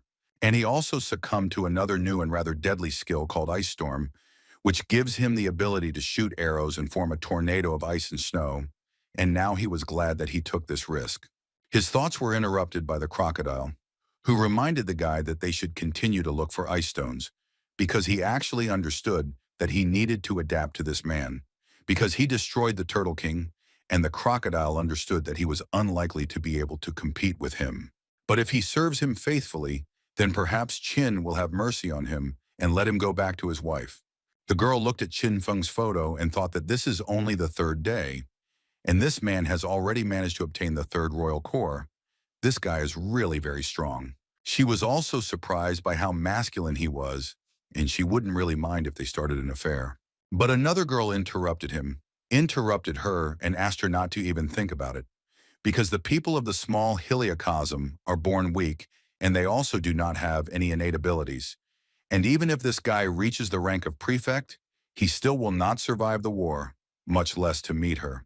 But she still wanted to dream about it at least a little, because the resources of his village had actually increased significantly, which means the difficulty had increased proportionally, and in this situation, it would be quite difficult to complete the task. And the most difficult thing was not finishing off the core at all. In any case, the girl was most looking forward to the battle on the dragon slope and only thought that it would be a rather exciting battle. It was quite strange for Qin Feng, because usually Liu Xuan was inferior to Liu Yun. But only half an hour passed and everything changed. What did they do there that their levels grew so much in such a short amount of time? And this Qi Jie, he was not even in the top 10 before was. Then the guy noticed that in the general chat, there was an active conversation about some primary energy stones, and he could not believe that they were so in demand. Jinfeng was glad that his residents were quite smart and were able to raise their level to this level. This is quite unusual. Donate a novice weapon to get 2 contribution points. 1 primary energy stone costs 10 contribution points, and Liu Yuan and Qi Ji sell primal energy stones for 10 novice weapons each. By doing all this, they remain in the black by 10 contribution points, and then exchange them for stones of primary energy and absorb them, which is why they managed to pump up their level so quickly. The village is gradually developing, and when Qin Feng looked at the current progress, he understood that there is a chance to defeat the Punisher. Suddenly, all his thoughts were suddenly distracted by some rather strange sound, which was slightly similar to someone's scream. In the forest, several people mocked the girl, and at one moment they felt incredibly sorry that she had nothing valuable, because in this case they simply could not let her go. She screamed with all her might and asked to leave her alone, because Elder Qin would find out about this, to which they answered her that he was nothing to them, because if he really wanted to help them, then he would not have focused on how to increase his level. They believed that he was simply selfish and a hypocrite. Suddenly, the girl stopped screaming, and at one moment she felt much better, because she saw what she wanted so much. After all, it was Mr. Qin Feng who came to her aid just in time and destroyed these guys because they believed that they were not worthy of life. This kind of thing cannot be avoided, and Qin understood this very well, because in this world everyone is in constant motion, participating in a race that simply has no end. Some people follow the rules and continue to move on despite problems, but there are those who are just waiting for the opportunity to cheat or harm other people. And Qinfeng knew that the only way out in this case would be to become much stronger in order to prevent something like this from happening again in the dragon pool. After the guy helped this girl, he asked her to go to the village and upon arrival warn everyone to beware of such scum. She was incredibly grateful to Qin for his help and in general for everything he does for them. The guy knew that after they raised the level of the village, they would need to become more familiar with the powers of the village headman, because in fact it would be great if the function of issuing an arrest warrant was provided. Then no one would dare to commit atrocities on his territory, and all people with similar thoughts will live and beware. He believed that this was a good option, but he would deal with it in any case a little later. Using the animal control function can significantly save travel time. But unfortunately, the level of all the wild animals that are encountered along the way is too low, and none of them are suitable for the role of a spiritual pet. He also thought that it would be nice if he found a spirit beast in the next treasure chest. Finally, the guy was able to find what he had been looking for so long, and it was the demonic plant Rafflesia. He began to mindlessly attack these creatures, because it was impossible to tell by their appearance, but they were actually incredibly dangerous and deadly flowers. At some point, they even began to scream in pain, and the guy was quite shocked that even flowers could speak in this world. But at one point, these voices turned into something big, and the guy began to get motion sickness, and it was quite unpleasant. He began to understand that this was not an ordinary sound, but some kind of hallucination, which was quite difficult for him to get rid of. At one point, these beautiful flowers turned into monsters, each of which was ready to swallow the guy alive. After which they began to release some kind of sticky substance on him, which literally drove the guy into a trap. Not only could he not move, but in addition, this substance burned through his clothes and even in some places his skin. He tried with all his might to get rid of it, and at one point he realized that it was a kind of poison that could easily end him. The guy collected his thoughts and realized that in this way they are just restoring their strength.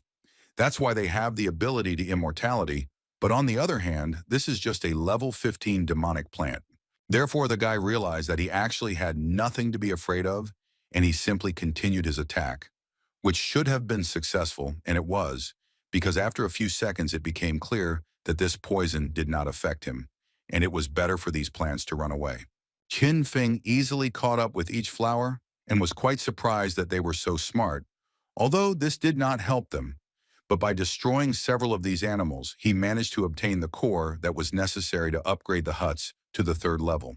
But that was not all, because he knew that an ordinary sword is capable of cutting off a flower that can regenerate. But if he uses hellfire, then the regeneration process will not start, and then by destroying them all, he will receive about 100,000 units of energy and more than 20 points. As soon as he dealt with the next flower, he finally noticed that his combat power had reached 87 stars. Such rapid improvement only spurred him on even more. He once again activated his True Eye skill in order to check how many opponents were left, but soon came across another interesting object. It was a huge hive in which there were a lot of bloodthirsty bees, although their combat power was several times less than that of the guy. But in any case, there were a lot of them, and they were quite strong opponents. Xinfeng understood perfectly well that there were too many of them, and if they all attacked, then problems could not be avoided. Then it would be incredibly difficult to defend, and it seemed like this was the best time to try new skills. It is always very difficult to activate a new talent for the first time, but this time the guy did it with pleasure, because this new skill was called Ice Storm. A rather small cloud was created under it, from which small, needle-like arrows began to fly out and destroy these bees one by one. At one point, he began to gain an incredibly large amount of experience, because there were incredibly many bees, and they gave no less experience for them, and this brought him level 13 quite quickly. After using this skill, the guy was able to destroy as many as 3,000 shoulders in one swing, which couldn't help but please him, although on the other hand, he couldn't expect anything else from a 4th level skill. But this was not the end, because the guy understood that the main monsters here were far from bees, after which he pointed his finger forward and said that he would be the next to die. The guy met a demonic plant called the Dry Tree Witch, whose combat power was approaching 53 units. As soon as the guy said this, the girl woke up after such a long hibernation and turned into her true appearance, after which she was amazed by such a surprise, because she had not seen people who could recognize her for a long time. After so many years, there was still at least someone who decided to enter the Forbidden Zone, because she so missed the taste of human blood and so wanted to get enough of it as soon as possible.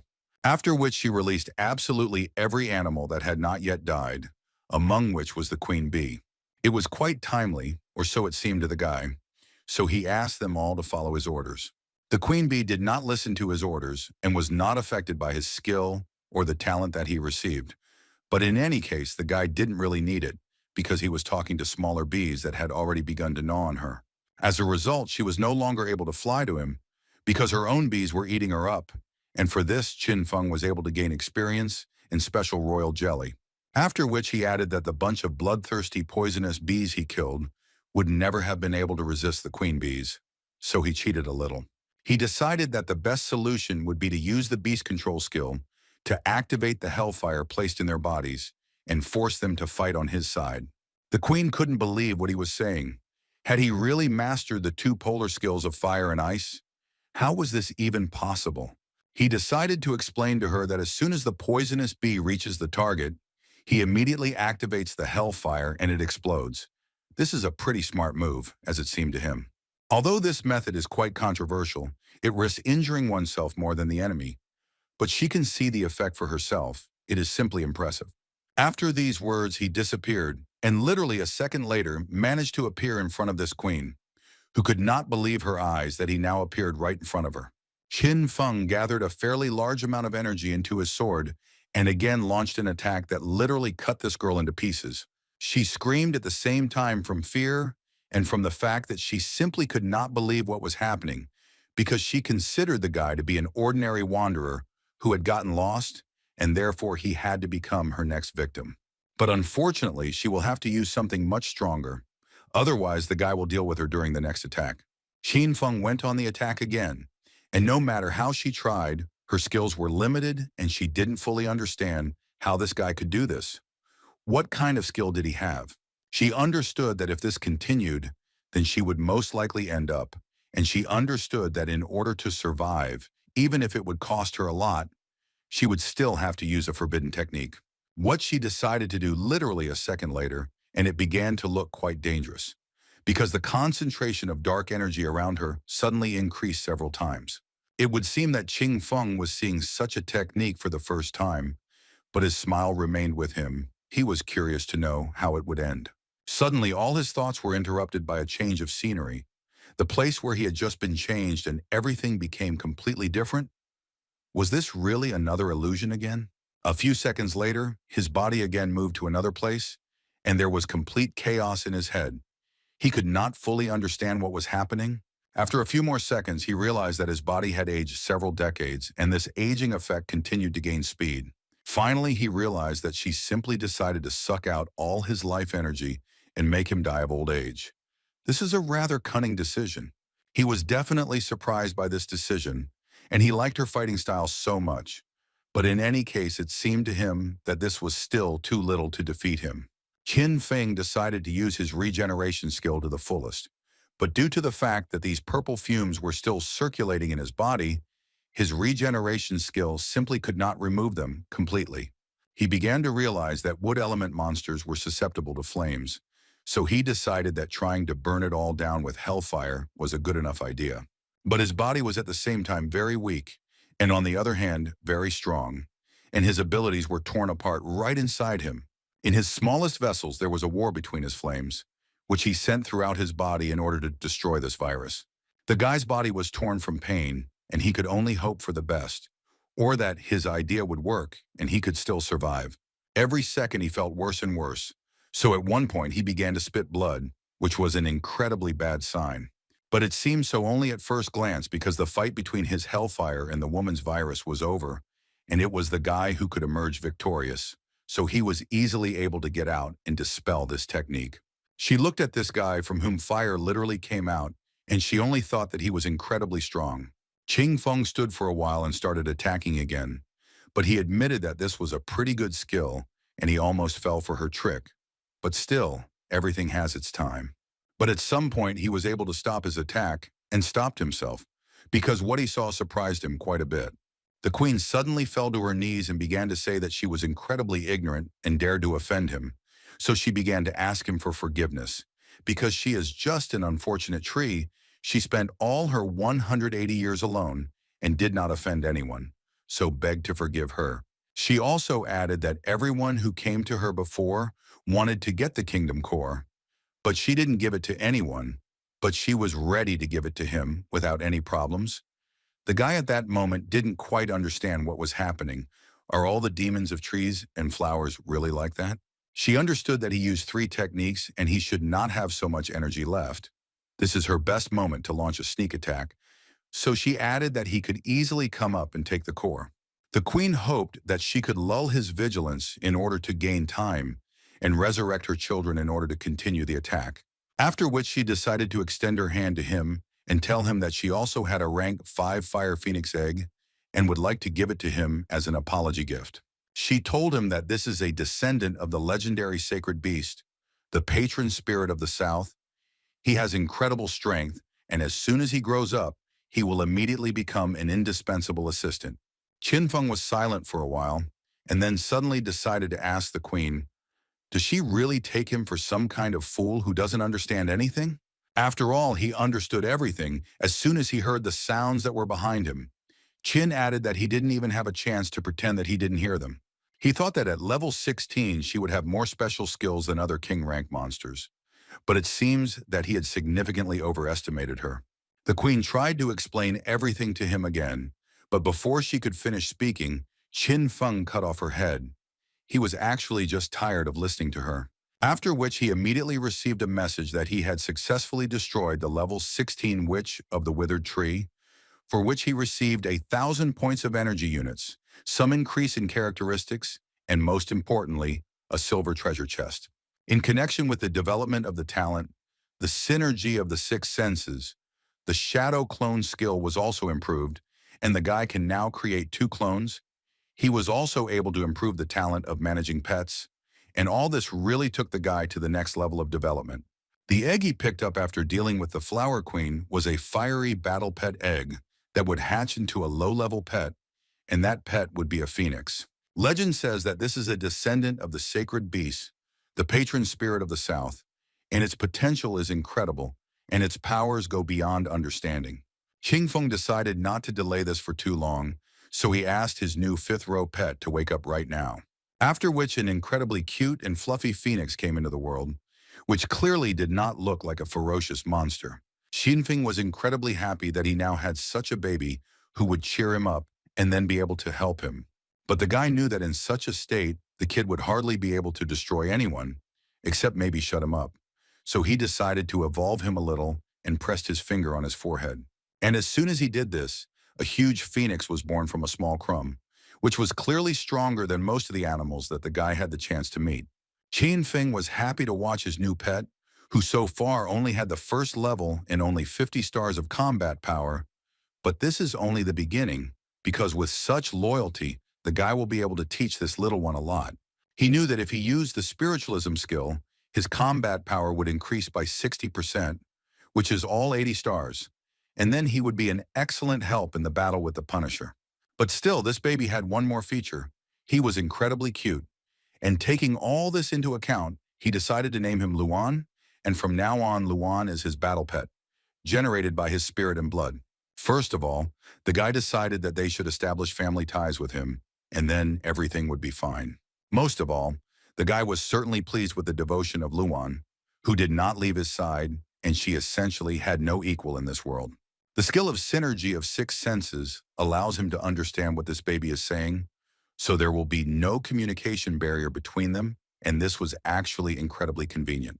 And the first thing his new friend told him was that he was actually incredibly hungry and wouldn't mind eating something. This did not make the guy too happy, because a hungry child is the first problem a new father faces, and Qin was not excluded. The guy hasn't decided anything about food yet, but while Luan is still too small, Qin Feng has to use another flying beast as a means of transportation. Luckily for the guy, the little phoenix doesn't eat people like some other animals, but he doesn't know what to feed it then. Little Luan asked him not to provoke and added that he is not just a wild animal, he is still small, but already a sacred animal. He is very strong, so other animals are no match for him, which Qin Feng could not but agree with. Even from his face it was impossible to tell. During their conversations, they were quickly able to arrive at the Mountain of Hellfire, where they had been flying for quite some time. The situation on this mountain was not very pleasant, because it was very difficult to watch small spirits floating in the lava. Qin Feng understood that these were definitely spirits who had been living here for more than one day, and his little friend only saw very tasty food in front of him. Therefore, he still could not restrain himself and jumped down to at least have a little snack, because he had not eaten for more than 100 years while he was in that egg. Qin Feng tried to catch him, but he failed, because this little holy animal was too fast, especially when it came to food. At one point, he began to absorb one spirit after another, simultaneously destroying them and receiving an incredibly large amount of experience for him. Qin Feng understood that Luan was destroying monsters, and at the same time he was gaining energy. It even sounded good, and fortunately he turned out to be stronger than these spirits, so it was also a good training. Unexpectedly, while Luan was dealing with all the spirits that were below, the guy received a spirit voucher, and this was new to him. Before that, he had not held such cards in his hands. It was a second-rank item that could be used to get 1 prestige point. One person can use up to 10 cards inclusive, and this is a very useful thing. Qin realized that upon reaching a certain number of prestige points, you can receive a title bestowed by heaven, which can be exchanged for points, and this is a great way to upgrade your strength. For example, Liu Xuan receives 10 points and becomes the chosen one among the newcomers. He will also be able to receive additional points as a bonus. The guy immediately checked all the information and found that there were about 300 spirits here, which after clearing them, he would have at least 100 vouchers. It was also obvious that he could place the rest in the exchange channel to help the people from the village improve and quickly reach the 10th level. While Qin Feng was sorting out the vouchers, suddenly his pet returned to him again, but not empty-handed, but with the 2nd level, and now he is finally full, and his mood is now even better. But this little animal caused a huge evil beast to awaken, the king of magma fire spirits, who did not tolerate such an attitude towards his spirits. It seemed that it was time for Qin Feng to enter the battle, but Luan did not think so, and as soon as he saw this big man, he immediately flew at full speed straight towards him. The monster slightly did not understand what this insect wanted from him, but still followed his example and also struck. Qin decided to check and found out that the King of Fire Spirits with a combat power of 52 stars was not at all a rival to Luan, who had just moved to the second level, and he realized that there was really nothing to worry about. He became more interested in how the situation was in the dragon pool. The first thing he saw was that several guys had already reached the 10th level, and it turned out that currently in the village, 9 people managed to move to level 10. Now there are 95 huts of the first level in the village. Very good, and very soon they will all be able to move to new level. Suddenly, his thoughts were distracted by some exchange that seemed suspicious to the guy, and he decided to check who else was making unequal deals. Some person was incredibly eager to exchange 3 items for his level 3 machete. While the guy was trying to figure out what kind of exchange this was and who needed it so much, the little phoenix continued the battle with the Spirit King, who really couldn't even keep track of little Luan. A girl suddenly got in touch with him and said that these items had actually been downgraded due to contamination, so only the second level could be assigned, but she would still like to exchange them for a third-rank machete. At first, the guy didn't really understand why she was asking him for such an unfavorable exchange for him, but as soon as he reconsidered the things she was offering, he changed his mind and agreed to the exchange. As soon as he received the items from the exchange, he immediately used his talent of endless extraction, after which he received 2 bracelets for both hands, which although they were affected by corrosion, still added a good amount of characteristics to him. Also in this set, there were anonymous handcuffs, which gave plus 60 points to defense and 100% to resistance to dark force, which was incredibly good for such a thing. He knew that these were the lost things of the Messenger of Light and did not understand whether any information about the mission could be hidden there. But as soon as he started reading, a notification came in which said that the newcomer had reached level 10. The 10th newcomer who passed the test received a bronze treasure chest. Also, 100 huts in the village received the first level, and this could mean that all the conditions were met and the level villages can be upgraded. Either way, it was pretty great news, so they needed to continue their journey, and he asked his little friend to hurry up and finish with this Spirit King. Luan himself didn't mind ending this annoying fight, so he picked up incredible speed and flew straight towards the Spirit King. When he was finally able to deliver this blow, even such a huge spirit could not resist and still fell.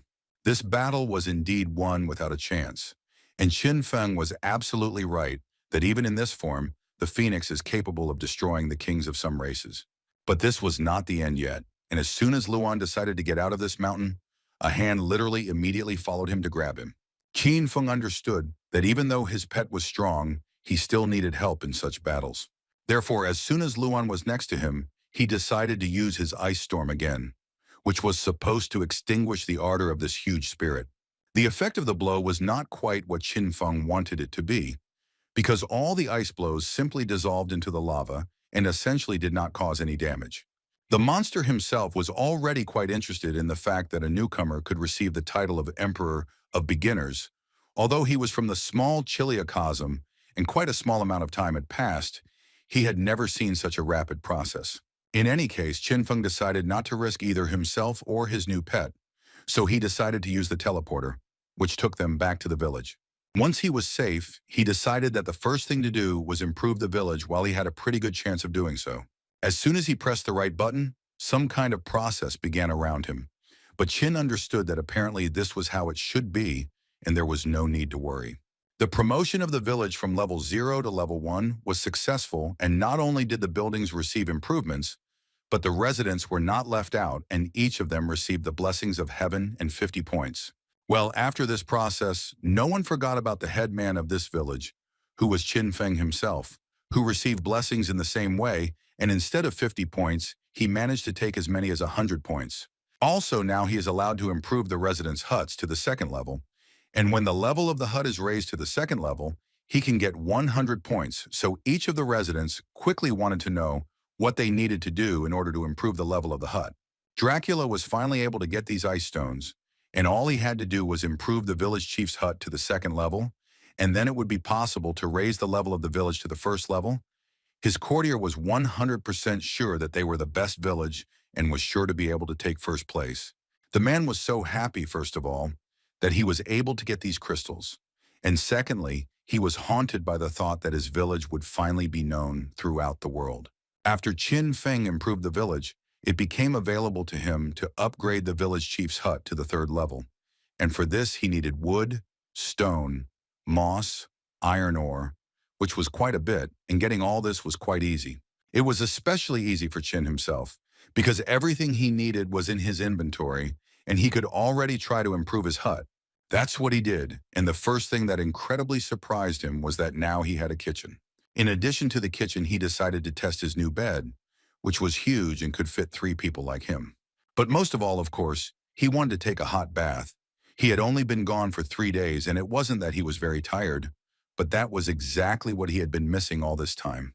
Sean decided to restore his strength a little and understood that he could not stay here for long because there were only 4 days left, and if he failed to reach the third level, then he could not even think about defeating the Punisher.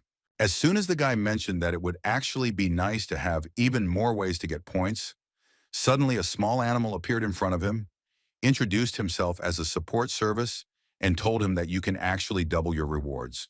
Qin Feng did not expect this, so he was incredibly curious to know how he could do this. The support service began to tell me that everything is quite simple, because you just need to double the difficulty of the test, and then you can get a double reward for victory, because in this case, the headman will receive as many as 2,000 points, and the villagers will receive 1,000. After which, this little creature turned on the timer and said that he had 10 minutes to make a decision. The guy was in no hurry and tried to think everything through carefully, because at this stage it was very important for him to make the right decision. He understood that he had no information about what materials he needed to build the Guardian's altar, and if it took a day or two, then there wouldn't be much time left to improve the village to the third level. But at the same moment, there was a realization that such an opportunity was not lying on the road, and if they managed it, then there was no need to worry about any punishment. He decided to clarify this with his residents, who all relied on their headman, that what he said they would do, because they believed that if it were not for him, they would have died long ago. So they believed in him with all their hearts.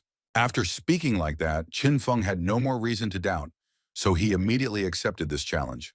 From now on, upon reaching each level of the Dragon Pool Village, the rewards received will be doubled, and if the Dragon Pool Village wins the village competition, the reward will also be doubled.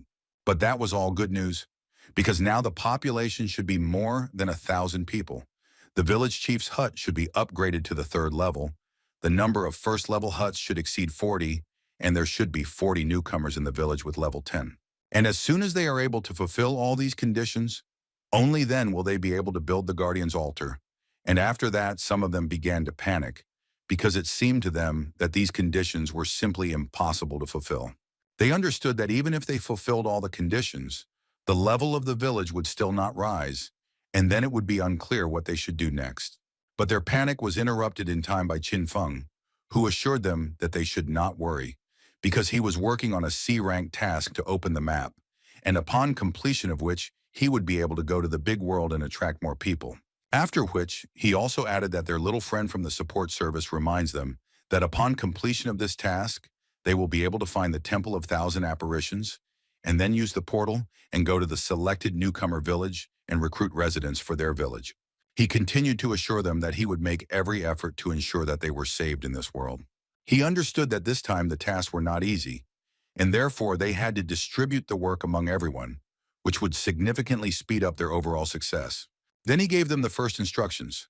Upgrading the huts to the first and second levels requires a lot of wood and stone, so from now on, everyone whose level is below 40 will be engaged in chopping wood and mining stones. After which he listed everyone who was in the top 10, and their mission will be to go to the western part of the Lilo pastures to the Ant Mountain, where they must extract as much iron ore as possible. He asked the rest to do everything to reach the 10th level as much as possible. They are prohibited from doing any manipulations with primary energy stones that other people did. Ice stones of the second level are necessary for improving the huts, so he placed them in the exchange channel so that anyone can exchange them. He believed that they must reach the second level within 2 days, and this must be done at any cost. He believed that this power should be enough to defeat the Fire King, but first he needed to improve his equipment. And he can do this with the help of cards and chess, of which he has already accumulated quite a large number. The transformation of the cards and all the chests was quite successful, and Qin Feng received a chest made of white gold, in which he was able to find the Blade of the Dead of Night, and it was a 5th rank artifact, which added an incredibly large number of new characteristics. As soon as the guy took it in his hands, he felt its strength and understood that it would become a good assistant for him in further battles. With such a weapon, he was not afraid at all to return even to that same Fiery King. Together with Luan, they used the teleport and stood near the familiar mountain of hellfire. But now, instead of monsters, the guy looked at an incredibly beautiful flower, which was called the Lotus of Raging Fire. When suddenly his attention was distracted by some unknown voice on another volcano, this voice asked to pay attention to him, although it seemed very strange. Qinfeng didn't quite understand who it could be and didn't quite want to actually pay attention to him. With the help of his eye, he saw that this was a person of imperial rank, whose level was 18, whose combat power was almost 100, and his main characteristic was immortality. This seemingly small boy began to run along the edge of this volcano and talk about how the chick was too fragile. And as soon as you pinched him, he died immediately. What a pity, because the clan members continued to blame him for not being able to raise him, and they even wanted to execute him. This irritated him incredibly, so he decided it was time to execute them. Later, the heavens told him that it was no good to wander around like that, and allowed him to stay here and gave him the name Fire King. Qinfeng had only questions in his head, because he did not understand how this guy could manage to get so close. The little boy added that he was a very interesting person from the small Chiliocosm. In such a short period of time, he was able to gain the power of the novice emperor. But as soon as Qin tried to attack him, the King of Fire immediately jumped away. This was the first time Qin had heard this about himself, and didn't know what a person from a small Chiliocosm could mean, but he remembered that that mummy was from the middle world. Is it possible that this universe is divided into large, middle, and small worlds? And it seems he understood that now a person from the middle world was standing in front of him, and they were much more powerful and stronger. The King of Fire didn't understand why he was asking him this, because in any case, he shouldn't know. After which he suddenly started screaming again and saying that he no longer wanted to talk, but wanted to get down to business immediately. And as soon as he raised his hands up, all the lava and fire suddenly began to erupt, and it became clear why he was called the King of Fire. Many fire dragons suddenly flew out from the fire, which did not mind destroying the little boy's enemy. Qian Feng was even a little offended to see who he sent to destroy him, because 37 power stars is really very little for him. Immediately, he used his Ice Storm skill, which landed a precise hit directly on one of the dragons. As soon as he was able to destroy the first dragon, in addition to experience, he received some new resource, which was called Fire Glass. But he did not have time to think about it, because one of the dragons attacked him again. But not only was the guy able to dodge this blow, but he was also able to deal a crushing blow to this monster. The King of Fire looked at all this fun with a smile, and at some point he began to be impressed by what Qin Feng could do.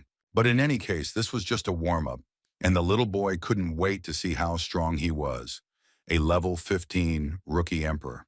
Qin Feng was slightly surprised by such strength, because in appearance he was just a small boy, but his strength was at an exorbitant level. The little boy decided to use one of his main trump cards and summoned a fire golem to this fight. Qin Feng understood that now the battle was moving to the next level, because this was apparently the same monster that extended his hand when his little animal was dealing with the magma spirits. He then used the ability of his eye and saw that the combat power was only 100 stars, so he decided that he had to cope. But while the guy was trying to think through tactics and find out how he could cope with these monsters, the golem was already striking the first blow to the guy. The King of Fire just wanted to destroy this newbie emperor and continue walking around his volcanoes himself. But even after several rather strong blows, Qin Feng still remained on his feet, and the boy decided to once again check how long he could hold out. The golem used all the power that was available to him, and Qin Feng understood that now he needed to come up with another plan, because he was unlikely to be able to win the battle with brute force. But not only did the golem continue to put pressure on him, but at some point lava began to erupt from all the cracks and threw the guy back. At the last moment, he was able to gather himself and land on his feet, but it was not the end, and the lava projectiles continued to fly at him. Qin understood that this giant was under the control of the Fire King, so he needed to stop him, and then the problem in the face of this giant would disappear by itself. But first he asked his beast to find a more modest place and hide there.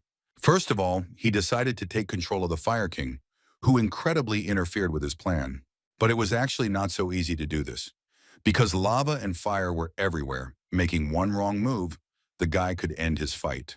With his amazing speed, he was still able to catch up with the little boy and hit him on his arm so that he would use it as little as possible. But this was far from the end of his attack, because now he wanted to destroy the golem itself, or so it seemed at first glance. Qin Feng was already quite close to striking, but again he did not have time to react, and the golem struck him ahead of the curve, which he could not have expected at all. The guy fell straight into the hot lava, and any other person or warrior would have simply died at that moment. But Qin Feng had several skills in reserve that allowed him, even after such a blow, to remain in the battle and continue the battle. His battle phoenix was too worried about his master and still had not flown away. So Qin Feng had to repeat to him that he was in fact completely fine and that he was the opponent of this golem and he should immediately fly to a safe place. Moreover, Qin noticed a very interesting fact, which was that if the Fire King is wounded, then the golem will automatically receive a similar wound, so it will be easy to deal with them. Therefore, he decided that it was time to use the skill that he calls the shadow bonds with which he was going to envelop the King of Fire. And as soon as the little boy was trapped, this could be noticed by looking at the golem. But this was not enough for Qin, so he immediately pulled himself together and launched another attack to finish off this boy as quickly as possible. At some point, the little boy was able to get out of this trap, but in any case, he received a good dose of damage, and now he began to hate this guy. Qin couldn't believe that his body could withstand the blows of a rank 5 blade. What kind of terrifying durability was this? What was his body even made of? It was quite unusual for him to see that the difference in combat power was only a couple of stars, but for some reason he was incredibly difficult to deal with. Qin Feng understood that he must have missed something, and this detail right now is incredibly preventing him from winning this battle, and he needs to find this detail as soon as possible. Otherwise, it will not be sweet. And at one moment he realized this in full, because the little boy was able to stop his sword strike with only one hand. Then he added that Qin Feng had a wonderful weapon, and he would also like one for himself. The guy didn't like this attitude too much, and they bumped their heads against each other. Qian could not stand still after such a blow, and began to get very angry that this little guy was constantly talking about some kind of nonsense. The King of Fire was not going to listen to him, and continued to talk. But in the end, he said that he had already played enough and asked the guy to end it there. At one point, the clouds began to thicken, and the guy's weapon fell straight from the sky, and now, apparently, he was going to fight to the fullest. He was a rather well-mannered young man and happily welcomed Qin Feng to hell. Then he rushed at the guy and struck him with his weapon, which Qin clearly did not expect. No matter how he tried to block these blows and deliver his own, the boy seemed to get a second win and blocked absolutely all the blows. Therefore, at one fine moment, the guy got incredibly tired of this, and he decided to release a huge amount of energy and thereby deal an incredibly strong blow to the King of Fire. Even such a blow was not a hindrance for the little King of Fire, who immediately stood up and ran into battle again. Qin Feng began to feel the weakness of this guy and continued to attack, backing it all up with words that the combat power of 100 stars was too much for this kid. The King of Fire could only look at him with a smile and nothing else could be said. He only thought about the need to continue to attack. The boys began to attack again, and at the same time talk about how 100 stars are only earthly power if the combat power has reached 100 stars, but the tested martial arts have not been passed, then this can only be considered as the peak of human level. Qin Feng had never heard anything like this. He wanted to know more about the earthly path and what is the peak of the human body. The guy understood that apparently the King of Fire misunderstood him, but in any case, this was a great chance for him to learn more about the earthly level. And the Fire King was not at all opposed to telling more about how a true Earth-level master could crush him with one hand, even if his combat power was only 100 stars. Jin realized that this means that the boy is not a master of the earthly level, and there is a huge gap between him and the Punisher. The boy answered him that he reads the guy like an open book and asked the guy not to even think about telling him any information. He also added that here, based on the current situation of the Dragon Pool village, it was clear that even if he built a guardian altar and became an Earth-level master, he still would not be able to save anyone. He thought so only because they were all just an ordinary bunch of garbage, and in order not to get his hands dirty, the boy was going to destroy the guy right now and put him out of his misery. China has never seen such arrogant people. He understands that the difficulty for the task where you need to defeat the Punisher will double, so he needed to figure it out here as soon as possible and move on to the next stage. The boy did not stop and continued to talk about how the master goes through a serious transformation when moving to the earthly level, but this does not mean that a human-level master cannot defeat an earthly master, because when the combat power approaches 130 stars, a human-level master can win. And mentally, the boy understood that this guy's combat power had definitely not reached 130 stars yet, but still he had to admit that his attack was comparable to that of a master of the half-earthly kingdom. In any case, he believed that it was time to stop this performance. He decided that he needed to put all his strength into one blow and destroy the guy. Qin Feng realized that now the boy would want to deliver one of his strongest blows, because he again saw the huge golem that hung over his opponent's head. The boy calmly and, of course, with his smile ordered the golem to destroy this upstart. The golem unquestioningly launched his incredibly powerful blow, but Qin was able to easily dodge, because he had already actually seen such blows. But the little boy didn't think so, and at that very second he climbed out of the fireball and asked Qin to think again. Qin really didn't expect such a strong blow, and was quite surprised when he saw the boy. But now, because of his underestimation, he is seriously injured. The King of Fire immediately decided to upset him and told him that the giant did not have to repeat all his movements and he could act alone. The golem simply has no brains.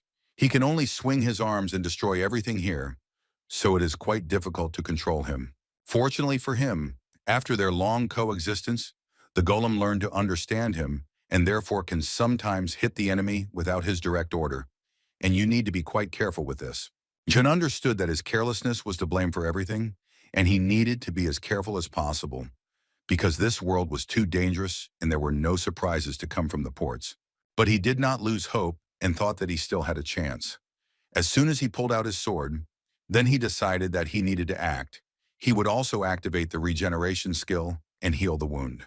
This has already begun to make the Fire King incredibly angry, because the guy essentially doesn't listen to him at all and continues to try to do something. As soon as Qin decided to answer his opponent, his little pet rushed into the battle. The phoenix was flying at great speed and wanted to save its owner.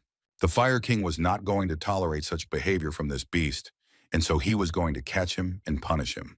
At his command, the golem immediately went to carry out his instructions and tried to catch the little phoenix with his huge hand. Considering its enormous size and low speed, he was still able to catch it, but now the chick was not feeling well. At this time, the guy was lying on the floor unconscious, and in his head, there were only thoughts that he could not just die, but the wound was too serious and the regeneration skill could not restore his body so quickly. He understood that he could not in such a situation to teleport to the village, because if he cannot defeat the King of Fire, then how was he going to protect the village? Little by little, Qin began to rise only with the thought that he was obliged to protect more than 900 people who were counting on him. He was able to get back to his feet, and an incredibly strong energy began to emerge around him, and it became completely clear that he was going to continue the fight. Even the King of Fire was incredibly shocked by such willpower, because the guy was essentially able to get up, given the blow he received, and that the energy literally absorbed him from the inside. But the king made a mistake much more serious than he thought, and he made it when he dared to mock the little phoenix in front of his owner. And for this, Qin was going to punish the small and ill-mannered boy who had acted so badly. The boy understood that the guy was using a shadow clone, and now it was he who was attacking him. It was so easy for him to figure it out. But suddenly Qin made the guy doubt his thoughts when suddenly he felt that someone put his hand on his shoulder, and it was a clone of the guy. And the guy didn't stop there, because then the boy began to be engulfed by shadow paths that held him so tightly that it was difficult for the guy to move. Qin answered him that this little boy was not listening to him, because he had told him a long time ago that these were his shadow paths, and his shadow clone was standing next to him. But he didn't want to say more, So he decided that the best option would be to punch through this little boy and finally end this fight. As soon as the guy dealt this blow, the system immediately notified him that he was still able to destroy the Fire King of level 19, for which he received 3,000 energy points, some increase in characteristics, as well as the Emperor's Core, which allows him to control fire. Also, after he managed to deal with this opponent, he was able to achieve more than 100 reputation points and 100 combat power points. His characteristics were able to improve several times, and it was incredibly easier for the guy because they were still able to defeat this guy. Of course, the huge golem was still alive, but the guy understood that without the little boy, he was unlikely to pose any danger. Therefore, he decided that it was time to finish with this monster, concentrated a large amount of energy, and was going to deal the final blow to the monster. As expected, he managed to destroy this monster with one blow, and now he does not pose any danger, because at least he was destroyed by the guy. Phoenix was incredibly happy that his master was still able to win, but still he noticed that something was wrong with his master. The thing was that a little friend from the support service informed him that since he was able to reach 100 points of combat power, he could now pass a special combat test that would allow him to increase his strength. Jin didn't quite understand what he could get out of this, because the Fire King didn't really want to tell him about it. He was not too sure, but still he decided to ask his little friend how to take part in this test. The robot told him that he needed to go to the temple of thousands of phenomena in the big world. During the test subject's body would be transformed by the power of the heavenly path, and he would be able to receive the title of earthly level master. They would also give grades, and the guy understood that, in other words, he should get the best possible assessments during testing. But in this case, he believed that first it was necessary to improve the village to the second level and get as many points as possible. Just as he was thinking about how he could get even more points, he received a message that the villager Lu Xuan had upgraded his hut to the second level, for which he received 100 points and the villager's combat power increased to 30 stars. At first he was happy for the guy, but then Qin realized that he himself was gaining experience for this, and for him it was quite unexpected. He began to understand that when the villagers moved to the next level and received their reward, then Qin also received some part of this reward, and with each improved level, Qin received more and more. Now he quite liked being the village chief. Qin knew that there were 937 residents in the village, and if everyone's strength increased to 30 stars, then he would receive a total of more than 9,000 points. And suddenly the thought appeared in his head about what he would have had if his village had hundreds or even millions of inhabitants. How much experience and points he would then have received. Then he could become the god who rules this world. But his thoughts and ideas were suddenly interrupted by a little friend from the support service who asked him not to get his hopes up about what he could do and how much experience would be available to him. Kind could no longer stop the train of his thoughts, and he only thought that he must contribute to the development of his residence, if, of course, he wants to get a return as soon as possible. And that's why he donated as many as 500 spirit vouchers, which he managed to get. Using this voucher, you can get prestige points and raise your level.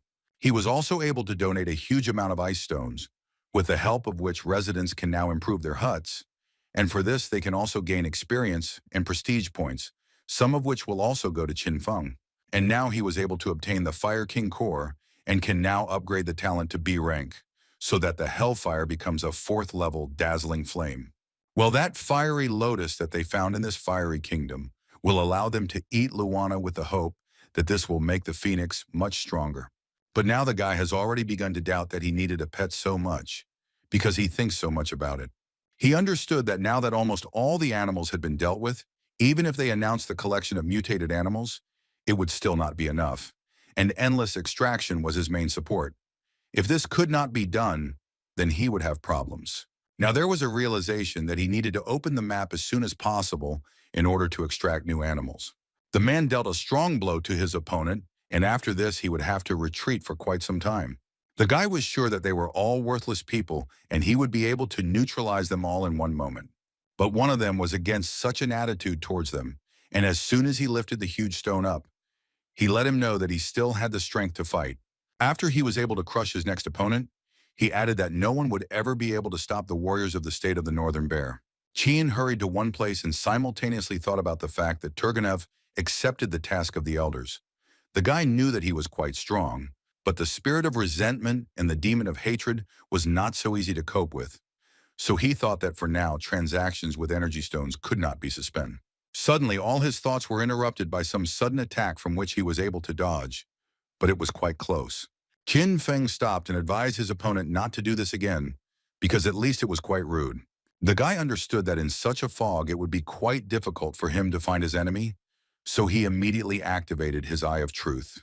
Among the fog, I found the Guardian of the Forbidden Lands, whose level was 20th, combat power was about 50, and most importantly, he was resurrected by the forces of heaven after he died in the last great battle of 10,000 worlds.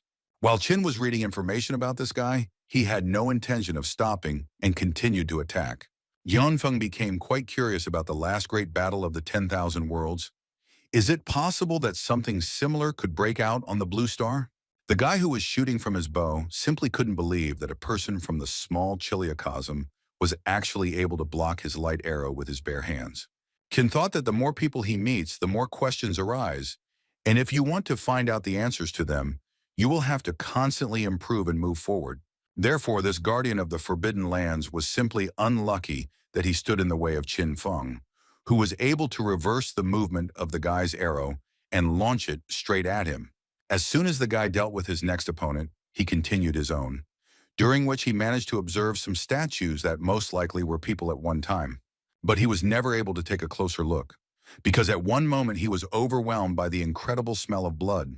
And most likely this smell came from the place where some man was performing a ritual, and around him there were far from living people. Chongyan decided that the right decision would be to observe what was happening here for some time. This man was called the Guardian of the Forbidden Lands.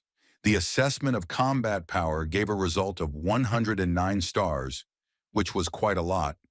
He also died in one of the battles, but he was lucky and was revived. But most of all, the guy was surprised by the fact that this man greeted him. They didn't know each other. Then how did he know him? In any case, he understood that if they attacked all together, he would not be able to finish this battle quickly, and besides, the strength of the main enemy exceeded 100 stars. The man continued to talk, and at one point added that he had actually been watching the guy for quite a long time. After which he told the guy that, from the very beginning, when he managed to stealthily attack a giant rat, kill that mummy that was several times stronger, the strength and abilities that the guy shows every time he gets into trouble are really impressive guy. Undoubtedly, he believed that he was the strongest warrior in the last 1,000 years, and therefore he decided to destroy him. Listening to all these stories and words of the man, he did not expect that in the end he would want to destroy him. But there was no more time to think, because the man had already gathered all his will into a fist and launched an attack on Qin. The guy understood that there was no time to come up with anything, so he just had to accept this fight and try to defeat this old man. Therefore, he decided that a pretty good option would be to use his hellfire, which he had recently used. But from the understanding that perhaps the man's blow would be much stronger, at some point he still decided to dodge this attack. The old man understood that his blows were like fire, but it was not him. The cold penetrated him to the very bones. It was capable of burning everything in its path. It seemed like a blinding, hellish flame.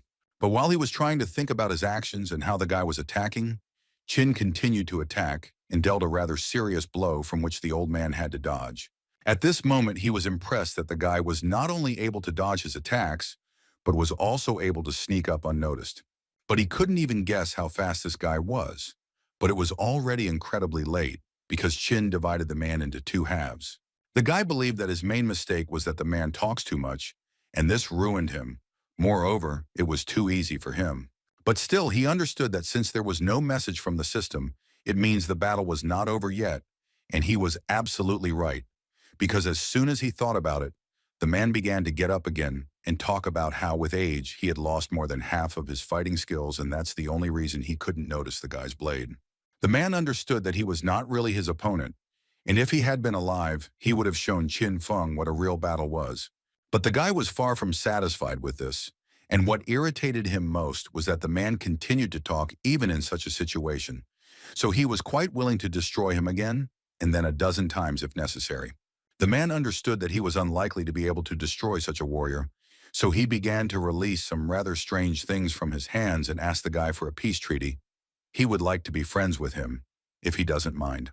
Having taken a closer look at the things that the man was releasing from his hand, the guy realized that these were a couple of dragon blood fruits. And did he really want to buy him with this? Still, the guy succumbed to the assumption because he understood that the fruits of the dragon's blood can awaken the blood talent, and the greater the blood talent, the more you eat, the higher the concentration of true dragon blood in the body will be. And when it reaches 3%, then people are likely to be able to awaken new skills. The man also added to him that young people need to eat quite a lot, and if he has any questions, he can calmly ask them to him. Xian did not lose this opportunity and asked him what he knew about martial arts tests, to which the man answered him that this was a gift from the heavenly path, and those who take part in this test could receive the highest blessing and be transformed. When evaluating, the results are divided into 5 levels: low, medium, high, special, and divine levels. After which he added that, although there are 5 of these levels, 99% of people belong to the low level, and only 0.1% belongs to the middle class. Well, as for the high level, there are really only a few who were able to reach such high levels. He said that once 1 billion people came with him from the middle Chiliocosm, but only a few managed to reach a high level. Not even all the geniuses who received the title of novice emperor, even at the novice evaluation stage, managed to reach a high level. Jinfeng understood that if a person with a high level is an incredible rarity, then there is no point in even mentioning a special level. All that the man could answer him about this was that young people are now quite ambitious. A special level, this is 1 in 100 billion. Even in a large Chiliocosm, it is incredibly difficult to meet such a person, and no one has ever met a legendary master of the divine level. The man still knew one high-level person who had level 20, over 200 units of combat power, but unfortunately he died, so he thinks that you need at least level 20 and a combat power of 300 stars to get a special level rating. Qin understood that he was still far from reaching 300 stars, but fortunately he still had time to work on it. The concentration had reached 3%, 1 or 2 more fruits, and perhaps he could awaken the skill. In any case, now he was curious to know what was the great battle of 10,000 worlds that everyone was talking about. The man began to tell him that the great battle of 10,000 worlds is a battle that takes place every 1,000 years, in a world in which everyone lives and everyone comes here with the goal of destroying the large, medium, or small Chiliocosm. Monsters, ghosts, evil spirits, or even people. All living things will be forced to fight, and if you win, then you can become a deity, and if you lose, then you will be destroyed, and no one will even know who this warrior was. This is all that the man knew. So at the end he added that if he managed to break the seal and go to the Great Chiliocosm, then perhaps he would be able to meet the defeated races. While the man was talking about this, the guy did not stop and continued to eat the fruits, from which he achieved the concentration he needed, and now his blood talent was raised to D rank. The man was quite pleasantly surprised that the guy was still able to achieve the concentration he needed so quickly. So he already began to think that he would still be able to destroy him. He also thought about the fact that 1,000 years had already passed, and he had no strength left to suppress him. And if the guy didn't do this, then this would be the end of the newcomer village. He immediately warned him that he would have to go through absolute hell, which frightened the man most of all. But no matter how hard the guy tried, he could not awaken the talent of his blood. The system constantly asked him to try again. Justin simply could not understand what was wrong, what he was doing wrong, and why he couldn't awaken this talent. The man tried to tell him that if he couldn't eat, then he could simply save it for the future. Gradually accumulating in the body, it would naturally stimulate the power of the dragon soul and the inherited blood talent. But the guy didn't really believe that he would do all this for free, so he asked him to tell him what he really needed from him. The man showed him a golden spirit that could enhance the power of weapons, and he hoped that he could free him. Well, after that, he hoped that the guy would be able to defeat the water dragon. As soon as he uttered these words, the earth suddenly began to tremble, and it was obvious to each of them that the process had actually been started, and most likely the spirit did not intend to wait any longer. The man once again repeated to him that if he did not free him now, it would be too late, and he would no longer be able to restrain him. Qian Feng realized that he essentially had no other choice, so he used his main talent. With the help of endless extraction, he planned to free the man, or rather his talents. For this, he received an incredibly large number of different talents, one of which allowed him to control all 5 elements. Now, a phrase sounded in his head, the meaning of which was that earth gives birth to metal, which in turn gives birth to water, and she is a tree from which fire can be made, and that gives birth to earth, and all this is connected by a chain.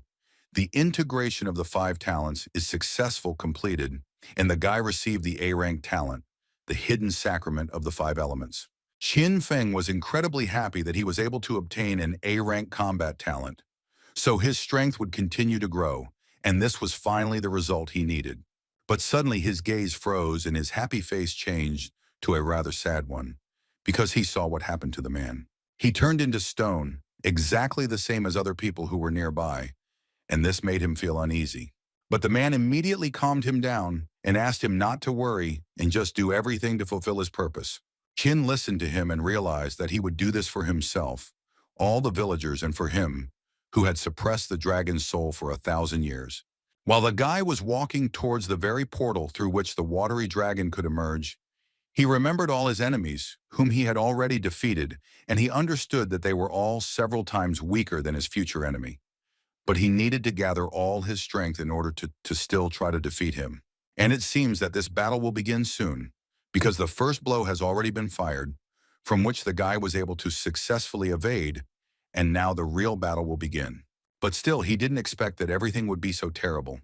This monster was really huge and terrible, and they called it the Water Dragon Puppet, whose combat power was equal to 143 stars. As soon as this monster saw what happened to the man who had been holding him back for hundreds of years, he began to scream incredibly loudly, and this scream made it very difficult to be around. He started talking about how they imprisoned him for 1,000 years, and he wouldn't just leave it like that. At least he would take everything possible with him. At this time, the guy received another notification, which was the last task in which Qin was asked to destroy the puppet of the water dragon and sacrifice it to the heavens. But it seems that this will be incredibly difficult to do. This flying creature only repeated that he wanted incredibly badly to destroy them all and tear them into pieces. After he saw Qin, he realized that this guy was the main character who influenced his liberation. So he began to destroy him and already struck the first blow with his flame. The little phoenix immediately got scared, and he felt very scared to be here, because he understood that he couldn't do this fight and he couldn't do anything about it. Not only was Qin able to parry his blow, but he also did everything possible to strike back at this dragon. This blow turned out to be really very strong, and the monster began to scream even more. But he did it out of anger, because some ordinary person dared to break his nail. So he decided to give him his strongest move for testing, because that's all he needs. All spirits of fire and wind in this world are subject to light. Literally, he gathered around himself a whole sun of fire, which he was going to direct directly at the guy, and it seemed that after this, no one could survive. But Qin was not some ordinary person, and he had a chance to come up with something. But even the guy couldn't believe his eyes, because this dragon doesn't just control fire, he is fire. This opponent will be the most difficult of all he had. Looking at this monster, he understood that all the energy seemed to flow down his body, and from minute to minute he could simply destroy everything in his path, and only a true master could stop him. Suddenly, the guy's confidence began to drop sharply, because he noticed some incredible increase in his characteristics. His combat power suddenly began to grow. He had never seen anything like this before. How was this even possible? Now the combat power of this dragon began to approach 200 stars. He began to realize that this seemed to be what the Guardian of the Forbidden Zone was talking about. Earth-level masters were able to use the power of the earth and heaven for their own purposes, and his combat power still continued to grow. Now his combat power was at its peak, and now the guy was almost sure that with the help of this power, he could destroy the entire world, and he began to understand that he was unlikely to be able to defeat this creature.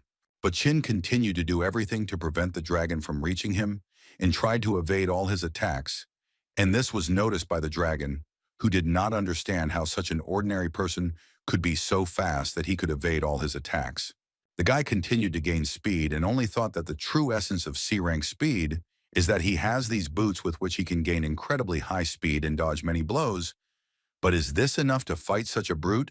He understood that in the case of other opponents, these boots did everything he ordered them, and in fact, was an invincible enemy for them. But now this is a completely different level, because the enemy deals 1,000 blows per second, and it will soon be impossible to evade such a number.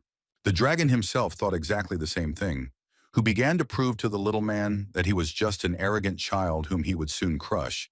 But Qin tried not to listen to him and carried out his plan that was in his head, and now he switched from defense to attack, which was quite unexpected for this dragon. Qin tried to deliver strong blows, although he understood that it was just a puppet, essentially a living corpse, and such injuries were simply not scary for him, so he did not count too much on such attacks. But now the question was spinning in his head about how he could destroy a corpse that had already died. Was there a method that would help him in this matter? The dragon did not wait for the guy to come up with a plan with which he would destroy the dragon. He simply went on the attack and used his rather well-known technique, which was called devouring the sky. From such a blow, an explosion thundered throughout the entire area, and everyone who heard this explosion understood that the battle there was quite serious. Khan knew that at such moments he should not experiment, so he decided to let go for a while, so as to at least not get seriously injured, which would later prevent him from continuing the fight.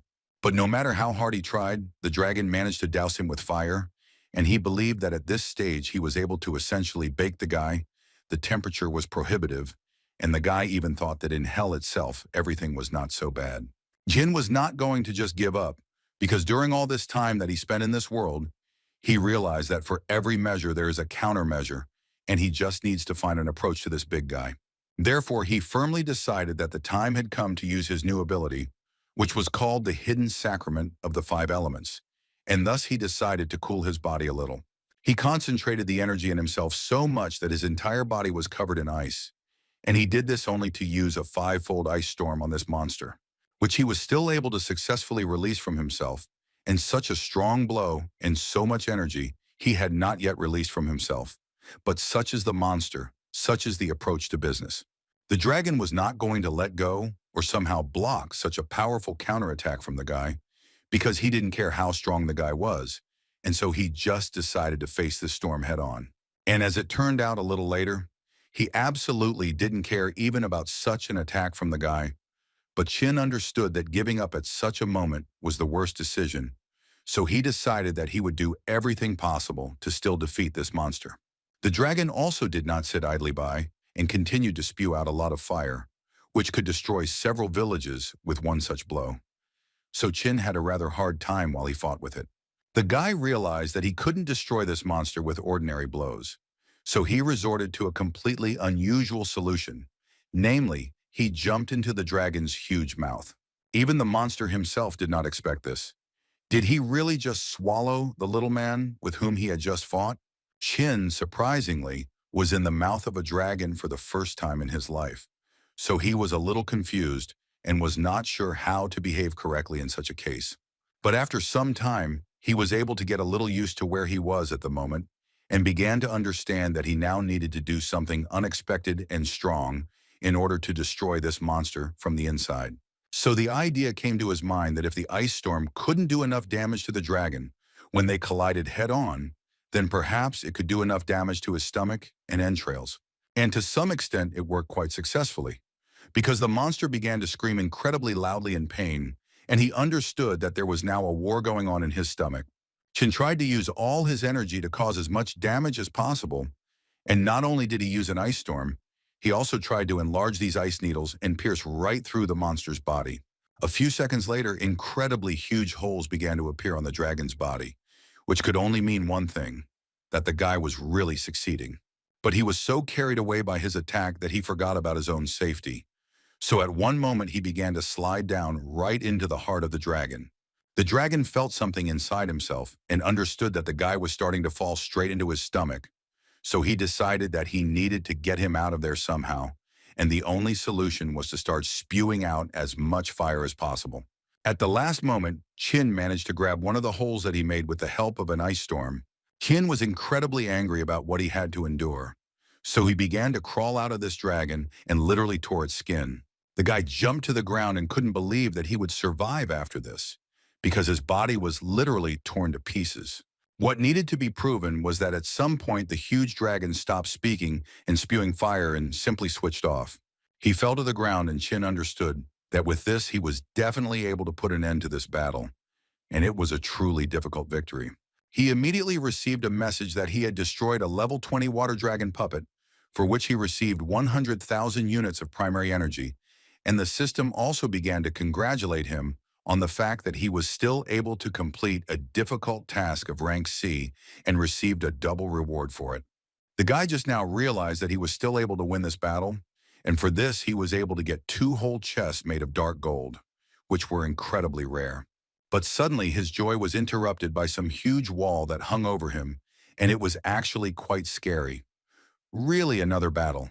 But a few seconds later, a little friend from the support service spoke, which informed him that the village chief was able to complete the mission of the Seal of the Five Elements, and the limiting sadness of the village was removed. Now the village is directly connected with the world, and Chin understood that they have much more opportunities, and from now on they will be able to travel around the big world and receive more resources. But again, his thoughts and good mood were interrupted by some too bright light that came from the just defeated dragon. Chin was a little scared because he thought that now he would have to fight this huge monster again because it looked as if he was coming to life. But his worries disappeared after he realized that this dragon had succumbed to a kind of decay and gave the guy the opportunity to take the rest of the soul of the water dragon, which was a miracle of heaven and earth of the fourth order. Before Chin had time to react, this small ball simply flew into his head and seemed to begin to penetrate his nervous system. A second later, the system notified the guy that from that moment on, he had received the power of a dragon, and now he had absorbed enough power, and now the soul of the dragon had successfully awakened in his body, for which he received a good improvement in his characteristics. But the most important thing is that he received a new skill, which is incredibly different from the previous ones, because its name speaks for itself, the greatness of the dragon. It was a skill that was capable of producing incorporeal spiritual force and capable of scaring away all living things, and also able to suppress the will. The owner was incredibly aggressive while using this skill. The guy was glad that he received 1,500 points, 2 chests of dark gold, and also the awakening of the dragon, and all this allowed him to develop his combat power to 155 stars, and now his body seemed to be reborn again. With the help of his usual extraction talent, he was able to obtain the true essence of wind skill, and with the help of this skill, he was able to awaken a new talent called Air Glider. The guy didn't quite understand what this talent gave him, but as soon as a pair of wings appeared on his back, which allowed the guy to fly at great heights, he understood everything and even figured out how he could use it. He decided to immediately try to fly with the help of this device, and the first flight seemed to him quite good, because it was more efficient and practical than his boots. But he shouldn't forget that he still has 2 chests that he definitely needs to deal with. But suddenly he was interrupted by Luan, who was even more glad that his owner could fly. Chin, at this moment, was thinking that he had absorbed that 4-order miracle of heaven and earth, and the dragon's soul immediately awakened, as did the inherited skill. But why did those fruits not have any effect on Luan? Does it really work differently for beasts? The little friend also joined in the congratulations and added that he completed the task of opening a map for the village of the Dragon Pool, and now they have a connection with the Big Chiliacosm. As a reward, he receives a map of the Big Chiliacosm. Villages that did not complete the task of opening the map will not receive a map. This was again great news for the guy, and he really didn't expect that everything would be so great after he was able to defeat this dragon. In addition, he received a map on which the red color is the villages of newcomers. The blue is the temple of thousands of phenomena, which is located next to each temple of the villages of newcomers and form an area. On this map, there are at least 10,000 temples, and it turns out that in total, there are more than 1 million people. He assumed that at the end of the test for newcomers, all the villages would join the large Chiliacosm, then competition for resources would intensify, and for the village of the Dragon Pool, this was truly a unique opportunity, because with such a map, he could quickly win the village competition and gather 1,000 inhabitants. But first he decided to open the chests, and then he would deal with the map. As expected from the chests, they contained quite rare and good items, one of which was the 5th rank armor, dragon armor, but in addition to this armor, he was able to obtain a 6th rank item, 3-dimensional space. All these things and talents gave the guy an increase in his characteristics to a good level, and the guy simply relaxed so that all these things could calmly begin to take effect. As soon as he put on his new armor, His combat power increased to 158 stars, and he did not expect anything less from level 5 armor. The little phoenix completely agreed with him, and he also added that now he had become so courageous. He understood that cultivating spiritual plants for living beings or storing items could actually be quite useful. As soon as he dropped his drop of blood onto this new object, his body began to emit an incredible light. He was a little scared, but then he heard alerts from the system, which said that the accessory had been successfully installed and he could move himself with the help of his thoughts. Keen couldn't believe it, so he decided to try to use it, and as soon as he tried, he immediately disappeared and left the little phoenix alone. The guy moved to some new place for him, where he immediately saw an incredibly huge capacity. He began to look around and almost immediately saw dragon bones, a rank 5 material that could drop from monsters above the Emperor rank. Qin himself had originally planned to place it in the exchange channel, and then exchange it when a lucrative offer arrived. Now he realized that three-dimensional space is an excellent solution to the problem of lack of space. So he noticed that in order to get to the nearest temple, he needed to overcome the Forest of Sorrow, the Chess Valley, and the Sky Lake, and all this needed to be done in 3 days, because that's how much time remained before the end of the competition. As soon as he disappeared, he appeared again near his pet, and immediately began to tell him that this is the point of connection of three-dimensional space with the real world. But the baby was only worried about where his owner had just disappeared. They are connected and he must follow always behind him. He was so worried. Qin reassured him and told his little friend that right now they were leaving for the big world. But the phoenix answered him that he had completely stopped feeling his presence at that moment. But Qin was glad that he didn't need to do anything, after which he took him in his arms and they flew with him. And very quickly, these new wings very pleased the guy with their effectiveness. They flew to a certain place where there were trees of the first rank everywhere, which meant that there was a lot more material in this place than in their area.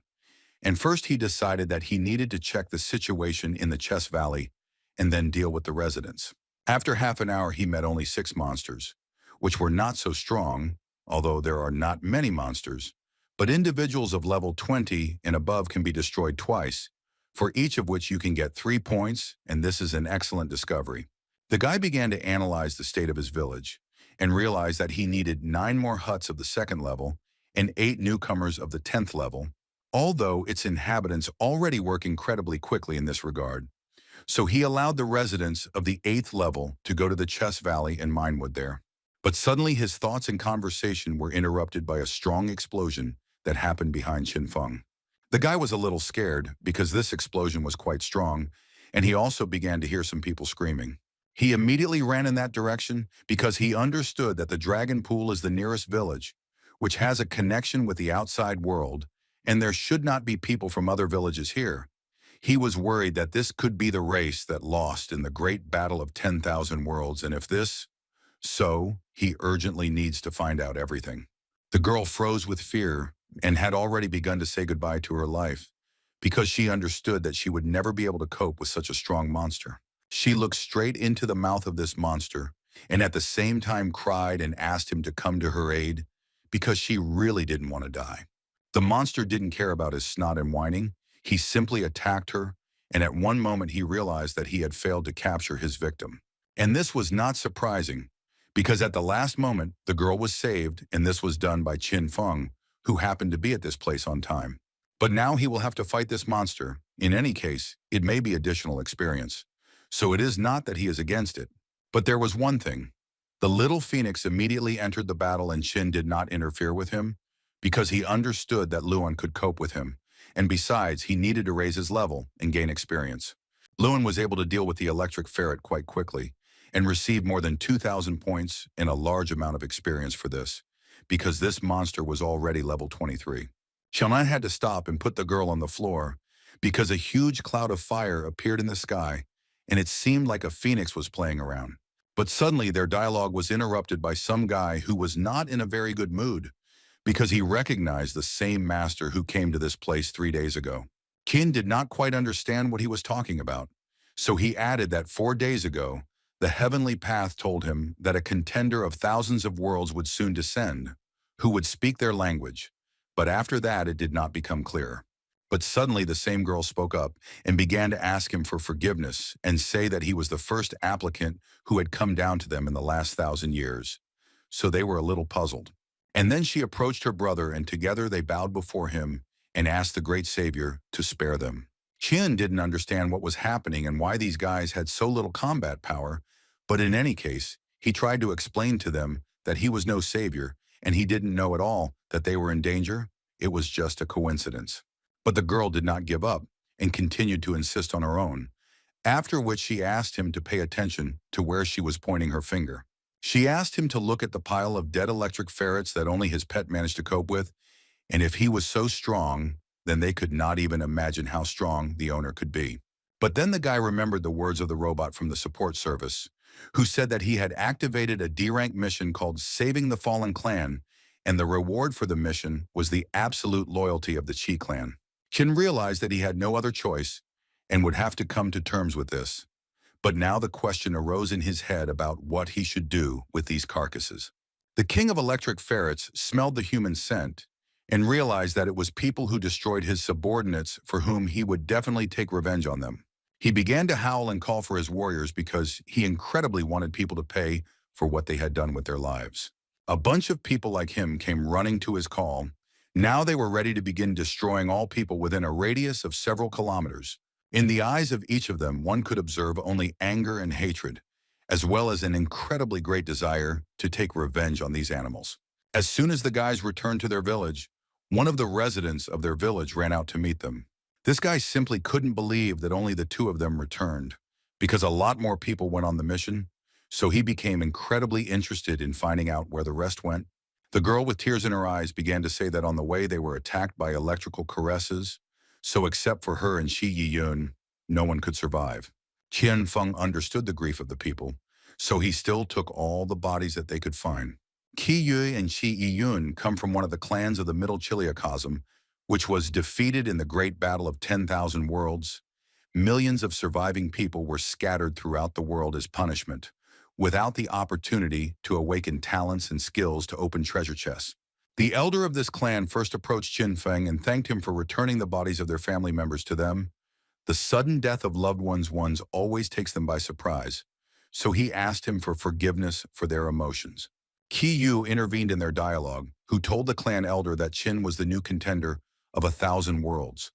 The guy believed that he was their savior, whom they had finally waited for, so he asked his grandfather to ask Qin Feng to do this for them. The old man sighed heavily and asked Qin Feng to go with him to another place where they could talk in a calm environment. They moved a little further from the village, and the old man began with the fact that their clan could be saved after the appearance of a new contender. This is all a blatant lie. This startled Qin Feng slightly. He did not quite understand what the old man meant. The old man continued to talk about how the newly appointed elder, upon taking office, receives a special scripture which says that not every applicant is capable of this because the savior must become the village elder, who has the status of the emperor of newcomers. The man understood that it was simply impossible to fulfill these two conditions in just 7 days, so he wanted to apologize for disturbing the guy. But Qin interrupted him and told him that he fits these criteria quite well. As soon as the man heard this, he realized that their clan had waited for that billion-dollar chance, and now he changed his face and began to beg him to help them.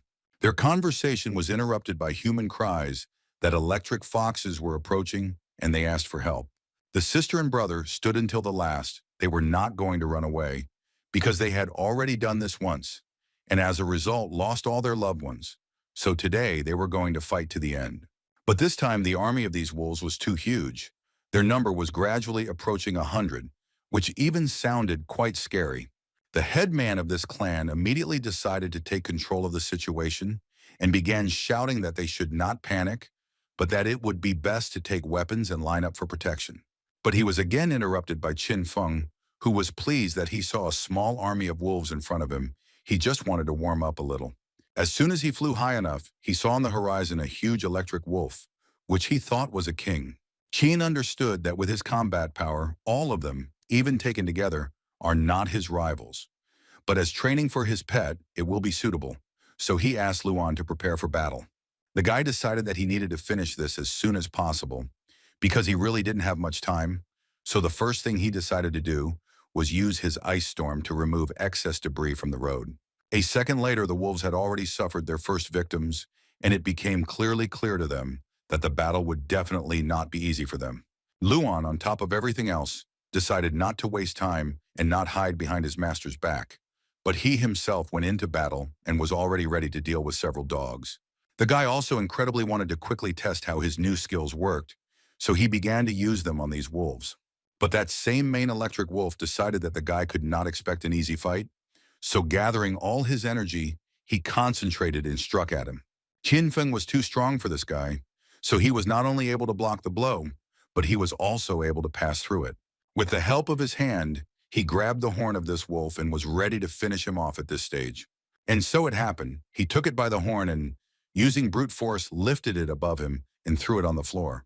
After which he took out his sword with which he was going to deliver the final blow, which would put an end to this attack.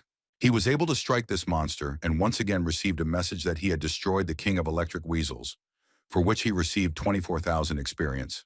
After he dealt with this king, he thought about what he could extract from only 3 individuals whose level exceeded 20, and he had already done everything he could, and therefore these corpses had no use for him.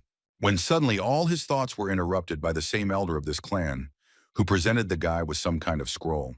But as soon as he raised his head, he realized that behind the headman stood the entire people of this clan, and they were all extremely grateful to Qin Feng, because they could not wait for him for so long. But finally, this day came. The old man explained to him that this is a heaven-given contract between the master and his subordinates. All it takes is a drop of his blood, and then the clan will be his obedient servants, absolutely devoted to him and ready to follow him to the ends of the earth and fight any rivals. At that moment, Qin thought that with the Heavenly Path contract, they would be even more loyal to him than the residents of his village, and this would only be a plus for him in the future. He decided that he needed to agree, and at that moment a small robot from the support service entered the dialogue, who reported that the contract had been successfully concluded and now 327 people from the clan had become his devoted followers and automatically received the status of residents of the Dragon Pool village. In addition, he said that the 1,000-year punishment of the Qi clan was canceled and the level limit was lifted. And this could only mean one thing. They can all use their talents again, and now they have access to the functions of players. All of Qin's joy was suddenly interrupted by his beloved pet, who suddenly flew up to him and said that it seemed to him that he was moving to the next level, and he incredibly wanted to sleep. The guy didn't fully know what to do with this baby, so he started shaking him in the hope that he would wake up. Suddenly, a robot flew up to him and told him that his pet was currently in the process of leveling up, so he asked him to provide safe conditions for him. Keen was able to handle this task with ease, and 3-dimensional space best fits this description. After which, the robot informed him that his subordinates had received the status of village residents, and he needed to find the location of their new huts. So the guy decided that the Qi clan had been living in this place for many years, so he thought that changing the location was inappropriate. So I decided to build here. A few minutes later, several huts were already standing on an empty field, where there was nothing, and the clan members were incredibly happy. The robot did not stop notifying the guy that he was completing task after task, and this time Qin managed to complete the task of saving the fallen clan, for which he received 300 points and the right to build a teleportation array. He also added that the village of the Dragon Pool had fulfilled all the requirements for the village to move to the second level, and the possibility of building a guardian altar had also been unlocked. And the guy began to understand that the dragon bones of the 5th level obtained earlier could be useful. As soon as this construction became available to him, he immediately installed a teleportation array, but even then he did not stop and installed a guardian altar in addition. The robot again came to the guy's aid and informed him that the guardian's altar had been successfully built, and now all the conditions had been met, and the village could move to the 2nd level with just one click. This little friend of their support team couldn't stop and continued to tell everything he could. And at one point, Qin got angry and took this iron thing in his hands and asked him to stop. But he was not going to stop and continued to say that in total, the guy was able to get as many as 4,000 points. No matter how hard the guy tried, he couldn't even run away. The robot just endlessly chased him and talked about how many useful characteristics he was able to earn. Qin decided to first see what had changed after the village moved to the 2nd level. In addition to the teleport, Now permission had been received to master the profession of a blacksmith, pharmacist, and tailor, and Qin thought that he could control all five elements, which means he could master all three professions. He realized that he actually had a lot to do now, so he decided to call the head of the clan and tell him that he would be moving forward. But at one point I realized that no one really heard him. Everyone was busy with their own business and no one was paying attention to him. And it wasn't that the guy didn't like it. He understood that now he needed to familiarize himself with the system and understand how it really works. And so he flew off to do his other things. And all this time, the little robot from the support service was telling him that his level was still rising. And it was incredible. The guy was very tired. Today was the fourth day, and in the village, most of the residents had only reached the fourth or fifth level. At this rate, nothing good would come of it. Therefore, he wanted to get to other villages as soon as possible, because then the likelihood that he would be able to save them would only grow.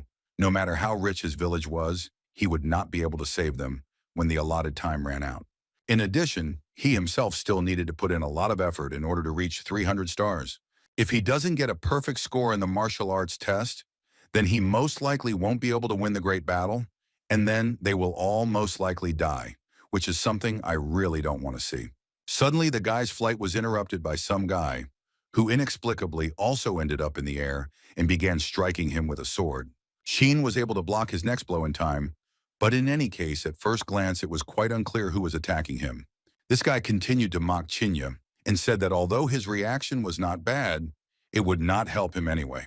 Then he decided to answer for his words and concentrated energy in his hands and released a mass that looked like sand. Chin didn't understand who this guy even was and why he even dared to provoke him. So he decided that he needed to be taught a lesson. He was easily able to cut through the huge block that his opponent threw at him and was ready to continue the fight.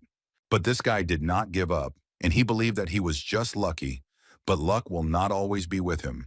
So he began to form new sandballs to attack. Chin, of course, was glad that he was already famous not only in his village, but unfortunately he did not have time for these games. So he decided that he needed to end this as quickly as possible. At one moment he was in the sky, and now he found himself on the ground and had already taken his enemy by surprise, striking him blow after blow, and now his sand is unlikely to help him in any way. Chin was too busy for such things, so he was able to deal the final blow to the sky and immediately received a notification that he was able to destroy the Earth-level guard and received 1 million points for this. At first he thought it was some kind of mistake. Why did they give so much for this guy? Is he really something special? The robot told him that this is a guardian, a descendant of one of the clans that participated in the Great Battle. The Challenger and the Guardian are rivals who can receive excellent rewards for destroying each other, and the stronger the enemy, the greater the reward the winner will receive. Chin thought that if he destroyed a couple more of these, then he would not need to worry about testing martial arts, but the robot immediately warned him that they were very dangerous people. But this no longer worried the guy because the only thought in his head was that he could get so many points for such easy opponents, so he used his speed and went to these. The Guardian couldn't believe his eyes that that guy was able to deal with his friend in just an instant, even though Kang Wu had already reached the underground level. Meanwhile, Chin met another Guardian who had already attacked him with the idea that he would quickly deal with him. But Chin didn't think so, and after he broke his weapon, he boldly added that luck is on his side today, and he doesn't even have to look for his points and experience. This Guardian was even angrier than the previous one, and began to shout to him that he did not have any heavenly power. The maximum was the earthly level, so he believed that Chin overestimated himself too much, and therefore he would now show him real strength. He tried to use his strongest technique, which was called 1,000 chains, after which he immediately sent all these chains to the guy and wrapped him around his body. Now Chin realized that he would have to work a little to destroy this guy. He is really much stronger. 1833. As soon as Chin was distracted, stones suddenly fell on him, which almost crushed him. So he began to realize that his combat power had suddenly increased. Besides, his arms and legs were now occupied, and he essentially could not use Hellfire and Ice Storm. Chin tried to do everything to come up with at least some kind of plan, because in fact, now he is quite in a stalemate. But after a few minutes of thought that his opponent gave him, the guy decided that it would be a good idea to use his shadow clone. Chin clearly understood that the shadow clones had only half of his strength, so they would not last long. so he decided that he needed to quickly figure out how to get rid of him. As expected, the shadow clone was unable to inflict much damage, and the Guardian easily repelled his attacks, after which he even managed to inflict his own. But his opponent decided not to stop there, and now his target was Qin himself, who was holding a huge stone with his last strength. Suddenly, out of nowhere, he heard the voice of his pet, who asked him to intervene in the battle. But when Qin saw the new form of the phoenix, he was a little shocked. While Qin was trying to understand what was going on and why his pet's voice was coming from some little girl, the phoenix was trying to repel all the attacks of their enemy. After which he still added to his master that it was better for him to grab his tail now so that he could help him. Qian did not understand what his friend was talking about because unfortunately he did not see the tail. But after a few seconds he realized that Luan was not talking about the tail, but in any case his hands were tied and he could not do it. So the phoenix asked him to do it with his teeth. Qin doubted this decision for a long time, so Luan asked him to do it as quickly as possible because he would not last that long. Realizing that this was indeed his last chance, Qin nevertheless decided and grabbed his tail with his teeth, if you could call it that. And as soon as they did this, a small portal opened and transported them. But Luan immediately warned his master that the range of movement was too short, so he believed that it was better for them to immediately hide. Ken was able to grab his pet by the hair in time and planned to create another portal, only in order to move to a longer distance. The Guardian could not believe the fact that at one moment he stopped feeling his presence. He moved from one part of the forest to another with the hope that he could still find the guy and his little girl. The Guardian understood that this girl could not move them so far that he would stop feeling his aura. He must be using some kind of heavenly path artifact to hide. Qin began to want to find out what happened to his little pet. And does Luan really look like this? She or he, it was already difficult to determine. She replied that of course it was she, because who else in this world could have such beautiful eyes and shining feathers? But then Qin remembered the words of the robot, who told him that the flaming lotus could help the pet acquire the form of a human, but the guy could not even imagine that Luan was a girl.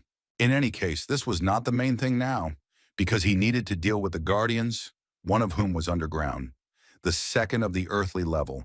Fortunately, these two came across Qin, because if these were other people, the consequences would have been much worse. Qin decided that it was quite dangerous to return now, so first he decided that he needed to increase his combat power. He started eating dragon beans, after which he significantly improved his characteristics. But not only did he increase his power, but his pet now had almost 200 stars, which was quite a lot considering his level. Qin clearly saw that he now had 2 shadow clones with a combat power of 150 units, and now he should be able to fight this Guardian. Therefore, they gathered all their strength and all their motivation in order to go into battle again. As soon as they teleported back to the same place, Qin immediately realized that this guy had obviously stayed here and was just waiting for them. The Keeper did not hide this, so he immediately went on the attack. But what a surprise Qin had when he saw that now this man was not alone, but apparently brought his entire clan here, which significantly worsened his situation. He also drew attention to the very man who attacked them and thought only that such efforts on him were somehow too much. But this guy didn't give a damn what the guy thought about it, because he continued to collect energy in his hands, and at one moment he created a huge ball, and as it turned out, it was his inherited talent, which was also called destruction. Destruction was not just one person's talent. It was a special technique of the Kang clan that could only work when they came together. Several clan members must work together to ensure that the divine spirit of the earth fills their bodies. Passing through the bodies of the vessels, the divine energy of the earth is completely purified. Then the earthly level master collects the divine energy contained in the bodies and forms a spiritual ball in which the energy increases tenfold. The man at that moment was thinking that even though the resulting power is incredibly destructive, there is one drawback. Those using this technique lose all their strength and the ability to move for 10 seconds after using it. So if you don't defeat the enemy with one blow, then serious problems will begin. However, on the other hand, he understood that he should not worry, because the one who suffered such a blow is usually not able to survive. Qin could only guess how strong this ball of energy could be, so all he could do was go into battle and stop them. The guy was able to get quite close to all the Guardians and dealt them quite a few strong blows, after which they died, for which he gained experience and other improvements. But this was far from the end of the battle. The Guardian already understood that things were not going well for them, and it was really difficult for him to understand how this was even possible. There was only one question in his head. How could this guy survive after being destroyed? But in any case, looking at Chin, he understood that he urgently needed to escape.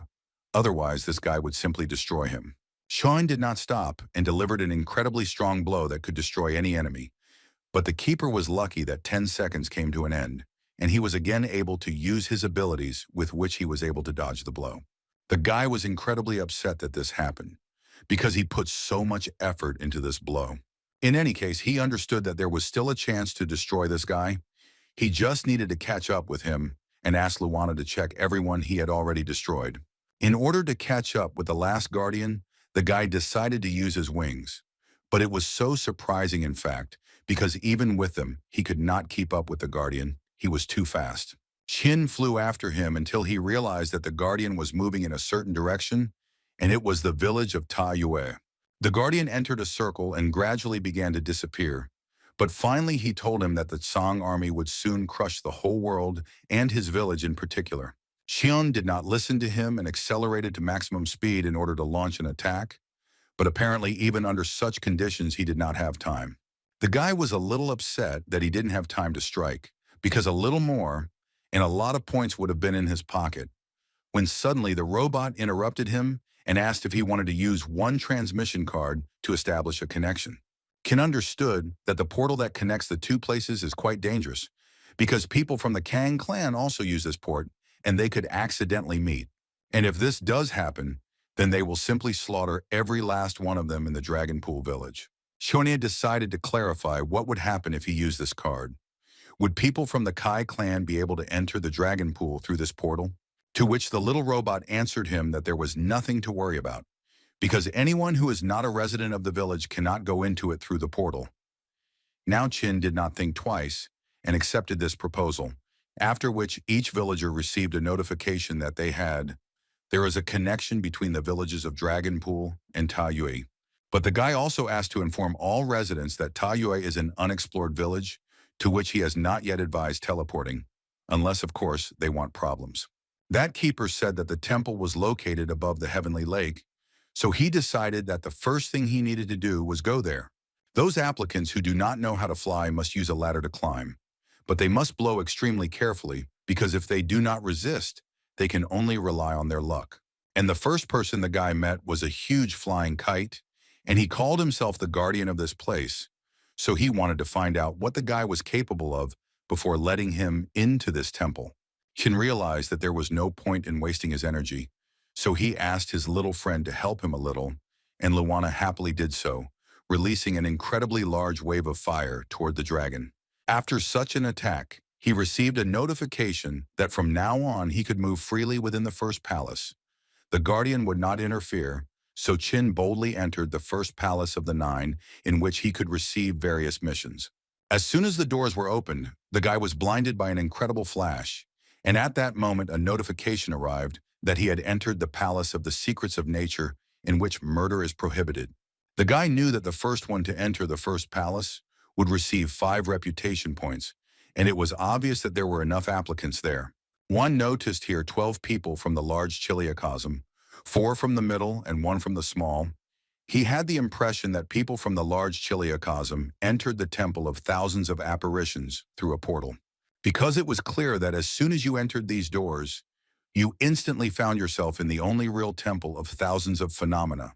As Qin passed by all the applicants, he heard them say without hesitation that he looked quite young, and also that with the innate talents and potential of people from the small chiliocosm, he must be incredibly lucky to be here. They were quite surprised that he was able to obtain the title of newcomer emperor, which was quite good, and considered him a rather interesting person.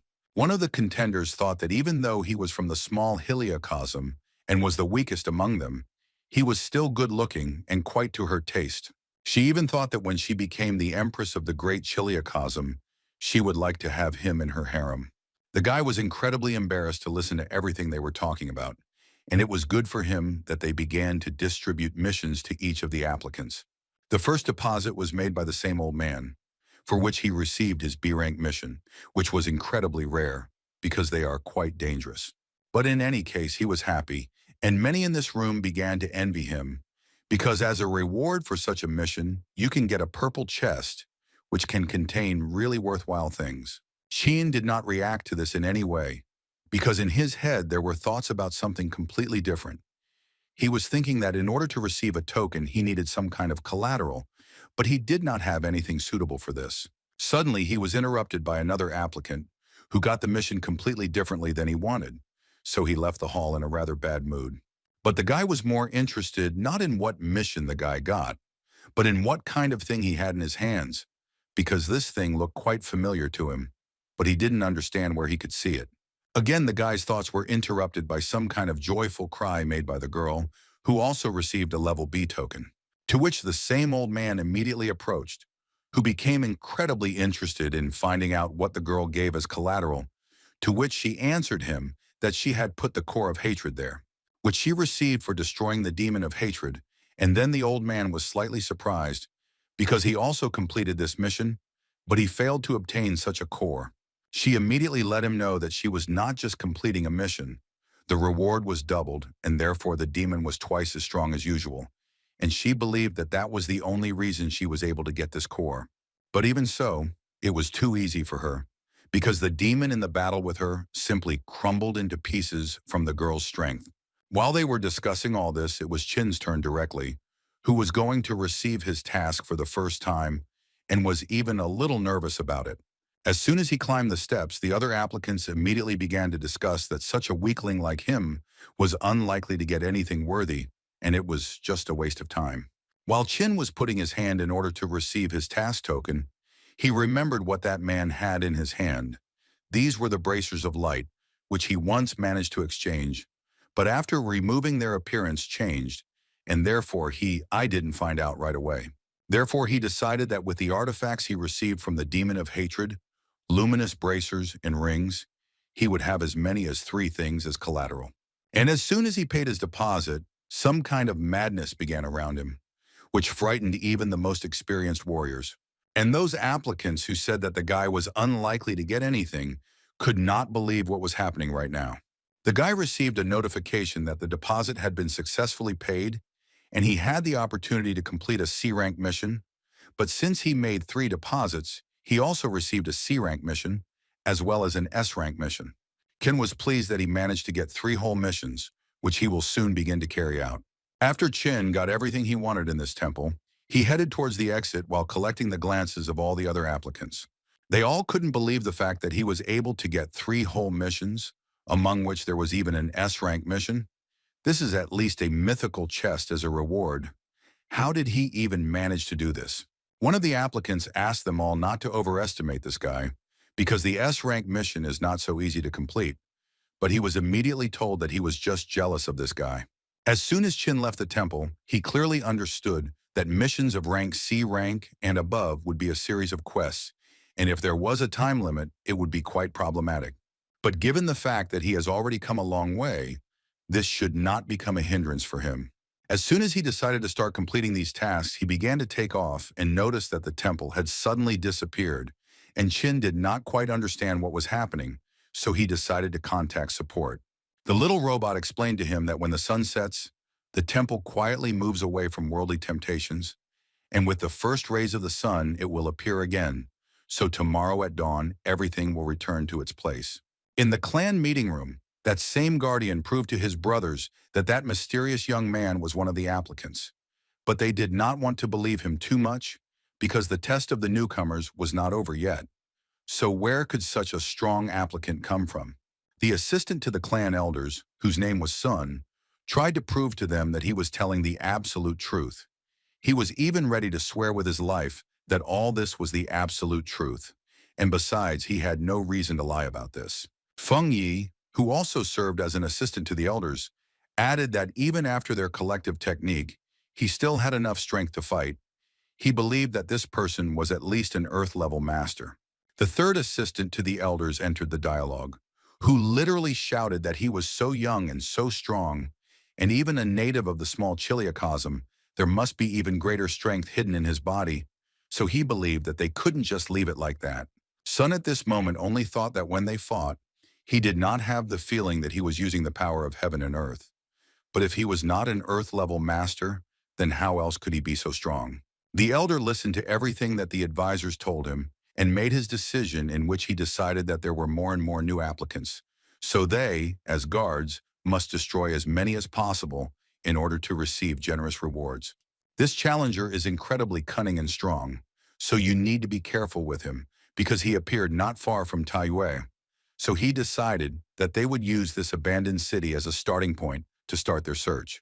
He also added that no matter how powerful he is, he cannot stop the entire Kang clan. So perhaps they will be able to find out where he gets his powers from and deal with him in one fell swoop. After which he finally decided and ordered his charges to destroy all the contenders. Then the strength of their clan would rise to a new level, and they should be able to participate in the next great battle. 300 people from each department, and tomorrow morning an army of 3,000 people will be sent to Taiyue, which made all the advisors quite happy. After the meeting, Sang Song's son Sang Ming simply could not understand why they should wait for the morning if they could attack at night. But Sun, looking at the moon, answered him that in fact everything is far from so simple. Because he was not there, so he doesn't know anything yet, a mysterious monster lives in the heavenly lake. And every time with the onset of night, it calls upon ghosts who have already died, not a natural death on these lands, but destroy all living things on their way, and the city of Taiyue is the closest city to this lake, which is why it turned into a ghost city. Even Earth-level masters do not dare to approach the Taiyue at night. As soon as Qin wandered into one of the local villages, several girls immediately ran up to him and began to offer their services, but he tried to ignore everything they told him as much as possible, because he assumed that it could be quite dangerous. The girl tried to impose on him the opinion that he was a very dear guest in this village, and he probably wanted to have a good rest, or at least have a snack, but the guy was not going to listen to her until he activated the Eye of Truth.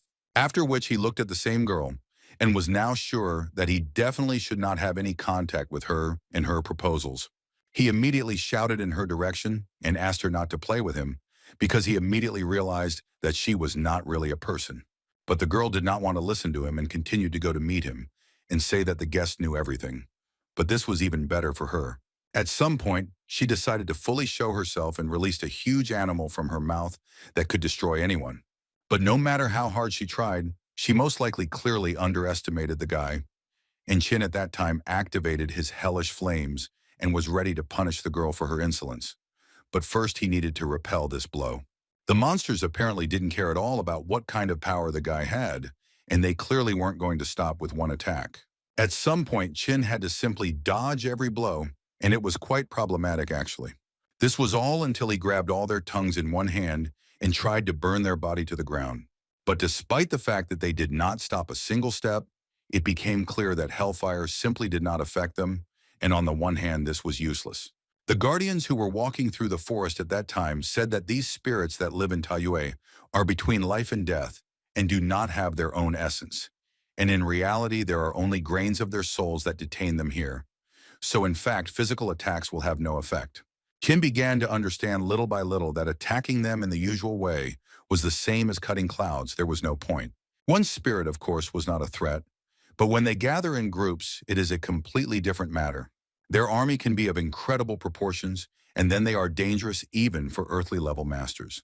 All the guy's guesses and thoughts were interrupted again by these spirits, who used a ghostly howl that can cause damage to the soul and split consciousness. And when the soul of an attacked person is separated from the body, they flock in an attempt to absorb it, which is why no one dares to touch them, even though these spirits are only level 30 and their combat power reaches hundreds of stars. But they are still incredibly dangerous creatures.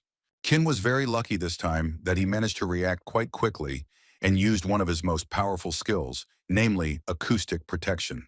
But he was not going to stop there either, and therefore added furious thunder to everything, who erased all these spirits from the face of the earth one by one, and it seems he still succeeds in destroying them.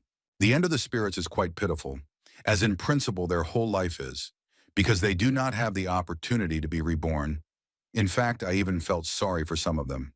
But in any case, they usually cause too much damage, so the guy did not stop and continued to attack them in order to destroy them all forever.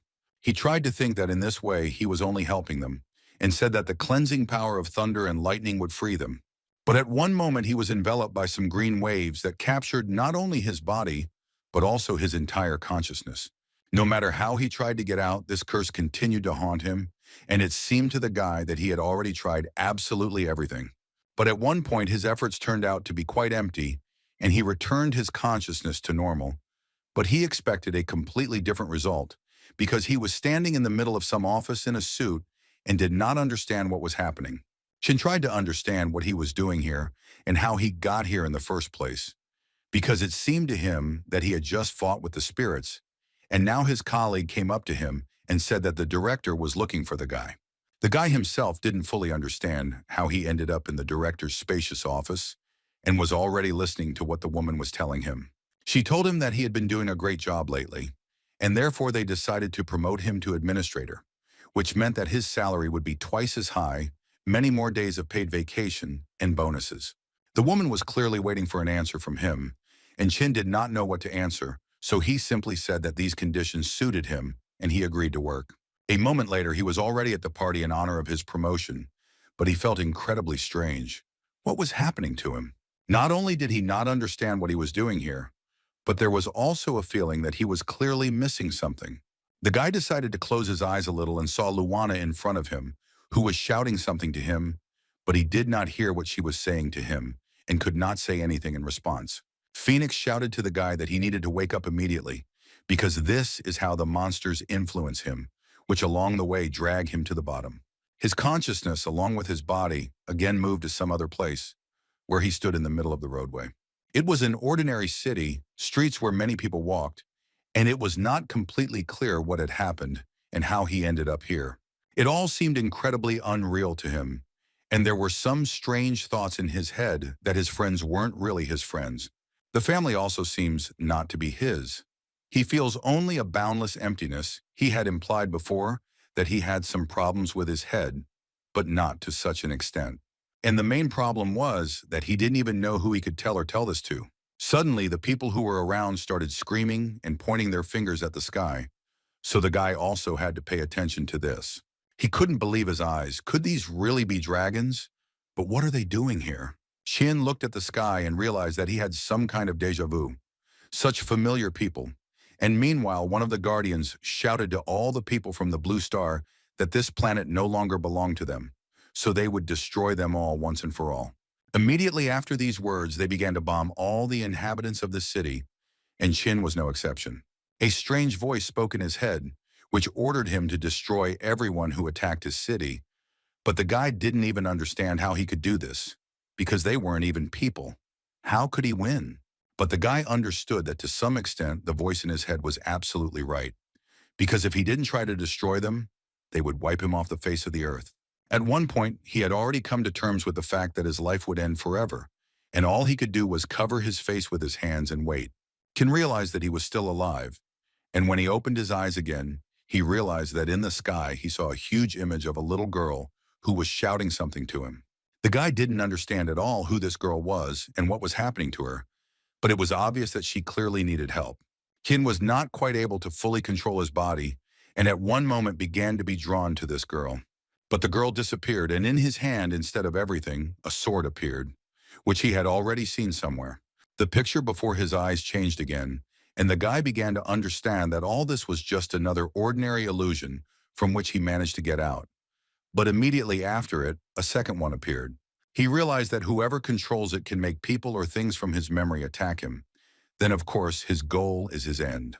There was a thought in his head that if all his conclusions were true, then the next attempt should be very soon, and he needed to figure out how to avoid it. A bullet from a sniper rifle fired, and the next thing the guy heard was how several people burst into his office where he was. This was a Special Forces detachment, which after entering a given point, informed its command that the target had been destroyed, and they were awaiting the next order. Chen didn't think so, and after the smoke spread around the room a little, they saw a guy who didn't understand what they were talking about and who they had already destroyed. He didn't understand what was happening. Had they really abandoned the heavenly powers and were now trying to destroy him with modern weapons? But again, the Special Forces did not expect this and immediately asked for ground support. They understood that not only was the target not destroyed, but something had begun to happen to it, and apparently they would have to immediately run away, unless, of course, they wanted to end their lives right here and now. It so happened that Qin planned to test the effectiveness of his forces against modern weapons, but apparently they are quite useless against him. After all, the special forces fired quite a lot of bullets at him, which simply stopped in his body and could not cause any damage. One of the mercenaries decided to throw a grenade directly towards the guy, with the hope that at least this would help destroy him. After the explosion occurred and the smoke cleared a little, it became clear that even the grenade could not cause any damage to the guy, and he stood still and continues to stand. Qin began to hear the voices of other people, who assured him that they surrounded him and he had nowhere to really run. They pointed a bunch of sights at the guy and were ready to shoot him at any moment. Qin understood that he must have some kind of protection from these bullets, and most likely it lies in spreading his wings again. They were already tired of repeating the same thing that he had better give up. But apparently Qin understood that these were all the tricks of the one who created this illusion. So he continued to destroy everything in his path, and this time he destroyed one of the tanks. They immediately opened fire on him from all the weapons that were available, and it seemed that this would be his end. But even here the defense worked quite in time, which was capable of blocking absolutely every blow. Qin remembered one important detail, namely, that he had never in his life understood the armored vehicles that existed on the Blue Star, and therefore he was sure that this illusion could not be detailed. And this gave him the opportunity to use his ability, which helped him out quite often, so he used the Ice Storm, which was able to destroy absolutely everything that was around the guy: tanks, armored vehicles, people. Qin guessed that this illusion was already unstable, and he had very little time left, and he would be free again. Therefore, he decided to continue in the same spirit, and this time, he had to face aviation. The pilots did not think about their decision and decided that it would be best for them to start attacking the target to kill. But Qin didn't think so. He wanted to get rid of this illusion so much that he began to destroy these planes one by one to make this illusion even weaker. Looking at all this, the guy thought that before he was a fairly ordinary person, but now even the armor of a vehicle does not pose a threat to him. The combat power of 300 stars is more than enough to conquer the small chiliocosm. But still, he was quite interested in whether it was really possible to ignore the established order, relying only on the strength and aspirations of one person. It seemed to Qin that now was not the best time for such thoughts, because whoever supported this illusion had already weakened quite a bit and would all disappear very soon. The only thing he regretted was that he could not wait for the nuclear bomb, which in all likelihood was just around the corner. Of course, he was not entirely sure that in such a state he could survive a collision with something so powerful, but in any case, he was grateful to his pet for the work, and then he could handle it himself. After which, Qin collected all the energy that was available to him and decided to deliver the final blow to the one who decided to joke with him like that. The girl who arranged all this called herself a dark caster, added that she did not expect anything less from the one who was able to get out of her illusion, after which she asked for forgiveness, just in case, of course, if he was angry with her because of her performance. Previously, she was a dark envoy to the Lord of Justice, and she feels the aura of the Arbiter of Justice emanating from him. But Qin was not going to listen to all this nonsense, so he didn't let her finish and interrupted her, which made her a little angry, because she doesn't like such impatient people. But it would be extremely difficult for her to stop the guy, because he had already begun to concentrate too much energy in his hands, and it looked too terrifying. She was still able to dodge the first blow, but it was only the first blow, and it was not entirely clear whether she would be so lucky next time. She tried to tell him that he had mixed things up a little, that even if he didn't like other people's homes, there was no need to create chaos, because when you come to visit and do something like that, you immediately get on the host's nerves. After which it seemed to her that she was able to deal an incredibly strong blow to him. But again, this all seemed only at first glance, because the next moment she was already bound by the chains of one of his talents. This was followed by a blow right in the face, which made the girl incredibly angry, and she was ready to simply destroy him for this. So she immediately went into battle to teach this crazy man a lesson. But it all ended before it began, because the guy fired several swords at her, which he managed to clone, and that was the end of the girl. After the fight, Qin noticed that her illusions were quite an interesting phenomenon, but he didn't need any of it. A few seconds later, he received a notification that he had received 5,000 justice points and a special item called a dark seal for being able to deal with the dark caster. Shin thought that she must have felt the power of the arbiter of justice circulating in his body and decided to get it. Therefore, using the abilities of the spirits, she imprisoned him in an illusion and tried to wear him down and would ultimately absorb him. This illusion helped him understand what he really wanted. He was the simplest person who lives every day according to the same scenario. But the appearance of this world changed everything. Now he has the power to protect those who are dear to him. In addition, he has the opportunity to gain even greater power. So from that moment on, he knew for sure that he wanted to become a truly outstanding being. As soon as he decided this for himself, a new view opened up before him. It seemed to him that he saw a huge palace in the distance.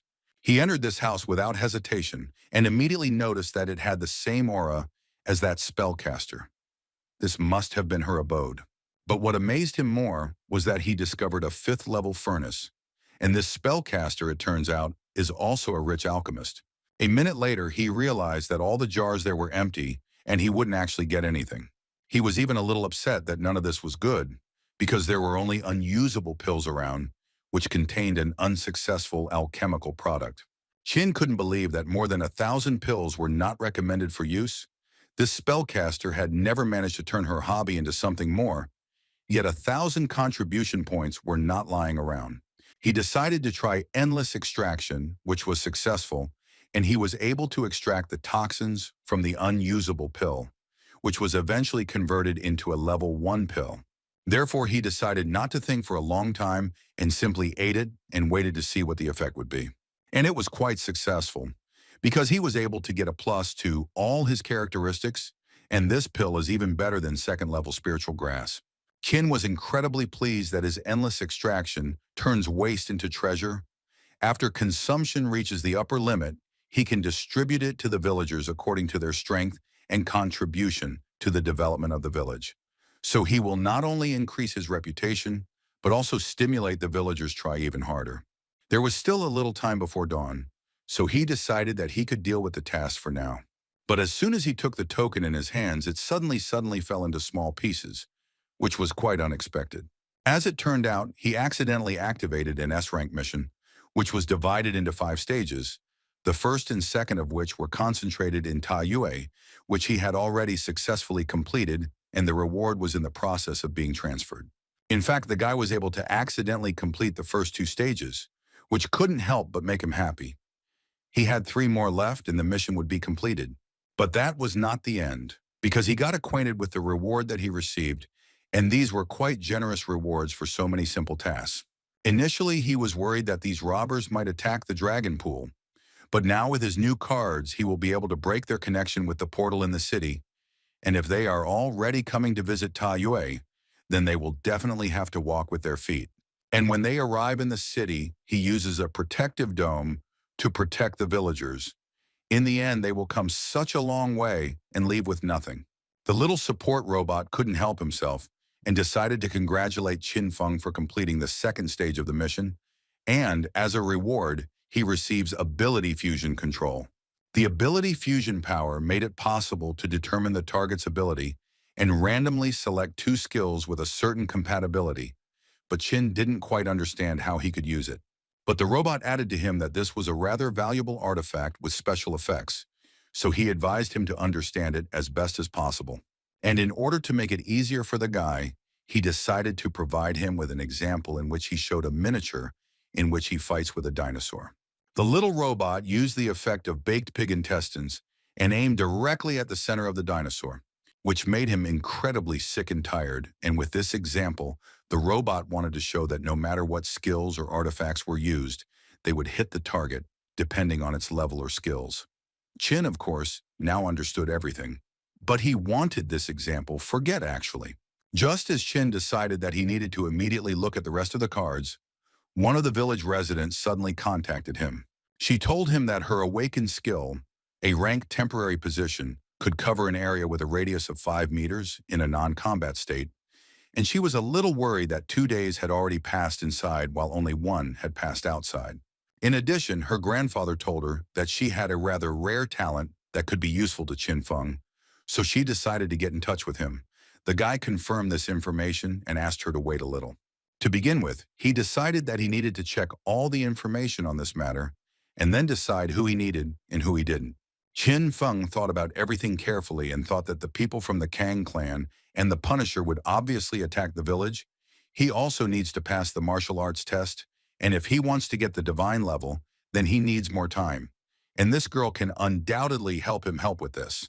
At that moment, the girl recalled how her grandfather called her to him and began to say that although they followed Mr. Chin, they were too different from the inhabitants of the dragon pool. Then he added that she was quite smart and beautiful, so he offered her to become the master's concubine, and then he would always remember them. She tried to the end to convince him of this and prove that he was really not that kind of person. He understood perfectly well that he, as an elder, had to think about the future of his clan. Mr. Feng is a talented young man with a great future, and if he has feelings for her, it will be a real blessing. Suddenly, his thoughts were interrupted by Qin, who was trying to reach the girl because he wanted to ask her to use the teleport to get to the Heavenly Lake, where he would be waiting for her. She unquestioningly followed Mr. Feng's order and was already there in a few minutes. Qiyu was so happy to see him that she immediately ran to him, and he didn't mind at all that she came to him. But as soon as she took his hand, Qin immediately used a teleport with which they moved to another space. The girl couldn't believe that she was in this place. It looked like some kind of warehouse where there was everything you could want. Even some little girl was sleeping peacefully. Shine added to her that they didn't have much time, so he decided to bring her here, because it was quite safe here, and she could easily activate her ability. She was 100% ready for this, so after the guy's order, she began to carry it out. After she was able to complete her part of the task, Qin received a notification that the initial countdown and temporary position had been established. And as soon as Qin realized that she had done her job, he threw her a small bottle containing those same pills and told her that he was going to start practicing, and she could take it, and then she would become a little stronger. She was very grateful to him, although she did not expect such generosity, and at that time he was thinking that for successful extraction he needed at least an hour. But with the force field, now half an hour might be enough for him. The guy began to use his infinite absorption and did it with everything, with all the plants that he had, which slightly increased his characteristics, but in any case the amount was incredible. So after a while he would become much stronger. The girl watched him carefully and thought that she incredibly wanted to stay with the master. But on the other hand, the girl herself did not really want to pursue any specific goal. Half an hour later, Shin used his talent several hundred times and extracted everything he could. But his combat power increased to 380, which did not suit him at all. He understood that there is a limit to the absorption of spiritual herbs if they cannot be exchanged for something else. Then this type of gaining points is further useless. He also received a notification that he could become an alchemist, but he understood that one skill point at a time, and if we assume that it takes 20 minutes to make one pill, then it would take him 33 hours to reach the average level, and with Shi Yue's skill, it's 17 o'clock. At this stage, he really thought about all this, because remembering the words of that guardian, he realized that he needed to be much stronger so that he could protect the village. Therefore, he decided that he needed to take a chance. Maybe it would work, and then there would be one less problem, after which he used permission to merge abilities. A slot machine appeared in front of him, which usually stands in a casino, but this time it will determine the guy's future new skill, and the fusion of Shadow Spray and Shadow Clone was randomly selected. The merger was completed, and the guy received a new talent, which was called the Master of the Shadow Stream, with the help of which he can create 2 clones that will lure all the combat power of the owner, and musical masterpieces will be played as background accompaniment. He walked away a bit from what had just happened and decided that it would be a good idea to actually try it all over again. First of all, he decided that he needed an alchemical furnace, after which he used the skill to create clones, because the 3 of them would be much easier to figure out. As soon as he used this skill, the girl who was calmly minding her own business could not believe what she was seeing, because she really had no understanding of why she was seeing 3 gentlemen. Meanwhile, they began the process itself, in which they needed to concentrate as best as possible. But unfortunately, the guy began to receive not entirely positive notifications in which he was informed that he could not clear the first level pill, and so on several times. In any case, he was not upset because he understood that now with the help of clones, the process goes 3 times faster. He decided that they would continue like this, and in 5.5 hours, they could finish. And in a sense, he was still right, because finally a notification came that the endless extraction had passed all the attacks successfully, and he was finally able to extract the toxins again. And this once again proved that in the future, he would not have problems leveling up as an alchemist. At that time, the Kang clan was forming its army in order to attack Qin Feng's strength, and one of the assistants was a little doubtful whether they should gather so many people for one applicant from the small Chiliocosm, because he could crush him himself with one finger. He was immediately told that 2 elders had already fought with this guy and were very badly injured. So they believed that they needed to be as careful as possible because these elders are quite strong masters. Masters who have reached the combat power of 100 stars but have not passed the martial arts test are called semi-earthly level masters. And this in turn is divided into 3 stages, which are awarded upon defeating the spiritual beasts guarded by the first 3 temples. Only those who have reached the 4th temple and passed the test of martial arts can be called an earthly level master, which is also divided into stages. Kang too is an earthly level master of the 4th stage. And the elder of the clan occupied an even higher position, so it is he who leads this clan, which right now will set out on its next journey. At one point, his advisor ran up to the elder, who reported that all 9 districts had sent people and gathered only 3,000 people. The clan elder accepted this information and added that he could not go in this direction, so he entrusted this mission to the elder Fei, who stood behind him and was ready to carry out any mission that the head of the clan ordered. In addition, he had long wanted to prove that they were not weaklings and wanted to give back to the clan, but the head of the clan stopped him and added that they were short-sighted and only knew how to wait for the right moment for their affairs. Now their priority was the challenger. As soon as everything was ready, the elder ordered everyone to gather their thoughts, and from that moment they moved forward. Several guardians were very heatedly discussing the fact that they had heard that the reward for destroying the challenger was incredibly generous, so each of them wanted to catch him first. But as soon as they decided to use the portal, which was supposed to transport them to the village of Tu Yue, they encountered an unknown problem in which the portal simply did not work. While the guardians were figuring out why they were disconnected from the portal, Qin was trying to cope with another problem in the form of a new enemy, whom he decided to spare this time.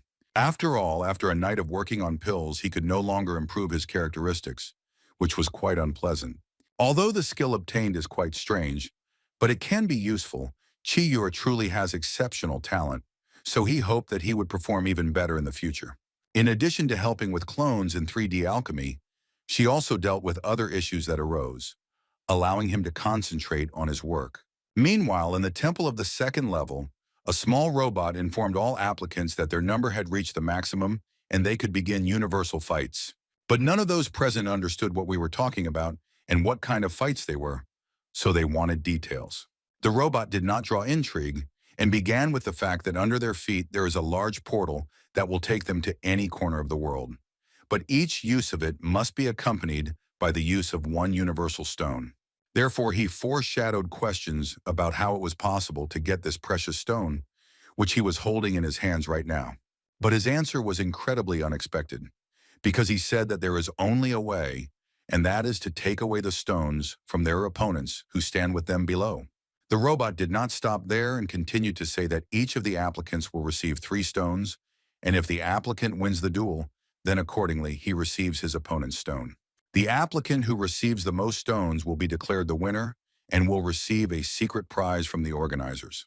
Qin listened carefully to all these conditions and understood that he needed at least 16 universal stones. If each opponent had 3 stones, then he would have to fight with 3. Suddenly, his calculations were interrupted by one of the contenders, who said that he would like not to participate in the competition, so he did not mind giving these stones and just leaving. At first, the robot responded quite kindly and told the guy that he certainly could do this, but then he would pay for it with his life. The guy suddenly changed his mind, because in an instant his body seemed to be hit by countless sharp swords, so he didn't even have time to react. Now he understood perfectly well that this robot, who is always friendly with everyone, is actually a demon who can destroy you at any second. As soon as all the questions were over, the robot again very politely asked everyone to confirm their intention to participate in the competition. Chine understood that he had not yet fought with other contenders, and this was a great opportunity to look at their level, and this was a mysterious prize. He believed that it was worth fighting for. After a while, when all the participants agreed to participate in the competition, the robot happily announced that the first battle was about to begin. In the right corner stood a man from the small heliocosm, who called himself Qin Feng, and he himself was from the Blue Star. His opponent was in the left corner, Harry from the middle Chiliocosm Voclus. Qin was surprised that everything was so organized. Besides the fact that there was a special arena, they also invited spectators here. The robot added that to be fair, of all their personal information, only their level is displayed, so the enemy does not know about the abilities, skills, and even the combat power of their opponent. They all have 10 seconds before the start of the match to place bets, and spectators who do not place a bet now will automatically lose the right to be a spectator of the next match. Also, the robot incredibly wanted to remind them all that gambling involves certain risks, so you need to invest wisely, and Chin perceived it as a children's game in which there is even a leader. All these people, the spectators, the arena, it was all somehow very strange and unjustified. The bets were officially accepted, and the robot was ready to announce the start of the battle. However, he did not forget to warn that in this battle there are no rules and restrictions. In battle, all means are good, so the winner takes all. As soon as he finished this, he announced that the battle had officially begun, and Chin's opponent immediately went into battle, delivering his blow.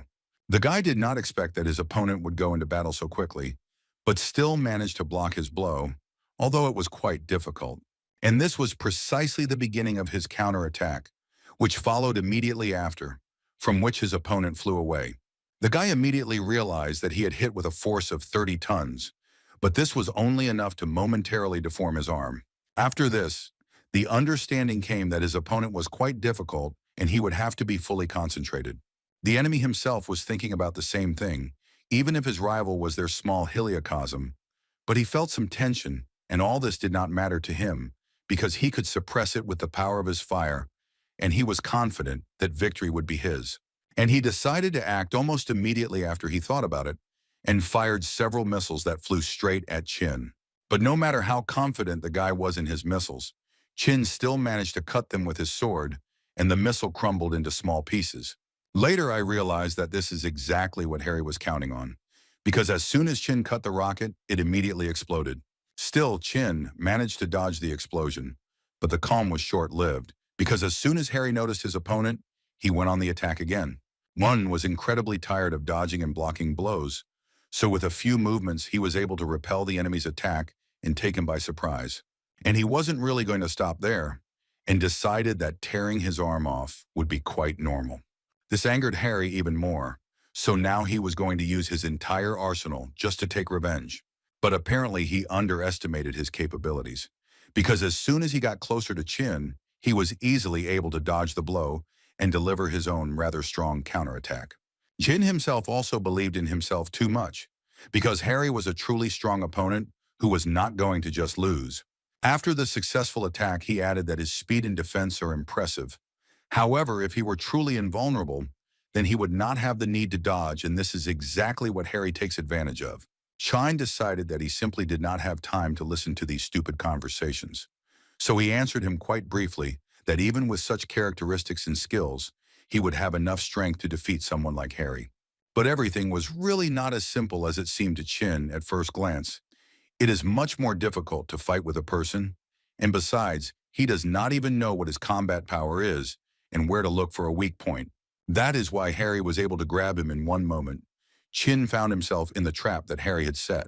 Fortunately for Chin, he was still able to use the talent of manipulating the earth in his bonds, which helped him secure his legs to the floor. But this could not last long, because in one moment it would simply break his legs. But he was still in a great mood, because the opponent was actually really worthy and he could have a lot of fun. In any case, he decided that he needed to fight back. But first he was quite interested to know how his fire affected Harry's steel. Harry didn't understand what the guy was talking about until a whole wave of fire hit him, from which his steel clearly could have easily melted, and the guy himself clearly received his share of damage. Now Harry had doubts in his head again about his incredible strength, because from the moment he was able to awaken an S-rank talent, he had no equal. Where did this guy even come from? But there was really no time to think about who he was and how he did it, because Chin had already continued to attack, and he needed to think about how to evade such an attack. Apparently, Harry didn't have time to come up with an idea, and so Win was able to lift him to a fairly large height from which he was going to throw him and end the fight there. The guy's condition worsened every second, and it became clear that he most likely lost the battle despite his great strength. Chin thought the same thing, who at one moment flew up to the guy in order to deliver the final blow, which was supposed to force the guy to surrender. But Harry was not one to give up in such a case, so he decided to continue the fight, which is why he received an incredibly strong blow to the head immediately after he decided to do so. Chin understood that a few more such blows, and he could simply destroy this guy. So he decided to tell the robot that his opponent was not able to continue the fight, so he would like to end it there, but the robot wanted to know what Harry himself thought about it. The assistant immediately asked Harry if he could continue the battle, and the guy at that moment only thought that he was incredibly unlucky, that in the first battle he encountered such a strong opponent who did not even give the guy a chance to win. He understood that even if the Universal Stone allowed him to go to different villages and receive rewards from the inhabitants, but if he died now, then all his efforts would go to waste. While Harry was trying to squeeze out at least one word, Chin noticed that the atmosphere in the arena had changed significantly, and now the spectators were behaving differently. Meanwhile, Harry still found the strength to say that he admitted defeat and surrendered, and thus Chin became the winner of the first battle. Then the robot announced that the restriction had been lifted, and now the winner could receive his reward. Chin did not quite understand what he was talking about. Immediately after this, monsters appeared in the arena, who were apparently going to eat the guy, who unfortunately for him, lost this fight. Harry couldn't fully understand what they were doing. Were they really going to eat him because he lost the fight? His fears were justified, and they really began to devour him, and it was very difficult for him to envy him. Everything could be heard in the arena. These were Harry's screams. Chin realized that the robot deliberately kept silent about what would happen to the loser for the sake of greater entertainment. The robot answered him that their world is not a toy, but a constant battle in which the reward is life. So he kindly asked Chin Feng not to slander the support service. It became clear that all these spectators were actually the same people who lost their battle, and Harry would become one of them. But this was not the end. Now the guy could take his 3 stones, and he also gave him the choice to continue fighting or not. Chin understood that at the moment he had 6 stones, but this was still not enough to achieve his goal. His people were still waiting for him, so he could not retreat just like that. Therefore, he had to answer the robot that he was continuing the battle, and the robot notified all the spectators about this. He also added that those viewers who had their bet played, they can continue to take part in bets, as well as continue watching. The robot decided to choose its next opponent quite randomly, and it turned out that it was Sar from the Danjiang clan. The guy was incredibly happy about this, because in fact he had been waiting for this opportunity for 1,000 years, and he was finally given the opportunity to take part in this battle, but first he had to choose his appearance. This guy was from the Danjiang clan from which the heavens turned away. His family did not live, but survived in the misty forest, waiting for the new emperor. However, everything that was dear to him was destroyed 8 days after the arrival of that contender. All that the one who did this to the guy's village could leave was a small cloth. So from that moment he decided that, despite everything, he would take revenge. Ending the heavens' hatred towards their clan and rushing to the temple of 1,000 apparitions, he felt much better with the thought that he would take revenge very soon. But no matter how great his desire was, he still lost, and until that moment he was only a spectator. And he was defeated by a man who had previously heard a lot about the Dansung clan, but did not fully understand where he got such information from. The guy at that moment began to understand everything perfectly, because as soon as he looked carefully at his opponent, he saw the very symbol that was on the small cloth that the killer left. Sar could not stand this and began to scream at him at the top of his lungs, because all he needed in this life was to achieve revenge, and finally he found the very person who did such a terrible thing to his family. But unfortunately it was too late, because he lost the battle and now several thousand monsters came after him, pulling him towards them. The guy's opponent understood that Sar could no longer do anything to him, so he decided to add that a bunch of scum was his clan. Now he remembered. Sar wanted to continue this fight too much, but it was already too late. All he could do was promise himself that he would take revenge on the guy at no cost to him. Therefore, the guy decided that it would be better for him to become a strong monster and be able to take revenge than to live his whole life in the body of a person with a sense of guilt. Sar incredibly wanted to start this fight because his revenge had never been so close. Usually he had to watch the battles of newcomers and had no luck getting to them himself. Without waiting for the battle to begin, the monster decided that he would attack right now, so he attacked Chin without any doubt. But Chin was not going to lose to such a monster who only wants revenge. So he struck him with his fire to wake him up a little and let him know that he was facing a difficult opponent.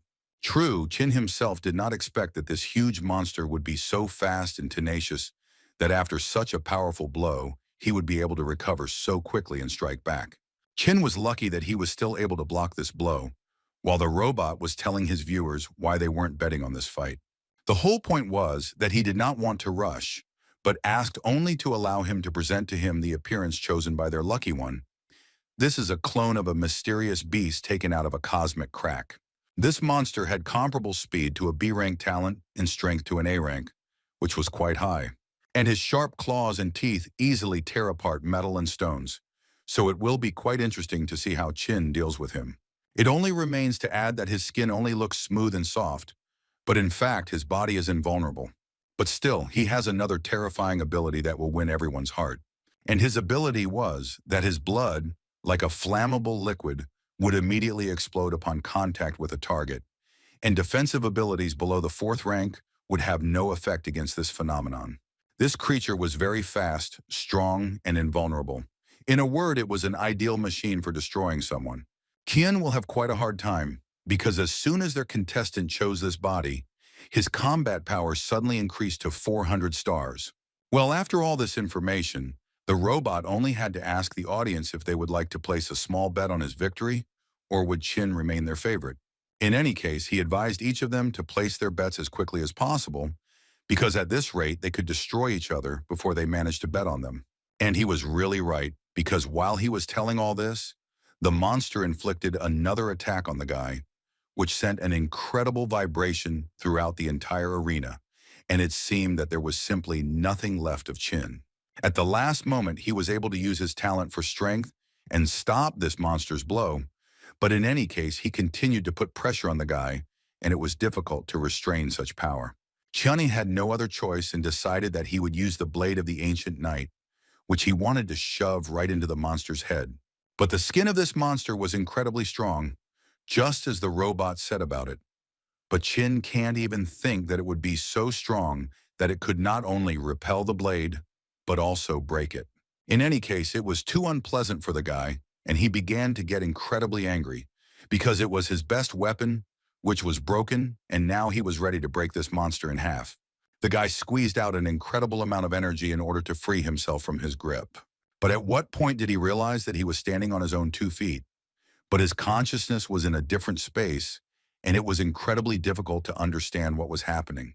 All he heard around him was the word "I will take revenge," which was repeated countless times.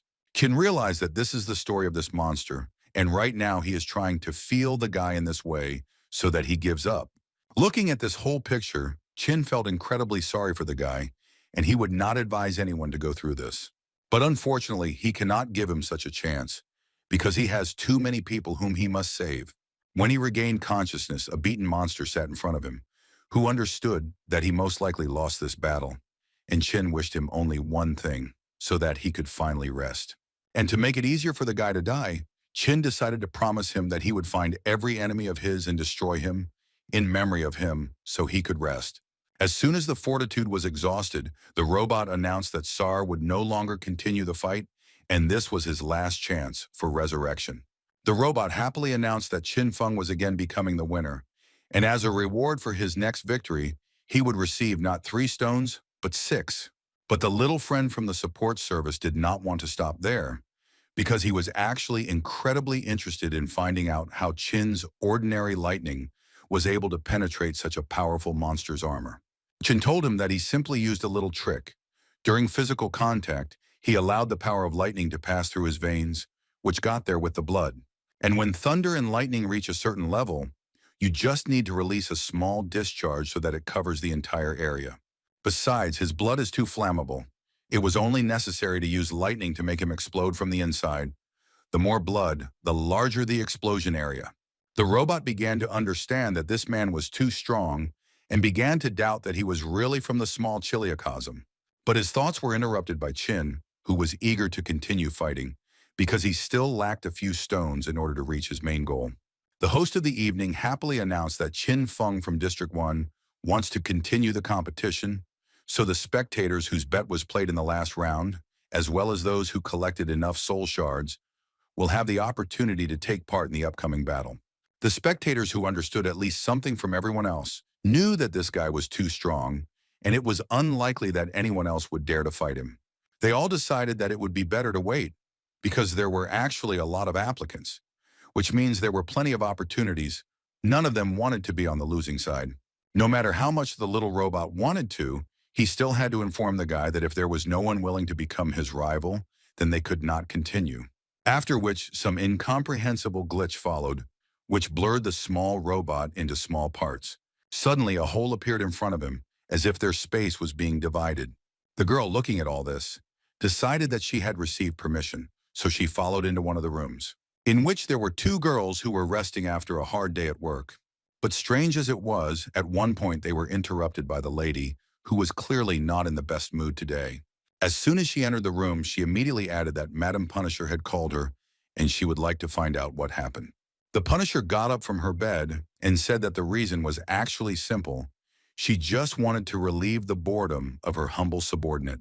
The woman did not quite understand what she was talking about, and asked her to explain to her in more detail what she meant. The Punisher continued to say that she knows very well that the woman simply cannot continue the battle, but she actually has an excellent proposal. After which she showed him a live broadcast from the arena, where Chin had just defeated two opponents in a row and wanted to continue fighting. But the woman immediately noticed the fact that the Punisher has no right to interfere during the evaluation of newcomers.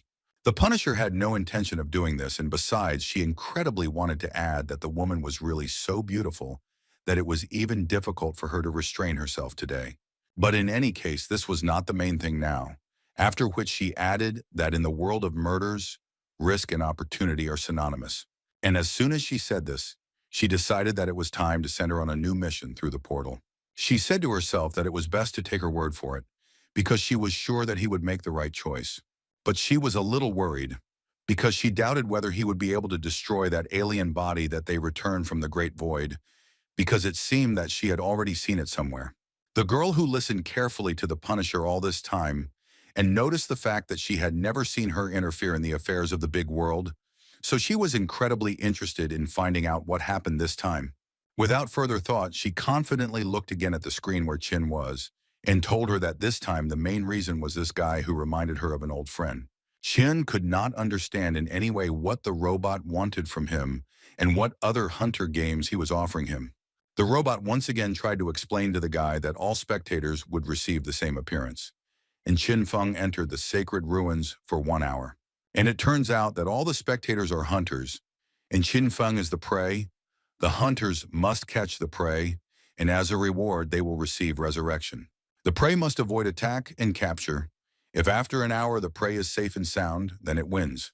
But if the prey destroys all the hunters, then he can get 500 points for changing roles. The robot once again warned that this would only happen at Chin's request, and if he didn't want to, he could refuse. But to be honest, the guy admitted that the robot interested him too much, so he replied that he would like to start the game already. The robot did not need much persuasion, and he instantly transferred them to a special arena where hunters had already begun to attack the guy. But all this was too easy for the guy, because he managed to use only one skill, namely the release of energy, in order to repel the attack of these hunters. The first 6 hunters were neutralized, but he understood perfectly well that he shouldn't stop there, and what's more, it would most likely be much more difficult. The combat power of 200 stars was too small for the guy, so it was not surprising that he was able to defeat them so easily. However, he noticed that after they died, their bodies immediately disappeared, without even time to retrieve them. Suddenly, his thoughts were interrupted by a shot that could have caused quite a lot of damage if Chin had not activated his defense before. After which he saw a warrior in front of him. Apparently it was another hunter.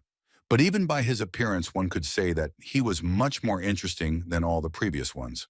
But as soon as Chin realized that he would have to fight again, an unexpected situation happened before his eyes. In his eyes, one could see the disappointment that he would not destroy this guy. But thanks to the fact that this hunter managed to fire a small number of fireworks from his weapon, other hunters immediately realized that their main target was located there. Therefore, they decided that it was time to gather all their strength and go for their resurrection. They decided that it would be quite reasonable to split into 3 teams, 2 of which would go around. They needed to move quickly, and the most important thing was not to let him escape. Their main task was to use an attack in waves, because this way they would have more chances. Besides, there are many hunters.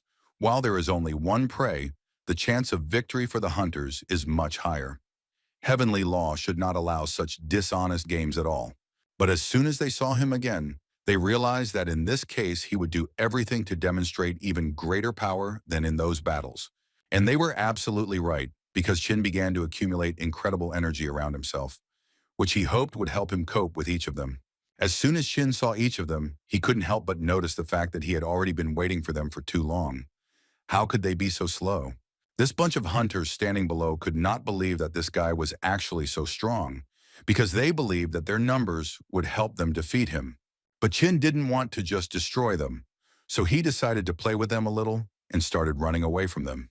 He created a copy of himself and sent it running in the other direction, but the hunters saw this almost immediately, so they also ran in that direction. One of them immediately realized that the guy had simply created a copy of himself, so he decided that it would be a good idea to use his eye of truth, which would determine whether it was a clone or not.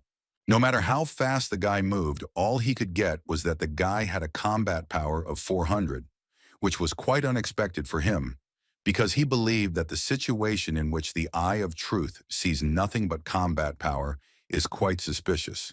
So he decided that it was real loot and not a copy. At one moment they found a moment to attack, which they considered quite good, but it seemed so only the first time, because when they finally decided to attack, it disappeared at the last moment. They couldn't believe that this guy had just been here, and it seemed to them that they had already launched an attack on him, but he suddenly disappeared. After which they began to quarrel among themselves, that each of the teams violated their agreement regarding searches in their zone, and a little more, and they would have quarreled among themselves. Suddenly, one of them heard some rather loud sound, which slightly frightened the hunter. The other guys didn't understand what he was talking about, so they asked him to explain in more detail, and he said that when they were chasing him, he heard some strange sounds, as if someone was singing, but he believed that he was not the only one who heard it. He also added that they sang something about love, tearful parting, and the bitterness of loss, and this further confused his friends. Meanwhile, Chin continued to count everyone who was in that place, and he stopped at the number 54. As soon as he counted to the end, he was ready to begin destroying these hunters, because the reward for destroying each one was quite huge. Qian used 2 of his clones at once to simultaneously use 3 skills, and thus destroy all the hunters in one fell swoop and finally take his prize. While the other hunters were trying to come up with a new plan for how they would look for the guy, the one who heard the song noticed that an earthquake was starting, and he felt uneasy at the thought that they might fall underground. But before they had time to come to their senses, the ground began to disappear from under their feet, and each of them simply began to fall down. Some of them tried to delay using their weapons, but they had little success. What a pity that the idea that this was a trap only now occurred to them. Other guys tried to save their lives at the expense of others and sacrifice their comrades. But in the end, they still fell down without a chance of survival. Everything they tried to do was simply useless. And those who still managed to stay alive at least a little thought that moving in space, controlling the earth, metal, his thunder, which he demonstrated during the duel, all these were the talents of this guy. They could not believe that he has so much. Who is he then? In any case, their thoughts did not last long, because Chin wanted to finish with these hunters as quickly as possible, so he used his lightning again. Some guys had a defensive talent that helped neutralize this attack, so they kept thinking that this challenger was really unusual. First he gathered us all in one heap and only then attacked. One of them nevertheless managed to get closer to the edge of the pit at one fine moment, and a little more, and he would have been able to get out. But apparently he would not be destined to do this, because as soon as he decided that he had a chance of salvation, Chin immediately dropped a metal cage from above, which destroyed all chances of salvation. Chin understood that there were too many hunters, and he was only one. If he destroyed them one by one, he would definitely not be able to complete the task of destroying them. But on the other hand, if they attacked in a large group, then he would definitely have a hard time.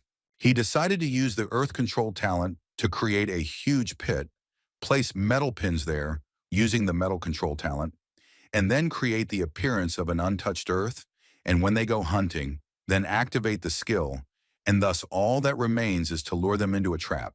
This way he will be able to cope with several or maybe more hunters at once, so he decided to proceed to the next step. He put his clone to work, and he leads the hunters to a place where there is not much activity, and all that remains is to wait until they all fall into a trap. Sheen then decided that he needed to attack immediately, so he formed a wall of fire around the hunters to delay them. Next, he decided to use the art of manipulating the gold of the talent of the 5 elements and weaken the frame of the building, causing it to simply collapse. And along the way, ice arrows will be waiting for this territory in the air, which will be shared with those who still manage to get out from under the rubble. Thus, he believed that the hunters would die instantly, and to be sure, he used fire to heat the area to extreme temperatures, thus melting the soil and turning it into lava. With the rest of the hunters, he decided to act even wiser.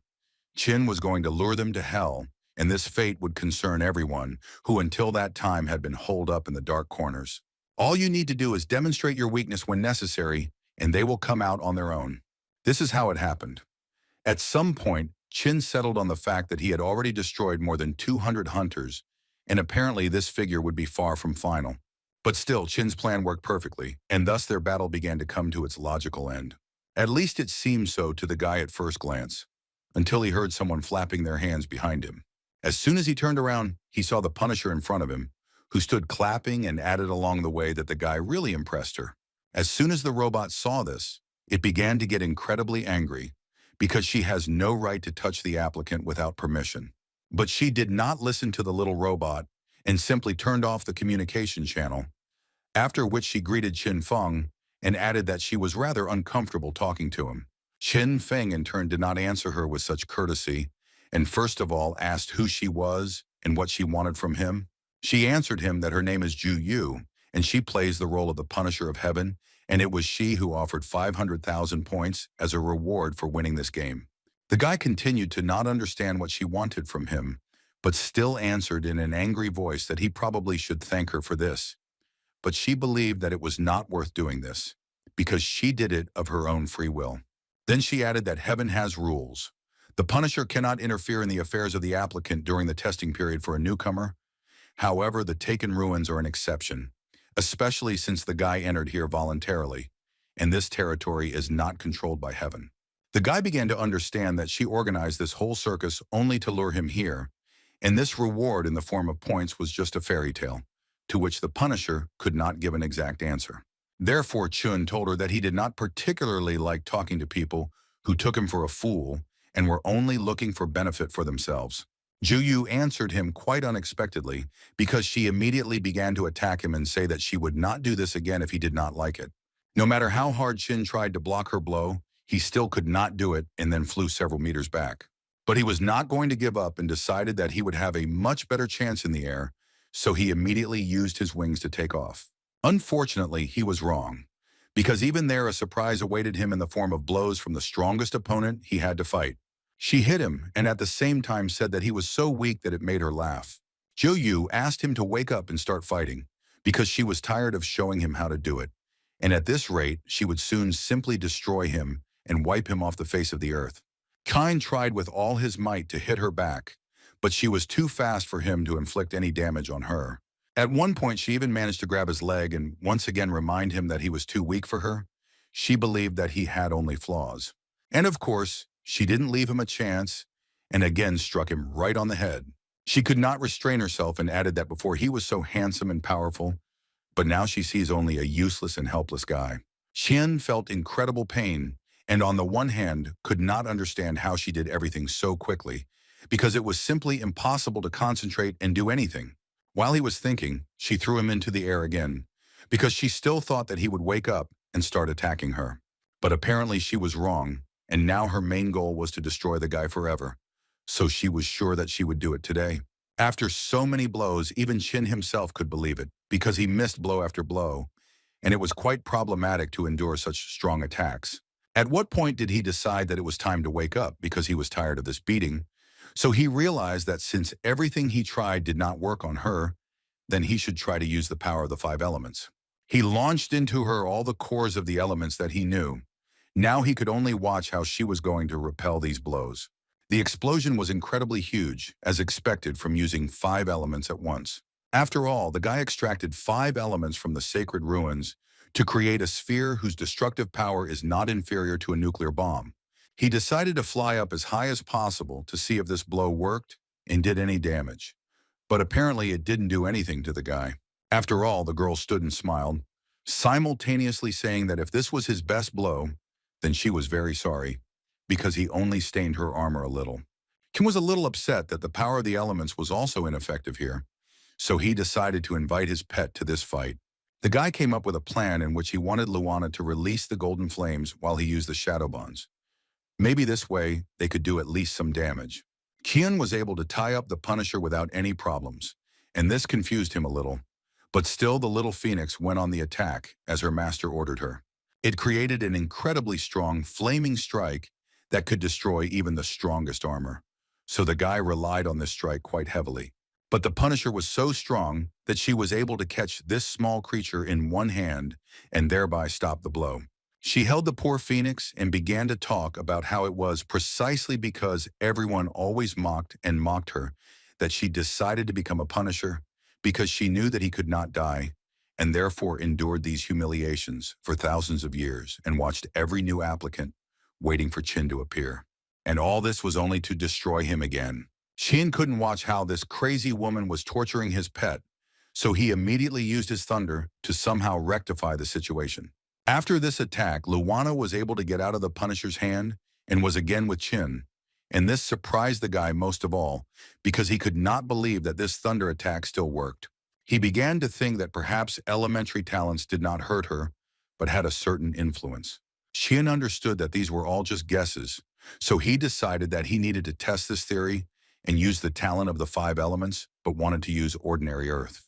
To begin with, he wanted to use quicksand, but then he realized that this would most likely not be enough.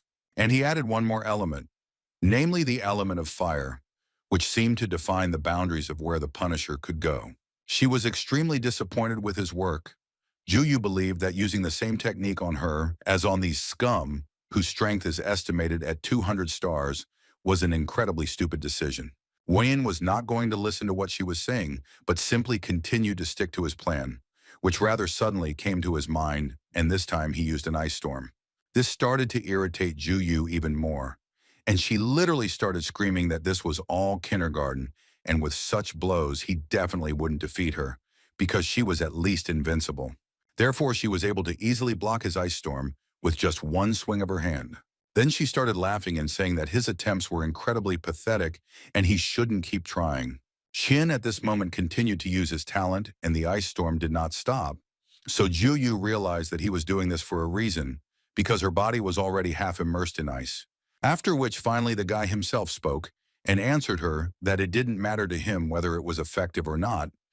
The important thing was that in this way he could immobilize her for some time. After all, only thanks to this, he can deal her a rather strong blow, which she cannot block in any way, which is what he did as a result. She was in a trap, and now the guy dealt her blow after blow, and added along the way that now it would also be incredibly interesting for him to see how she would get out of this trap. Jo Yu did not think so, and at one moment exposed her helmet to the blow, and Chin struck with all his might, not on the head, but on the helmet. And this energy made it possible for her to strike, even considering the fact that her hands were tied. The guy couldn't even imagine that she would try to launch a counterattack in exactly this way, so he couldn't foresee it.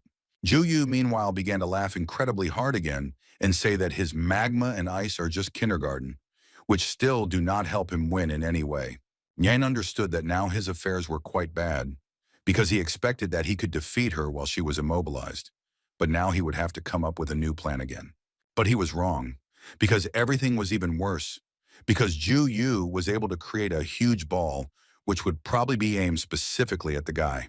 Before launching such an attack, she added that she incredibly liked the look on the guy's face, but now she really wanted to show him what she was capable of. This huge ball was flying straight at the guy, and he realized that his regeneration rate was too low, and there was not enough energy to somehow evade it. Was this really the end of him? The situation was truly stalemate, because of the understanding that if he did nothing, he would most likely simply die, which drove him even more into a state of panic. Juyu's blow reached its target, and it seemed that this was the end of Chin's story, because given his condition, he could not avoid the blow. She was about to leave when she suddenly realized that he was again using his pet, which in addition to being able to control fire, is also capable of controlling space. Joyu was very angry that the guy was able to survive even after such a blow. How lucky is he? So she attacked him with a bunch of blows to the body because she wanted to finish him off incredibly hard. Chin was in an incredibly bad state, but his regeneration was aimed at Luana, who was able to save him at the last moment.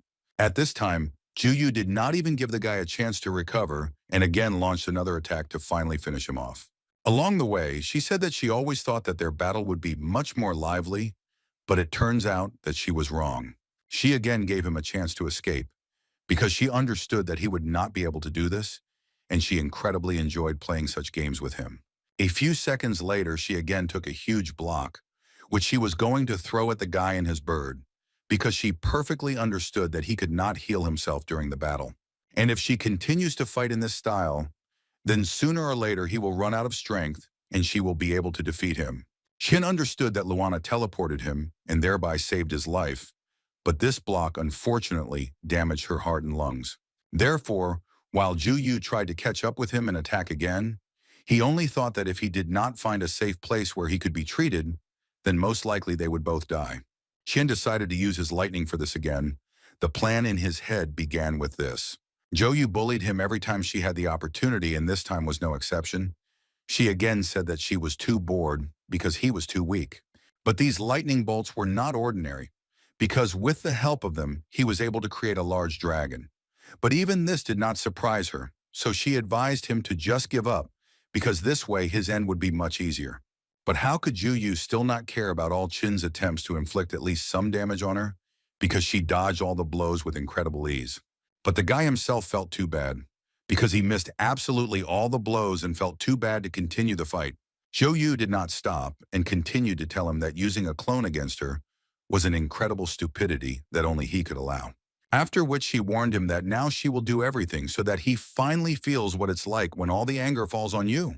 But she didn't even have time to think when Shin suddenly appeared in front of him and dealt her a pretty good blow right in the face. In any case, this was all to Chin's advantage, because at the moment he was using his regeneration skill to restore his strength, and the noise from the electromagnetic gunshot was intended to drown out the melody from the use of the shadow flow.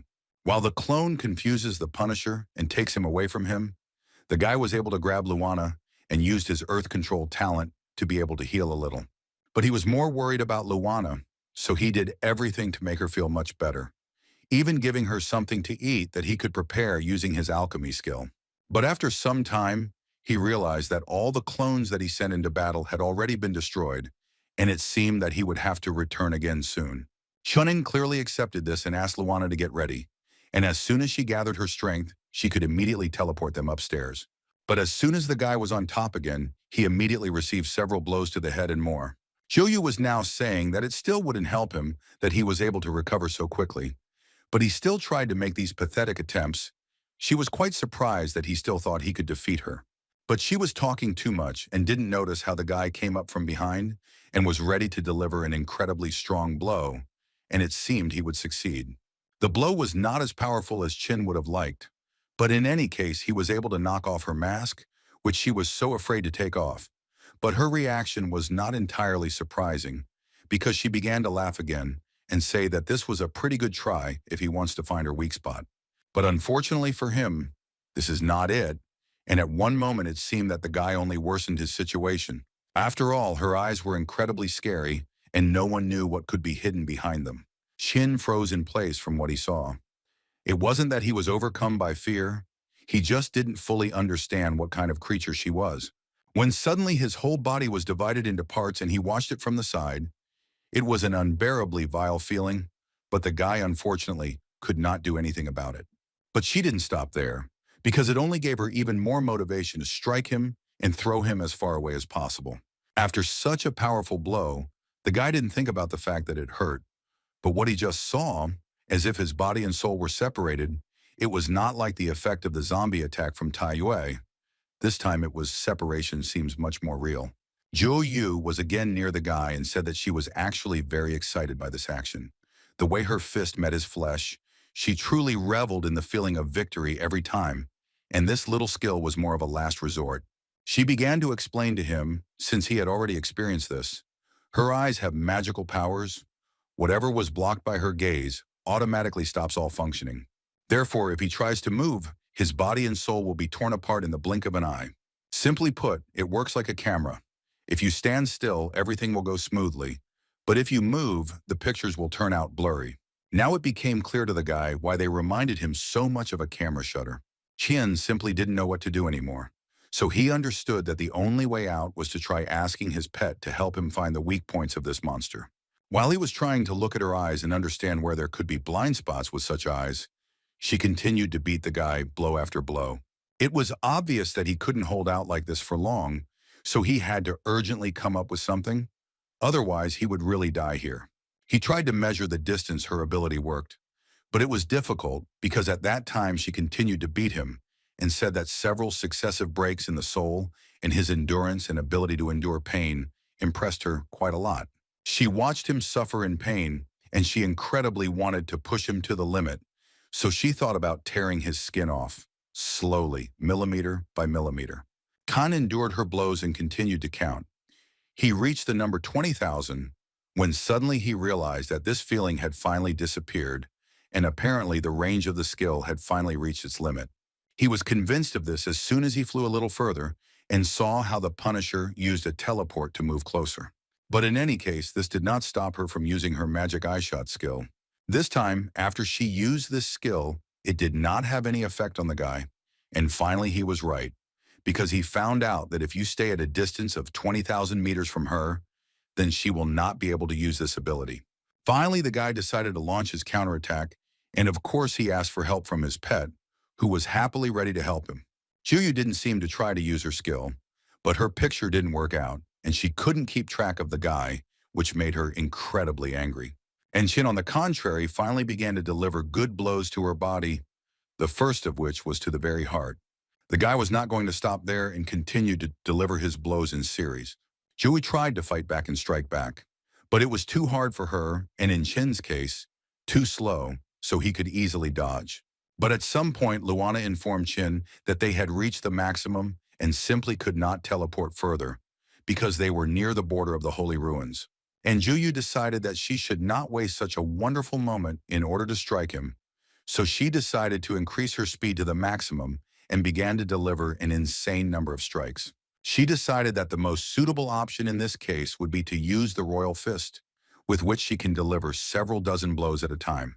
Chin understood that there was no point in dodging these blows, so he once again asked his pet to leave as soon as possible.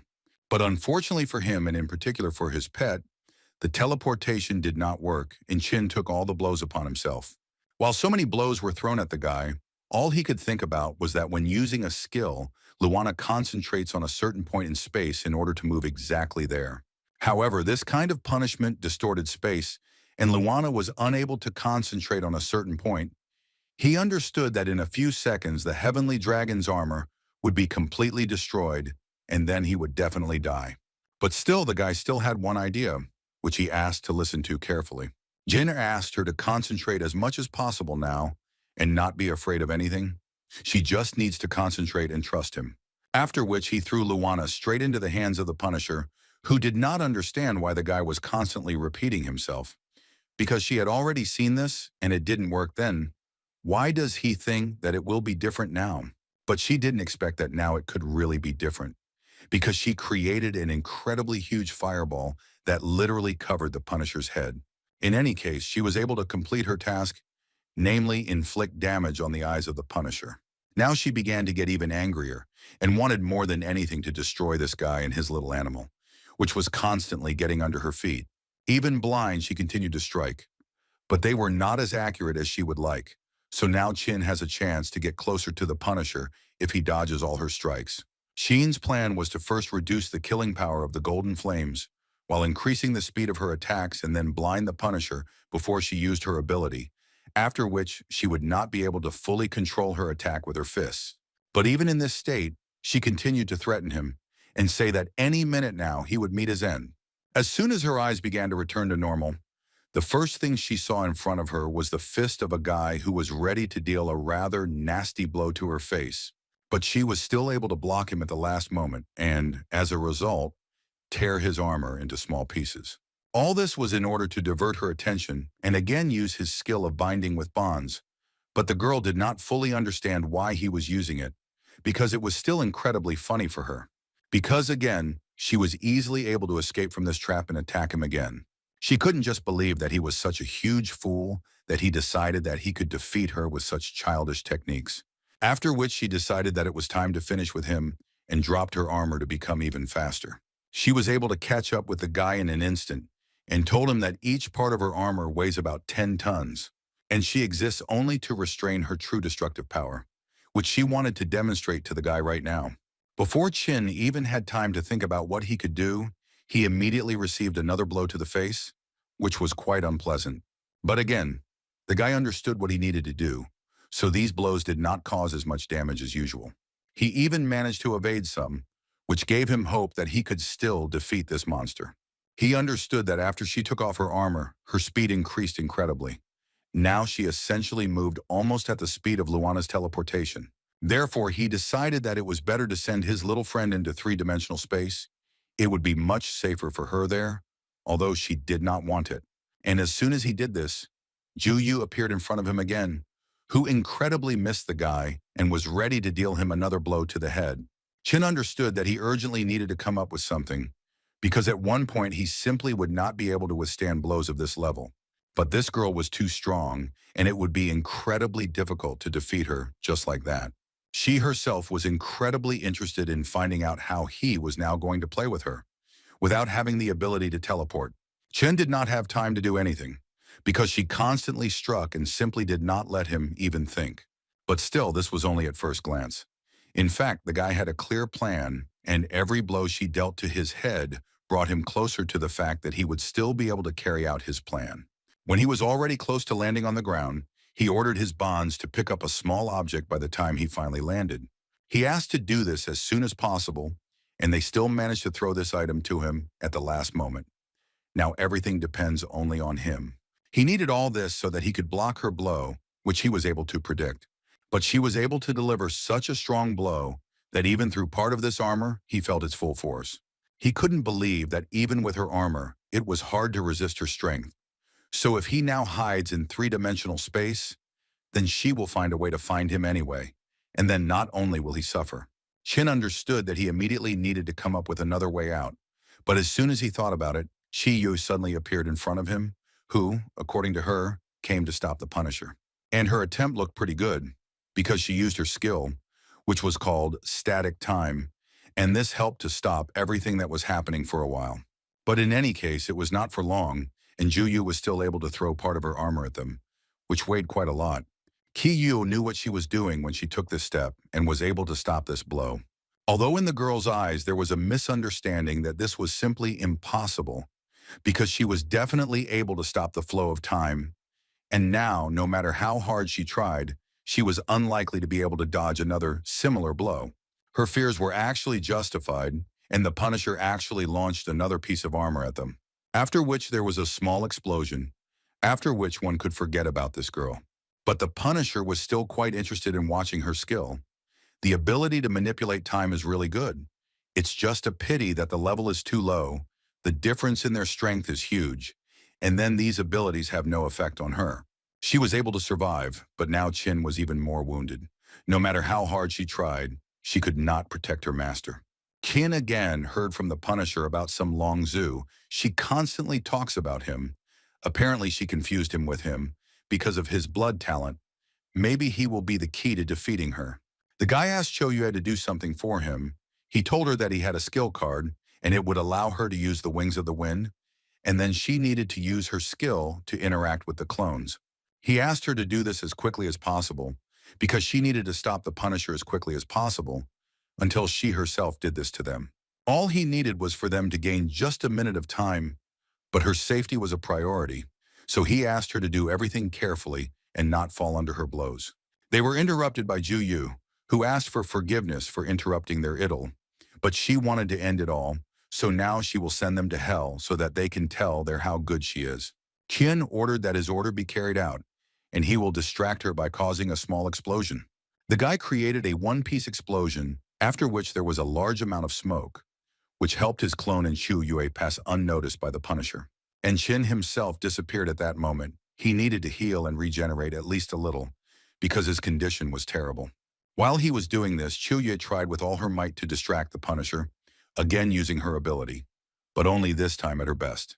Qin wasted no time in eating as many dragon fruits as he could, literally stuffing more and more into his mouth. While Juyu was trying to get a clone of the guy who was simply carrying out an installation to stall for time, Qin's strength continued to grow at this time, because he ate an incredible amount of dragon fruit at once. Kui understood that she could not hold out any longer because she was getting closer and closer.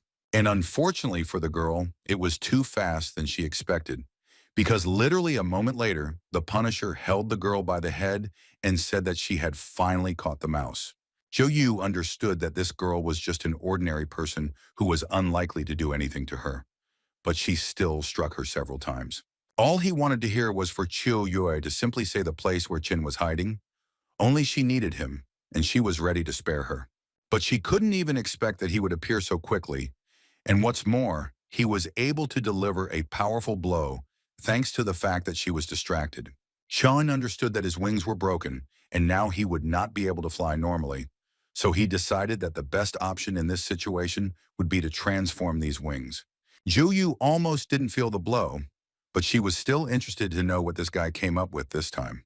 Keen at this moment only thought that his wind wings were an extremely powerful thing, but this power was not released in the first form.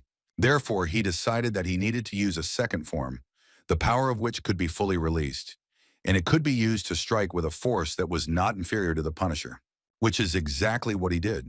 He was so fast that she couldn't even notice how quickly he approached her and still delivered that same blow.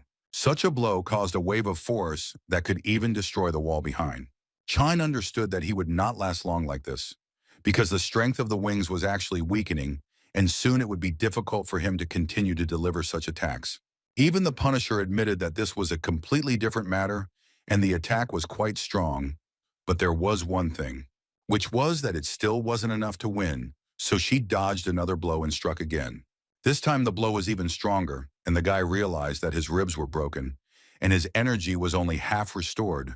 No matter how many dragon blood fruits he ate, he still couldn't defeat her. She walked away a short distance and added that out of respect for him and his strength, although weak, she would give him a quick end. But Cho Yue intervened in the battle again, and she jumped out right before this blow.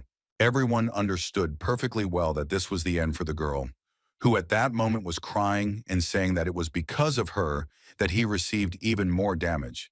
So if he could forgive her, then she would be very grateful. Without any doubt, she was ready to give her life so that only Qin could continue to live. Qian couldn't believe it and started screaming because it was incredibly painful for him to lose her.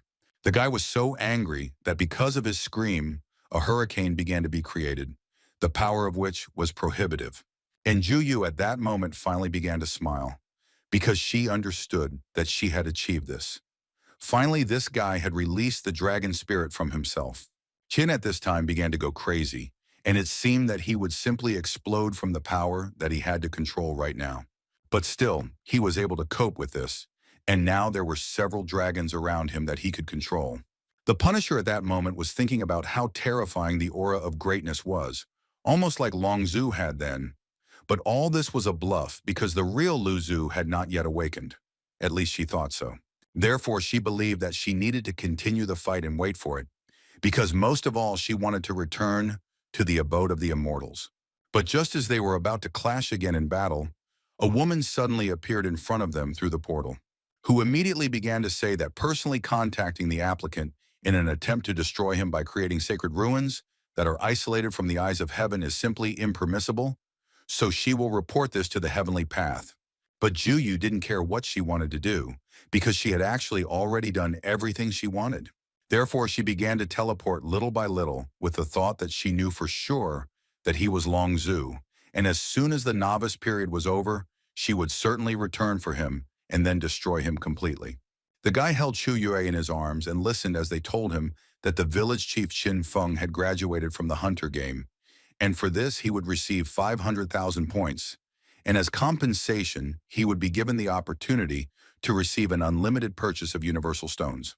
Well, as a bonus for the fight with the Punisher, he will receive a 7th rank artifact, namely a divine weapon instead of his broken sword.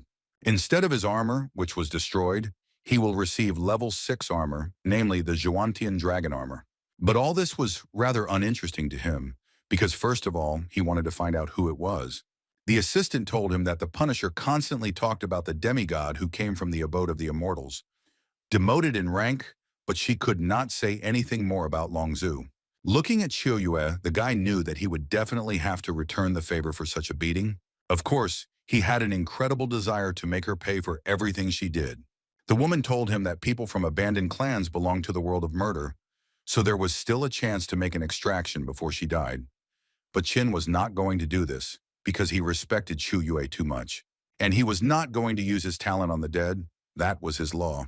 After that, he collected his thoughts and used his teleport and entered area number 618, where he sent out offers to all residents of village number 618 to become residents of the Dragon Pool village. And so the guy did this with several more villages, where people were not against joining the Dragon Pool, because there they could do ordinary work and get a new level for it. After some time, the guy was able to achieve good results, and now he controlled 16 villages and branches, so he was able to save all his former compatriots. He also asked to divide his points between them and gave 10,000 points for each of the 4 characteristics for all this. As a result, he became even stronger after the battle with the Punisher.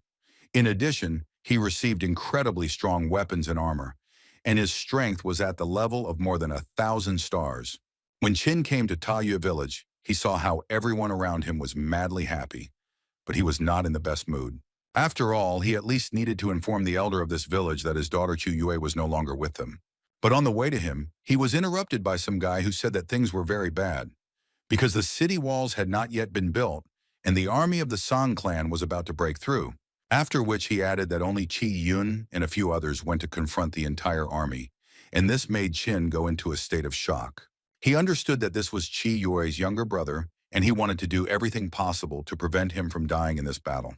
The leader of this campaign was surprised that the elder came here, but he told him that he had just learned that a meeting of the defense forces was held in the Yuan clan, and the clan was not notified about it. He believed that their clan was weak, so everyone looked down on them. If this time they managed to destroy the challenger, the clan's strength and prestige would increase significantly. That's why he came here to do this and lead the clan to victory. Qi Yun and several warriors tried their best to stop this madness and fearlessly went into battle. At some point, everything worked out great for them, and Chu Yun was glad that they still had a minimal chance of winning. But all this did not last long, because at some point they were caught by surprise by shifting sands, which neutralized almost the entire team. This was all arranged by one of the Guardians, who closely watched these warriors and yet could not resist and also go into battle. The battle was quite unfair, but everyone tried their best, because they understood that for each such Guardian, they could get a pretty good amount of points, but they were too strong. Until some of them noticed that a little further on, something incomprehensible was happening, and the Guardians began to be thrown in different directions. It was their beloved headman Qin, who with the help of his talent, helped everyone get out of these sands. First of all, he thought only about how to save his people, so he did everything possible for this. But while he was fighting, Qin was trying to find out where Qi Yun was, whom he actually wanted to save the most.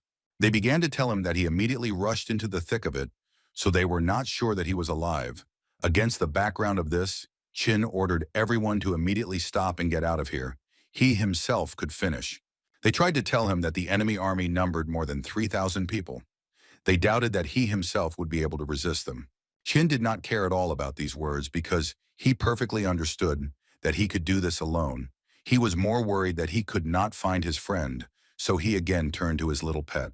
The guy asked Luana to fly up and find Chi Yun's fire for him while he dealt with all the guardians. Some of them were quite strong, and they even managed to land some blows on Qin, but in any case he managed to block absolutely everything. Luana tried to find Chi Yun for a long time. She even lost hope until she saw a huge mammoth, and near him there were several people who looked like the Kang clan. Therefore, without thinking for a long time, she immediately flew back to her owner and notified him that she had managed to find the guy, and Qin immediately asked her to take him to him. Meanwhile, Chi Yun and the other warriors tried to resist the power of the guardians, who were crushing them more and more every second. As soon as one of the guards struck another blow, which most likely would have been the final blow for the guy, Qin intervened in the battle and managed to block it. Chi Yun was incredibly happy to see the master, because he always knew that he would come to their aid. Looking at this guy, Qin saw only his sister, who was crying and saying that she would give her life if only Qin would live on, and it was quite difficult for him to even talk to him. All Qin could say was to ask the guy to send all the people back to Taiyue, then he could handle it himself. After which, Qin Feng will have to fight with an entire army of guardians one-on-one, and this battle should be even more difficult than with the Punisher. The clan elder interrupted all his thoughts after shouting to all his warriors that this was the village chief, and he was also Qin Feng's challenger. It was quite predictable that after such words this entire army would immediately attack him, in which everyone would try to destroy him. But Qin knew one very important thing, that this time everything would be completely different. He was confident in his abilities, and as soon as all his people left, he was ready to deal with everyone who was here. Without any problems, he was able to release the power of the yellow dragon, whose power was prohibitive. The elder and the other guardians could not believe their eyes that they were really seeing this. The man understood that this was a terrible oppressive aura that made it difficult for him to even move. Even their main trump card, a beast with a combat power of 600 stars, trembles with fear, and it was clear why without further explanation. But this was only the beginning, because as soon as Qin concentrated all the energy around himself, he was ready to release the power of the dragon. None of the guardians could have imagined that they would face such a powerful force, but now even escape will not save them. The elder tried to shout to each of them to use combined defense skills, but apparently it was quite useless. After all, at one fine moment, he himself began to understand that most likely his life would end there. At the same moment, Qin received a new notification in which it was said that he had destroyed the ruler of the Kang clan, for which he received a land token of the Kang clan. Also, in addition to the elder, he destroyed more than 3,000 guardians, for which he gained so much experience that he had enough to increase his level to 20. And he believed that in the future, it would be possible to establish a portal between Taiyue and the Shang clan so that all residents could collect war trophies. At this point, he finished the battle with the guardians, so he decided that it was time for him to return back to his village, where he was greeted with smiles and joy because they considered him their savior and brought him an incredible number of different gifts. Qin was slightly embarrassed to accept all these gifts, so he did not know how to react to all of this. But suddenly all his attention was focused on the man who stood modestly behind everyone. The guy began to understand that this was an elder who most likely had already guessed what happened to Chiyue. One of the Kang clan, who managed to survive the attack from Qin, immediately ran to the advisors to tell him what happened. He shouted and proved to them that this was the absolute truth. He believed that this challenger named Qin Feng used some kind of skill to destroy all the people from the clan with just one blow. Challengers and guardians always oppose each other, so he believed that he needed to be dealt with before he reached the peak of his power, and now the guardian believed that all his friends and colleagues had been destroyed. The head of the Ihan clan intervened in the dialogue and said that if this is true, then he thinks that the strength of that person is already comparable to the strength of a first-stage heavenly level master. The head of the Fei clan, Leon, answered him that this simply cannot be. Only 5 days have passed. Even a person from the large Chilia Cosm cannot do this. But the head woman of the Shao clan, Yun, believed that nothing is impossible. One should not underestimate applicants, and she has guesses that this person is even stronger than they think. She also added that the first stage of the heavenly level and the ninth stage of the earthly level, and to win it would be worth putting in quite a lot of effort. And besides, there were about 3,000 of them. Han understood that this was actually very bad, because if this was so, then this person was at least a master of the third stage of the heavenly level. But it was very difficult to believe, because the third stage of the heavenly level is only Yuan. They believed that the strength of this challenger was beyond our imagination, and fighting him alone was rather unwise. So they believed that they needed to join forces. But the head of the Yuan Kun clan, who was the only one among them all who had the third step of the heavenly level, could only smile. After which he stood up and began to leave this room, saying that they were all just ordinary cowards who were afraid of some challenger. He also added that the Yuan clan never unites with weaker ones, so he will not participate in this. It was all right for him that the Yuan clan looked down on everyone, so he had no intention of uniting with anyone. Qian sat in the same hut with the elder and said that she wanted to protect him. That's why she died. To which the elder answered her that she, as a warrior of the Qi clan, had the honor to die for her master. The elder asked the guy not to blame himself for anything, because he is incredibly proud of his daughter. Qin was thinking at this moment that not only Qi Yue, but all members of the Qi clan were ready to die for him. Initially, he planned to take them to him, only to increase the number of the village. But these are really incredibly loyal people who consider him master, and now responsibility for them lies with him. Then with the Punisher, he could only evade and constantly suffer damage. He reproached himself for being so weak. With such strength, he would not be able to protect his village and the people who live in it. When suddenly all his thoughts were interrupted by a shocking question from the elder, who suddenly became interested in asking the guy what he knew about Longzhu. He did not wait for the guy to answer and added that in the Qi clan, there is an ancient book that is passed down from generation to generation, and he remembered it when the gentleman told him about the Punisher. It recorded the deeds of the ancestral gods that existed many years ago. So Qin assumed that Zhu Yu might have been demoted to a Punisher due to the fall of the ancestor dragon. The fragments of the true spirit were scattered, but there was still the possibility of its revival. The old man added to him that the master has skills similar to the dragon ancestor, and therefore he mistook Qin for his reincarnation. She thirsts for revenge, and therefore uses the personality of the Punisher to control the whole world. And as soon as a strong newcomer appears, she immediately deals with him. Therefore, the elder believed that it was not the guy's fault that his daughter died, because it was essentially impossible to foresee in reality. Qin knew that in the sacred ruins, his combat power was about 1,000 stars. And Sha said that during the period of evaluating newcomers, the strength of the Punisher is reduced to 1/10. Therefore, if he turned his head a little, he was able to calculate that Chong Yu's strength could be about 10,000 stars. Therefore, he understood that she was at least a master of the fourth stage of the heavenly level, and if he did not reach the same level in 2 days, then the Dragon Pool village would simply be destroyed. Sitting in silence in the company of the elder, he could not even imagine what he had to do to ensure that everyone survived this catastrophe. Suddenly, one of the townspeople burst into their hut and said in an excited voice that the enemy army was approaching the village. It was clear that this was an army of enormous proportions, in which, in addition to people, there were many different animals and beasts. This huge army was led by Yun, who was confident that today he would be able to show that very newcomer what real strength was. Suddenly, his army stopped and he himself came a little closer to find out if the headman of the Dragon Pool village named Qin Feng was here. Qin carefully watched those who came and first of all asked them what they forgot here. Yun answered him that he destroyed the elder of the Kang clan, and as his friend he came to take revenge. He also added that he was well aware of how strong he was, but they were no slouch, so he believed that he alone could not cope with his 10,000 strong army.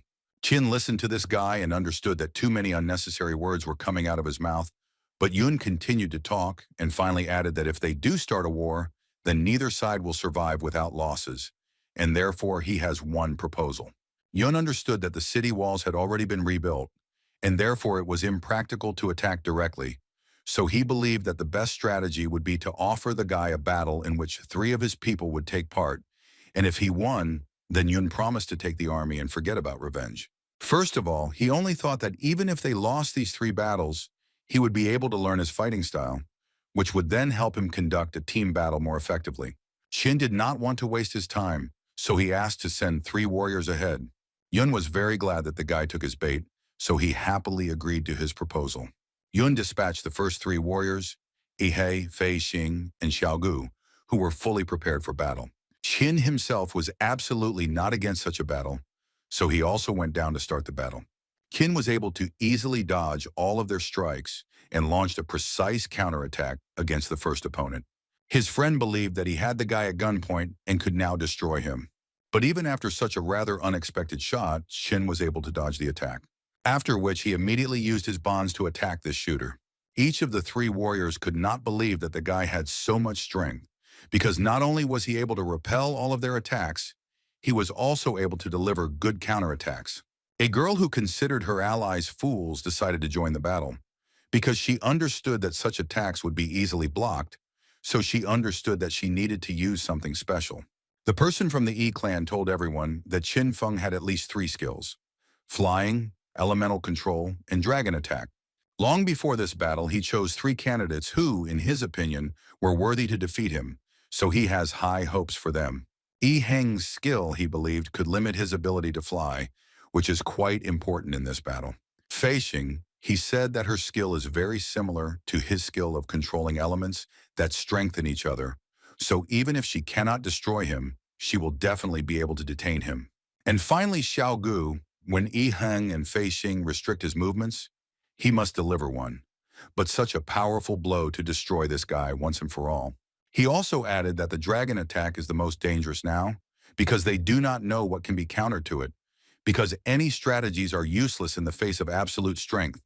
So he believed that they should surpass him in strength, then any of his skills would be simply useless. After which he gave each of them pills that were supposed to double their strength, and he asked them to eat them before the battle.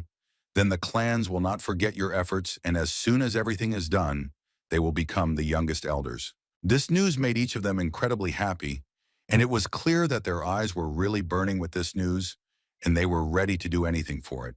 Therefore, on the battlefield, they did everything in their power, and as soon as the pill began to work, they began to attack Qin much more often, and their attacks were correspondingly much stronger. But this did not stop the guy from inflicting attacks back on them, which in any case were many times stronger for their attempts to inflict damage. As soon as Yi Heng tried to shoot at him and thus cause damage, the guy miraculously disappeared somewhere. But literally in an instant, Yi Heng himself received a rather serious blow.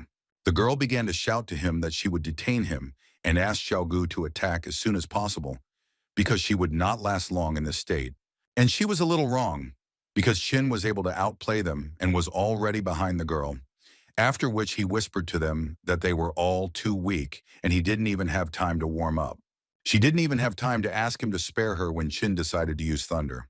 The girl froze with fear and tried to scream so that at least someone would hear her and help her.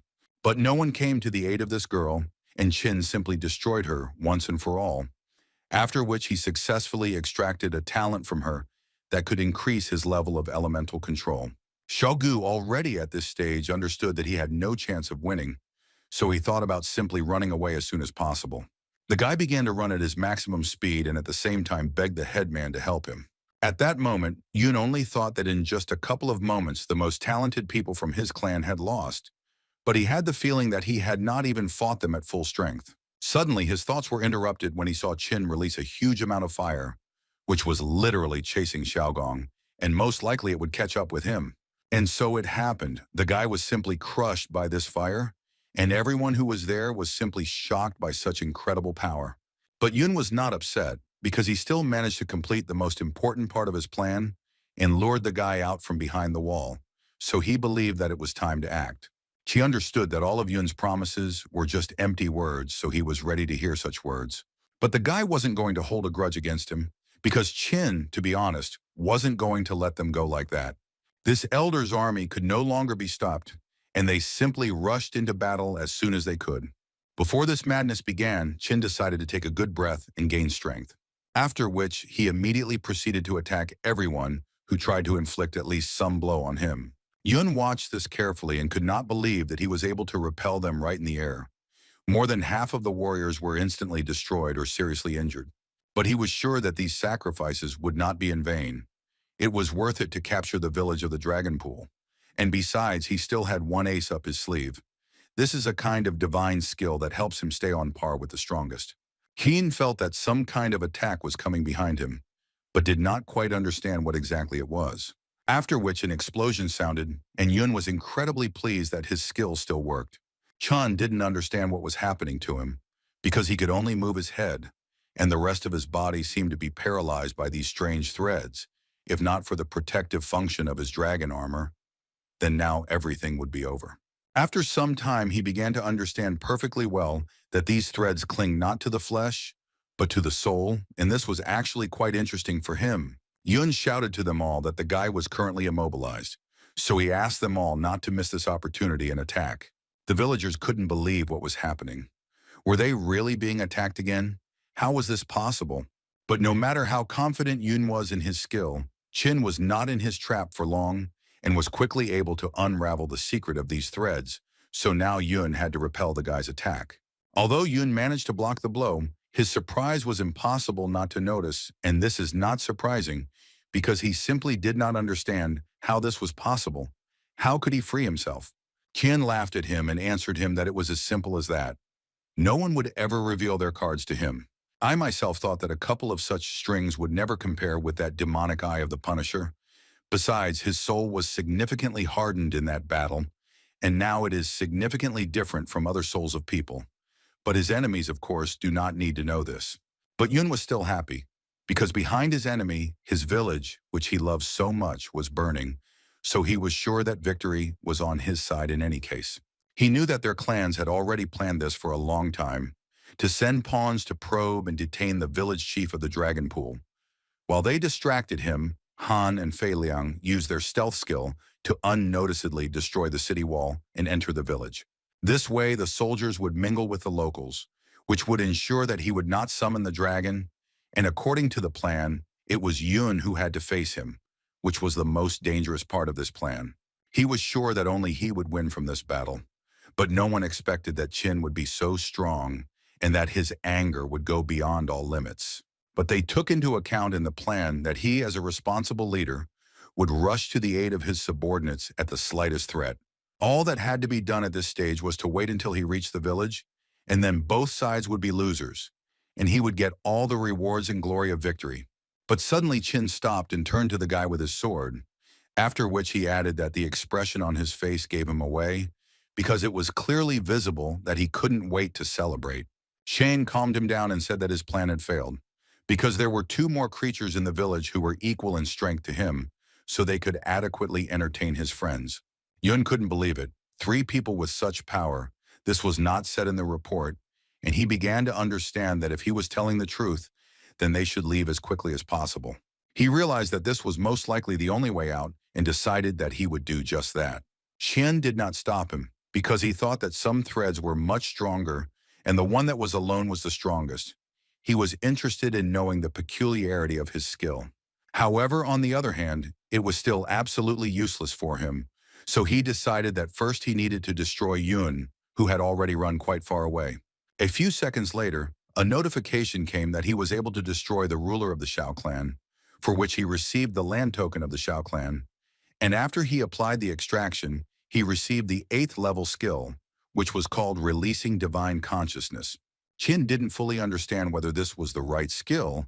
It had a very strange name, and the description also said that the skill depends on the goal. What does this all mean? Therefore, he decided that he needed to try using this skill to make sure how to use it. And when he did this, he was pleased with its action. Although his D-level talent also allows him to pick up objects, but the range of action is significantly different. This 8th level skill can not only grab things at a long distance, but also extract them. He realized that if he tried to change its shape, he could create threads that would pierce the soul. Even this incapable waste was able to briefly delay Qin, but if he acted, then perhaps he would be able to gain complete control over the enemy. Now he decided that he needed to check how far they could stretch. And to check this, he decided to run through the village and use this skill on those who were still alive after the attack. He was able to reach a distance of more than 30 kilometers. Does the ability of divine consciousness really have no limitations on the area it can cover? Suddenly, people began to feel some kind of earthquake, which was felt throughout the entire village. Literally, at that very moment, a huge wave appeared, in which huge monsters were visible, which apparently created this earthquake.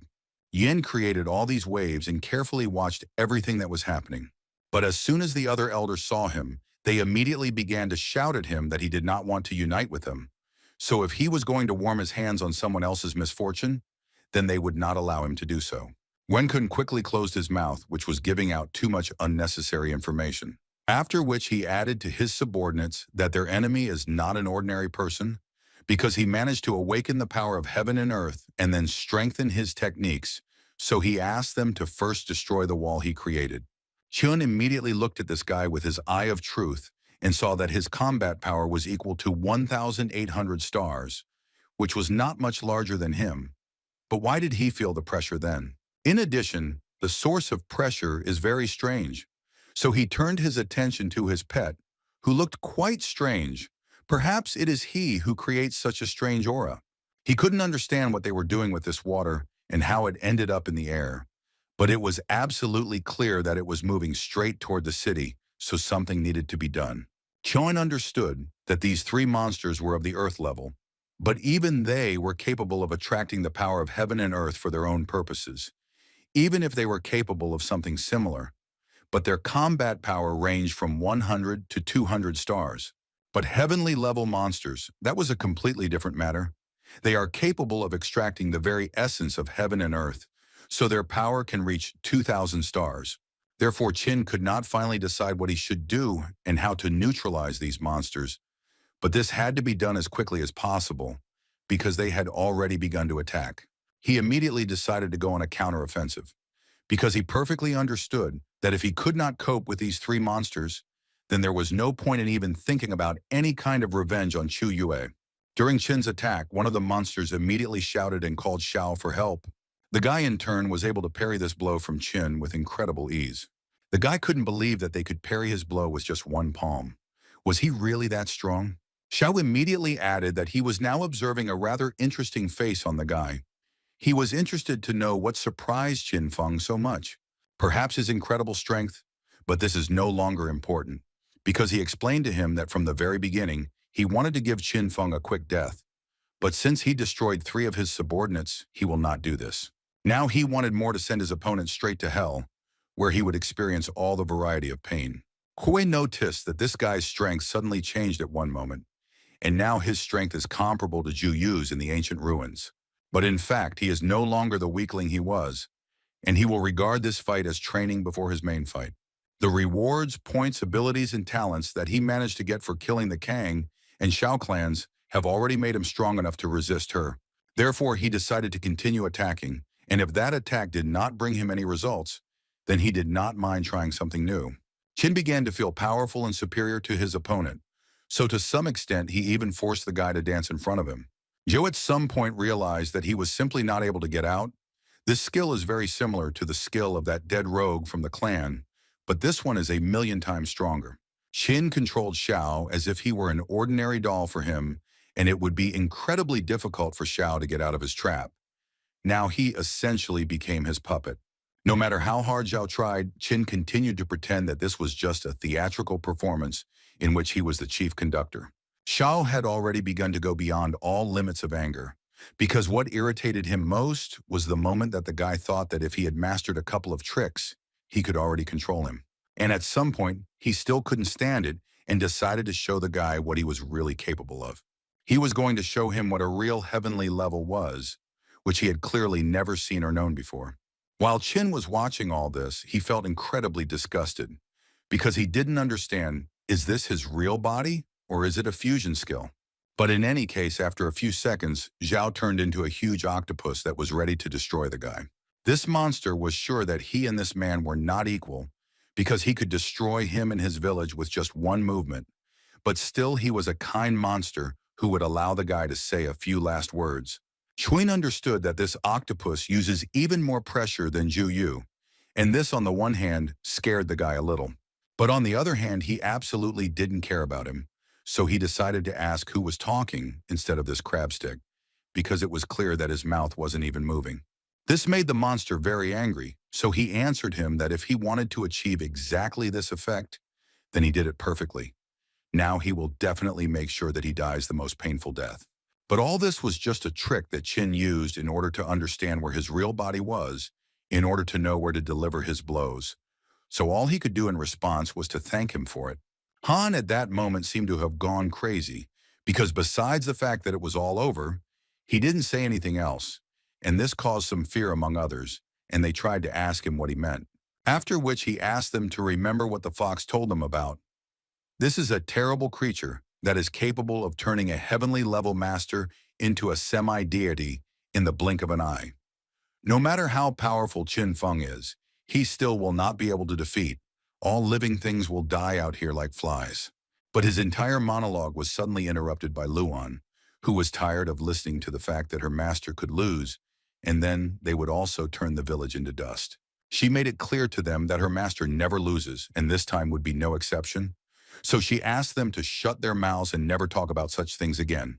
In addition, she believed that the heavenly or semi-divine level, all this is not important, so she believes in the victory of the owner, if only because her owner has done and will do incredible things. Xion understood that these tentacles were slippery and elastic, and as soon as he wanted to strike, the blade immediately bounced back, so he understood that the release of energy and shadow bonds would also be ineffective here. He also thought about the fact that where that little guy was sitting was his weak point, but it would be quite difficult to get close while his tentacles were everywhere. He began to go through all the options in his head, and he realized that an ice storm was also not an option. It would be difficult to freeze the seawater, and the appearance of a dragon would cause huge waves that would instantly flood the entire village. Then he decided to try something different, and he did it with the hope that it would work, and it was a thunderstorm. After a few seconds, he hoped that this method would work and he would be able to defeat this monster. But in response, he only heard the words that the monster was tingling so pleasantly, and he was just a stupid little man who didn't understand anything. The monster believed that in the sea he was on his territory, and there was no way to defeat him. No one had ever succeeded in this, and never will. Qin understood that if they continued at the same pace, sooner or later he would die from exhaustion, so he needed to think about what kind of attack would be effective. Suddenly, the realization came to him that he could do with this monster, but for this he needed the help of his pet, whom he immediately called. As soon as Luana rushed to him, she was ready to listen to everything he needed, but he couldn't help but notice her new image. In any case, it was not so important, because he wants to try to use the fusion of souls to get her power, but before, due to the fact that her level was too low, he had never done such a thing, and now he does not know how it can affect on her. But she interrupted him and replied that he couldn't help but worry about this, because she believed him and wanted to follow him to the end, no matter what happened. And besides, she was without a doubt ready to die for him. As soon as Qin used his ability, namely the merging of souls, he immediately became much larger, because he believed that before that, they had not had a completely fair fight, and now that their sizes are more or less the same, he is ready to continue. After which, he did not wait long and immediately struck the first blow, which the monster probably did not expect, and most likely he dealt a rather strong blow. But the monster did not give up. On the contrary, he became even more angry with the guy, and therefore wanted to strangle him even more. Qin was in a great mood because he made it clear that the monster himself had given him such an opportunity to win, and he could not neglect it. After such a blow, the octopus was left without two tentacles, which was quite critical for him, and the most important question he had was what kind of fire is this guy using? But in any case, it didn't matter, because he understood that as long as there was water around, he could grow new tentacles an infinite number of times. Sheen became even happier because his theory was confirmed, as he thought, as long as this monster is in the water, it can regenerate. And if this is so, then the guy decided to simply dry up this water in order to defeat this monster once and for all. The elder watched this carefully and thought that the guy still has quite incredible strength. It really looks like a war of the gods. And besides, in this form, the gentleman is in no way inferior to Yuan Kun, who was the leader for thousands of years. Moreover, he can even suppress it to some extent. The girl carefully watched how the battle was going on, and most of all, she was struck by the fact that so little time had passed, and the master's strength had reached a qualitatively new level, and fortunately, he was their friend, not their enemy. The monster began to miss blows so much that he even had the thought in his head that they might lose. So he decided that he needed to immediately concentrate and create water vortices. And this way, he will be able to attack this guy from a distance because he cannot lose to him. But Chin read it like an open book and saw that the monster was actually on its last legs. At first, it seemed to the octopus that he had finally managed to deliver a fairly strong blow, but then he realized that in fact he was mistaken. After all, Chin flew as high as possible into the air and delivered a blow that the octopus could not block. After which he received a notification that he had destroyed the Guardian, who had the third step of the heavenly level. Gradually, the effect began to subside, and Chin realized that it was quite dangerous, and fortunately, they managed to destroy it before the end of the soul unification process. The guy was very glad that this time everything went even more than just successfully, and this is primarily the merit of Luana. She was very pleased to hear such kind words, and she was pleased that she was able to help her owner. After which he sent her to rest in three-dimensional space, and even allowed her to use elixirs to quickly restore her strength. Then he looked at this huge monster and thought that moving mountains and drying up seas, this is the true power of demigods, and it is actually really impressive. It's a pity that he can only have such power during the merger. In any case, he did not forget that he needed to extract from this octopus, for which he received a skill called the Shadow Octopus, the essence of which was that he hides in the darkness and stretches out his hands, which contain the power of a demideity. At the request of the owner, their number can increase. It was quite interesting. If everything that was written here is true, then he can essentially use the power of a demigod even without merging, which he immediately decided to check, and the first thing he noticed was how his shadow had increased significantly. Next, he was able to summon a huge hand, and it took him half of his strength, and this is only one part of his body. This gave him the idea that he could essentially only use this skill if he was retreating. As soon as Chin moved a little away from the dead monster, a small octopus crawled out from under him, who was only thinking about how to get to the king of beasts and ask him to wash this village with blood. But before he had time to walk even a few meters, an incredibly strong blow fell on him, which essentially destroyed him. Jin was quite funny because within 30 kilometers, no one and nothing could hide from his divine sense. The guy thought that the people of the Yi and Fei clan were almost all here, which could not be said about the people from the Yuan clan, who had too much opinion of himself. He thought that he could cope with Shin alone. Chunri turned to the village and asked the villagers who had a low level to destroy the prisoners, so they would quickly raise it. He also added that he would activate the full right of movement, and so the teleportation array from the Dragon Pool village would be able to connect with all the Guardian arrays. So he also asked to organize a detachment of the strongest, those with level 15 and above, so that his clone would lead them to capture trophies. After this battle and this victory, Qin Feng became the official owner of the territories of the Kang, Fei, Xiao, and Yuan clans, for which he received control over public buildings. But the guy understood perfectly well that the rating of 10,000 stars was still very far away. So first he needed to go to the lair of the Yuan clan, where he would destroy the Guardians and be able to improve his characteristics. Suddenly, several monsters who were standing next to the portal saw that it was activated, although no one teleported, so they thought that it was out of order, although this was incredibly surprising because it stood like that for 1,000 years and never broke. Suddenly, after a few seconds, their heads touched and Qin, who appeared there as a spirit, helped them in this. The guy was so glad that the hiding skill he learned from the head of the Feng clan was actually incredibly useful. Now it was not at all surprising to him that the Yuan clan was the best among the Guardians. Almost 100,000 people, almost like three combined, because there were about 60,000 people of the Earth level and about 10,000 of the heavenly level, which is quite a lot. But now all of them will be useful only to Qin, who was going to destroy them, and after that definitely move to a new level. Then the combat power will have to reach 4,000 stars. The guy just walked around the settlement and destroyed every citizen he saw, for which he received at least a little experience in improvement and abilities. But even this suited him. Suddenly, a proposal to activate a god-level mission suddenly popped up in front of him, but since he had already entered the ancestral temple, it turns out that he automatically activated this mission, for which he can receive the seal of the god of beasts.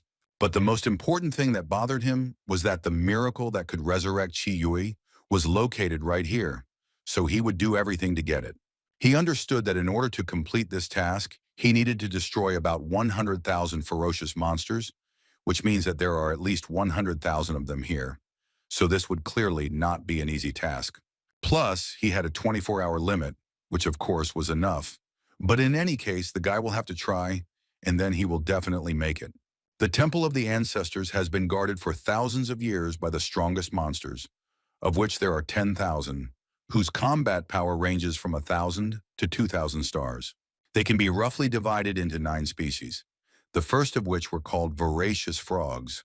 The second species, which is several times more dangerous than the first, was called ape-like. The third species already had much more capabilities than the 2 previous species combined, and they were called large snakes. And this could continue for a long time. Then there were incredibly dangerous tigers, unicorns, spiders, crows, who were often underestimated, and Qin would have to destroy all this in order to get to his goal. But it sounded much worse than it actually was, because from each animal he could extract energy and, of course, a certain skill that could be useful to him when. The one whom Qin so wanted to get to suddenly woke up and stood up from his coffin and began to talk about how he no longer felt the aura of the 9 beast emperors. After which, with the help of his abilities, he saw an intruder, who can be seen here very rarely. In any case, he began to understand that this particular guy was able to destroy 9 emperors, and then his strength was at least at the level of the 3rd stage of the heavenly level. This was quite a delicate situation for him, however. As long as he had the beast god seal, he could therefore create an infinite number of monsters. Finally, the guy managed to cope with everyone, which took him a lot of time, but he still managed to do it, so he decided to rest a little, and then he wanted to go to this so-called god of beasts. In addition, he managed to extract one rather unusual talent. The talent was B rank, which was called combining arbitrary skills, the success rate of which was 20%, and the guy understood that this could give low-level skills a new life. He tried to immediately try to combine a couple of skills, but nothing worked out, and this was not at all surprising, because the chance of success was only 20%. After digging into his skills a little more, he discovered that he had another ability called Lucky, which greatly increases the user's luck, but only for 5 seconds. Chun immediately decided to try to use this skill and simultaneously use the fusion of 2 talents. And in the end, he succeeded in doing this, for which he received the 8th level solar arrow skill. His joy was suddenly interrupted by a monster, who apparently had been waiting a long time to finally attack him. Looking straight into the mouth of this monster, the guy began to understand that it seemed that the god in the tower had long ago woken up. Qian decided not to play with this monster for a long time, so he immediately used a lightning disaster, and thus he dealt with the monster. At that same moment, the realization came to him that he could use divine consciousness and thus reach the god of beasts. But as soon as he used this ability, it immediately broke off, and the guy realized that it was he who did it. Still, he managed to look at some details and saw a seal there, which apparently controls these monsters, in which case he does not need to deal with all of them. It will be enough just to get to that very god of beasts and destroy the seal, and he will no longer have to deal with monsters. The beast god was level 65, a heavenly level whose combat power reached 6,000 stars. Qin knew very well that the kingdom was divided into human level, earthly level, heavenly level, and divine level. Beings of the divine level could set fire to the heavens, boil the sea, replace yin and yang, and generally change the essence of things. And the opponent who was in front of the guy today was of this kind, who suddenly spoke up and said that he felt the energy of many laws from the guy. So he was not surprised that those 9 could not compete with him. But first, Qin will have to fight all the beasts that exist in this world. At this rather difficult moment, Qin decided that he could use the solar arrows, which he managed to knock out using his new talent. This skill involves creating an incredibly huge dome around the user from which arrows begin to fly out, sparing no one in their path. After Qin managed to destroy his animals, he suddenly became incredibly interested in knowing if he felt sorry for them, to which he immediately replied that his opinion was that broken instruments are useless. Looking at this god, Qin thought that in order to simply return to the realm of the gods, this creature carries out continuous experiments on people and animals, which resulted in an octopus with the power of a demigod. But even in this case, this is still not enough for him, because the god of beasts only thought that if he wants to return, then he needs to get the body of the 9. Qin couldn't understand what this god was doing, so he decided that he would just watch him for a while. At this time, he began to fly higher and higher, and it seemed that he was beginning to perform some kind of ritual. But then it dawned on the guy that he was using the seal of the god of beasts to purify these spirits, and thus increase his power. And if their fusion was successful, then he was worried that his power would increase to incredible proportions. Therefore, obviously, the thought appeared in his head that he needed to stop him as soon as possible. But as soon as the guy went on the attack, he realized that everything would not be as easy as he thought, and he would really have to try to win. After all, not only did this god have incredibly enormous power, but he also used some kind of chains as a weapon, which made it quite difficult to get close to him. But this was not the main problem, because then he realized that these chains could transform into quite strong monsters. These two are clearly different from the ones before. They are people, not animals, and apparently the god of beasts has raised the dead to fight for him. He clearly understood that the probability that the beast god's seal could resurrect the dead was quite high. He gave it around 90%. Therefore, this is a great opportunity that he should take advantage of and resurrect Chiyue. And that's the only reason he wanted to win this god incredibly badly. As soon as Qin Feng decided that he had already dealt with absolutely all the enemies, then at one moment he realized that there was another one behind him, who used rather unusual techniques that were clearly different from the previous ones. But Qin didn't care about him. In any case, he was much stronger and was able to deal with him quite quickly. The god of beasts spoke again, and he was surprised that the guy was able to deal with both white and black so quickly. And this excited him even more, because he considered Qin as his future body, which completely suited him. Therefore, as soon as he was ready, he gathered the maximum synergy of spirits and released all his powers towards Qin.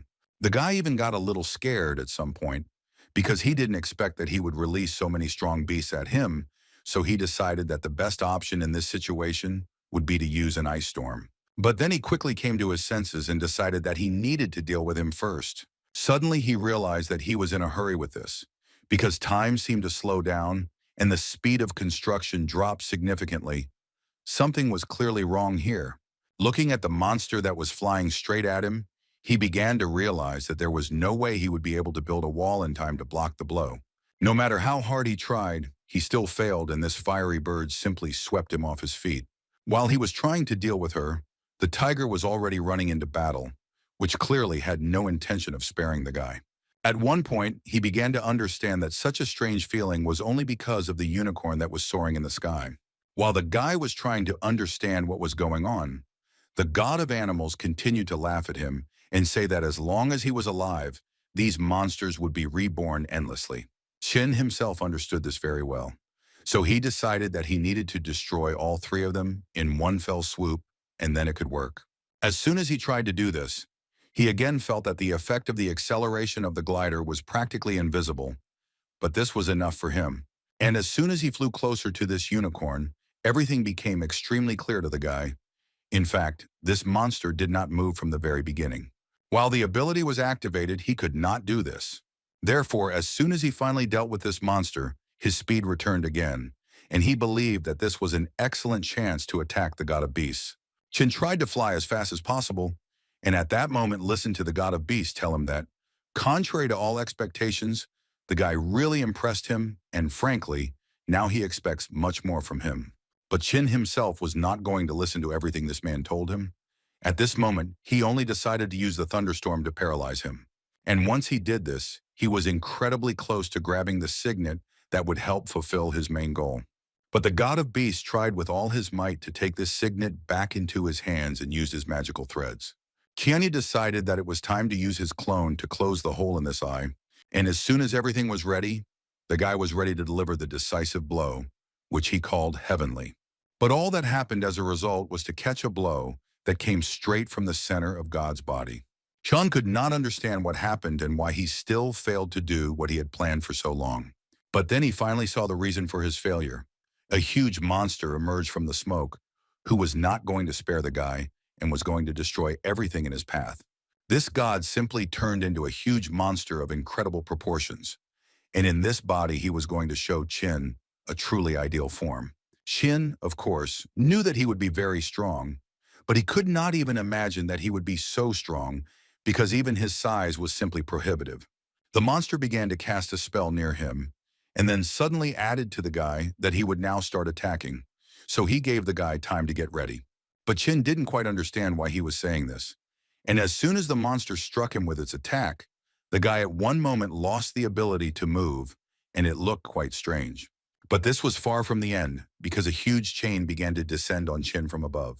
While the guy was under the influence of his previous skill, he understood perfectly well that he would not be able to dodge. Therefore, without having time to come up with anything else, the guy had to take the blow, which he actually did. The god of beasts, or rather what was left of him, was incredibly glad that he still managed to hit the target, although he had no doubt that he could destroy the guys so quickly.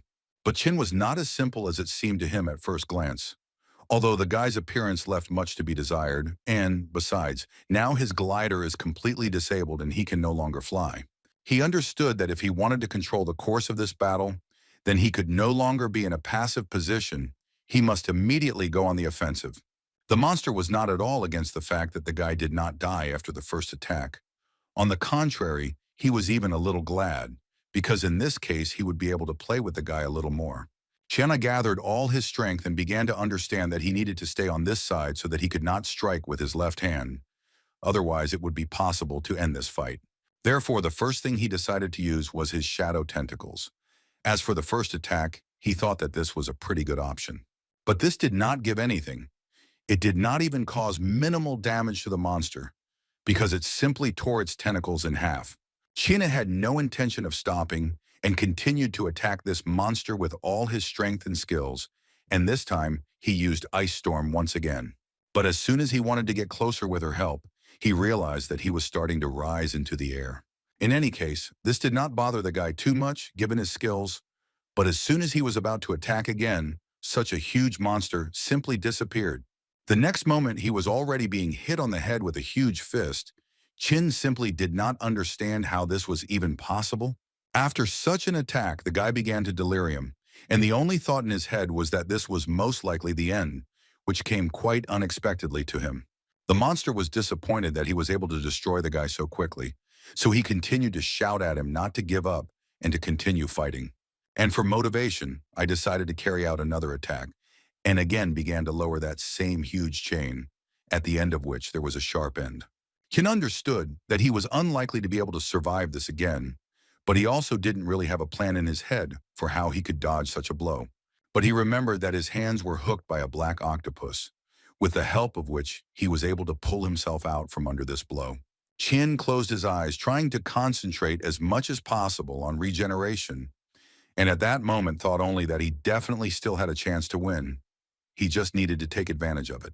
The monster was already starting to get nervous that the guy continued to hide, so he tried to explain to him that simply by not wanting to not recognize the obvious outcome of this battle was stupid. The moment the monster discovered him and began to reach out to him with his huge hand, Chin decided that there would be no better moment to attack. The monster did not quite expect such an attack from the guy, but still, apparently he will have to teach the kid a few more lessons. Chin tried not to think about who his opponent was and struck, which unfortunately did not bring anything, because the monster disappeared again. After a moment, the guy realized that the monster had appeared behind him and was using this trick again to strike the guy. But unfortunately for the monster, the guy calculated this moment and actually thought everything through. Therefore, I planned this attack and finally delivered a fairly decent blow, which should cause good damage to the monster. But the monster was too strong, and unfortunately for the guy, he was able to easily repulse his blow, and moreover, he again decided to use the heavenly chains. Can realize that the only way out in this situation would be to use the skill that summons the octopus tentacles again, which worked perfectly this time too, and he was still able to dodge this blow. The god of beasts began to get incredibly angry that the guy had the courage and strength to play such games with him. Therefore, without thinking for a long time, he struck directly with his hand, which did not give the guy the opportunity to dodge him. But still, the guy was able to dodge at the last moment and land quite normally. From which the monster began to boil with anger and shout at the guy so that he would not play with him. His nerves were on edge, so he decided that this battle needed to end right now. Therefore, he released an incredible number of chains, which, if hit, would simply destroy the guy once and for all. Kin understood the attack method with these weapons and could already dodge them with ease, so he was able to do it this time too. But this was not enough for Chin, So he went up the chains in order to inflict a rather unexpected attack on the monster. The guy decided that the best weapon against this monster would be his own heavenly chains, which he tied for himself, and now they were aimed directly at the god of beasts. Plus, he was able to deal massive damage with his Emperor Dragon skill. Well, after that, all he had to do was complete this matter and cut the flesh of this monster, which was quite disgusting for him. But he was more interested not in defeating this monster, but in the seal of the god of beasts, and he hoped that it would work with Chiyue. But everything won't be so simple because as soon as the guy took it in his hands, an incredible light began to emanate from it, which literally transported the guy to another space, where all he heard was his name, which was repeated an infinite number of times. But after being there for some time, he discovered that some spirit, which was surrounded by golden dragons, was trying to talk to him. Kiana guessed that this spirit was the same Long Zhu that the Punisher so wanted to find, with which he agreed, and his name was indeed Long Zhu. But then he added that Qin is also Long Zhu, because his blood flows in him, and the Punisher is just a pawn who does not even deserve his attention. The spirit told the guy that in the future, he will have to face stronger opponents, and therefore he needs to grow up and become stronger as soon as possible. He also believed that the stronger he became, the more of his powers he could use, so it wouldn't hurt to become stronger anyway. Qin wanted to ask him about stronger enemies, those who were able to destroy him, but Long Zhu immediately made him understand that the guy should not worry about it. At this point, he believed that it was time to end, because the flow of time here is different from what is usual in the outside world, so he needs to go before it is too late. Qin opened his eyes, and the first thing he saw was Luana screaming and asking him to wake up. The guy didn't understand what she was doing here, and what was going on with the remaining guardians, to which she told him that everything had already been settled. She tried to contact him, but to no avail, so she found him using a mental connection. He didn't understand why she was looking for him so furiously, but after she told him that the Punisher would soon be with them, the guy understood everything. But then Qin realized that tomorrow had already arrived, and this was confirmed by Luana, who said that he had not come to his senses for a whole day. No matter how much he wants it, the resurrection of Chiyue should be postponed indefinitely, because the Dragon Pool village is on the verge of a disaster. So in order to avoid casualties, he needs to return as soon as possible.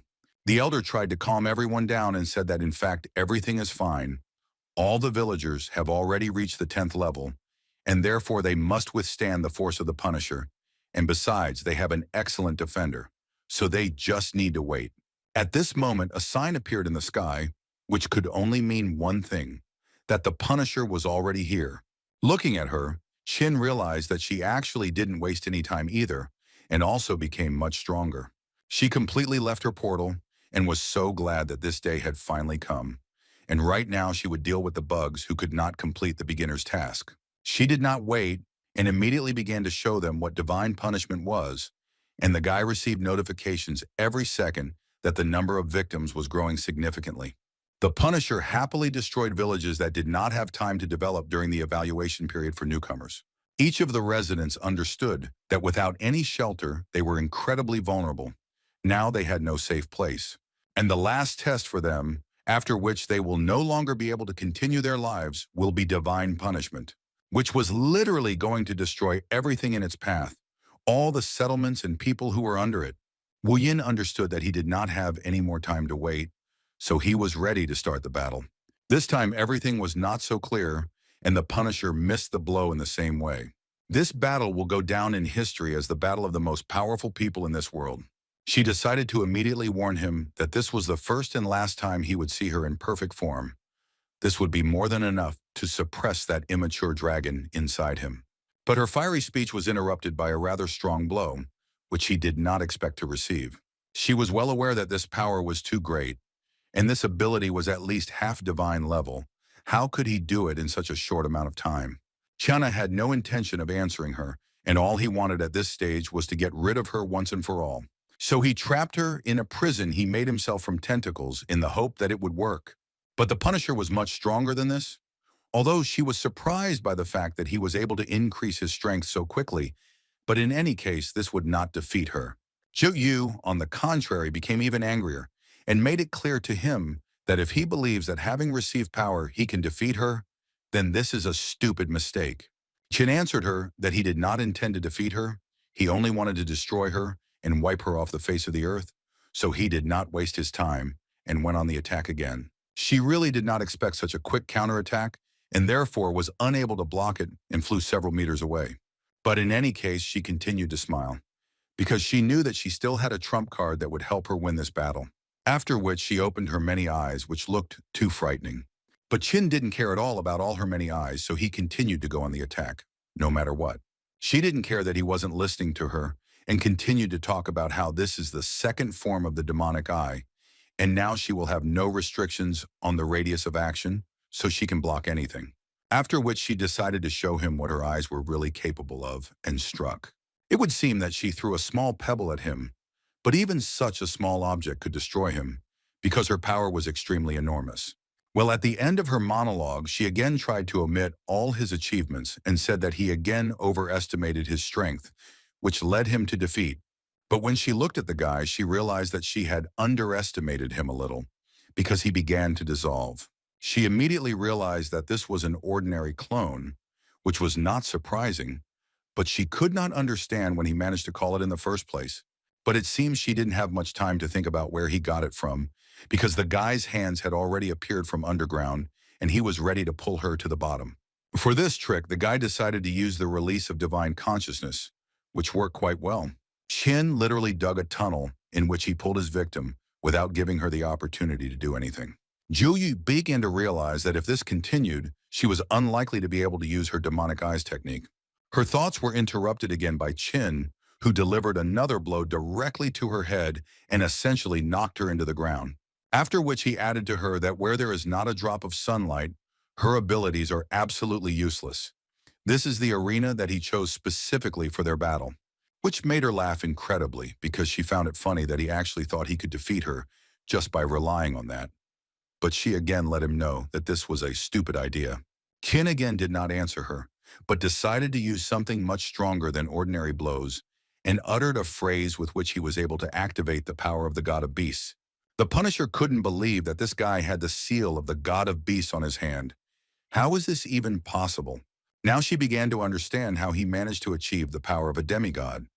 But all the guy wanted was to go into battle. The Punisher was not against such a proposal, so she also took off and went into battle. She was able to land a fairly strong blow to her opponent's body, but it was pretty obvious that the blow didn't do much damage. Chin looked at her and said that this time everything is completely different. If she did not notice, then now she is constantly on the defensive and constantly evading. Now he can understand how she felt then. Opponents who constantly run away and intend to hide are really very annoying. But he must thank her for the fact that then she did not fight at full strength and simply played with him like a cat with a mouse. So one could say that everything that happens now is only thanks to her. And now Chin is completely ready to continue this game, even if she is against it. Kunya dealt blow after blow using his new skills, which included various types of animal seals that attacked the Punisher without fear. At some point it became clear that now she was the very mouse with whom they began to play, and now she was the one who could not do anything about it. She tried a lot of times but was never able to land a pretty good attack, and after a while she again fell into a trap in which she was held by several tentacles. After which she received a blow to the face and Chin shouted at her, saying that this blow was for Chi Yue, whose life she had ruined. She understood that she could do absolutely nothing, and most likely her end had come. She would not be able to defeat him. China held her face, and he wanted so badly to take and tear off her personality along with her eyes. Although later he realized that nothing was stopping him from doing this, so immediately after that, he tore the helmet off her. He wanted to see all her beauty, to see her true face and not what she wears under the mask. But first he put another dinosaur stamp on it, which was supposed to be the final touch in this battle. And so it happened, the Punisher could no longer move, and her true face was incredibly terrible, although Chin guessed about it. After which he added that he would not have tormented her so much, but would have simply destroyed her. But she destroyed his comrade, whom he trusted, and therefore now she will pay for all this. But before finally finishing her off, the guy decided to use the power of that same Long Zhu on her. Immediately after this blow, a small assistant from the support service appeared, who reported that Headman Chin Feng personally resisted the punishment of heaven and also destroyed the Guardian. But his fiery speech was interrupted by Chin, who did not want to listen to all this now, and the little friend understood this from just one glance. Chin at this moment only thought that they had not seen each other for only a couple of days, and he thought that after he had acquired the power of the god of beasts, it would be much easier for him to defeat it. In any case, this is no longer important. He decided that he needed to first carry out an endless extraction, as a result of which he received the divine essence. Now, the guy already had 2 items that allowed him to perform the resurrection ritual, and he was ready to do it, so he said the words, "Resurrect Chi Yue."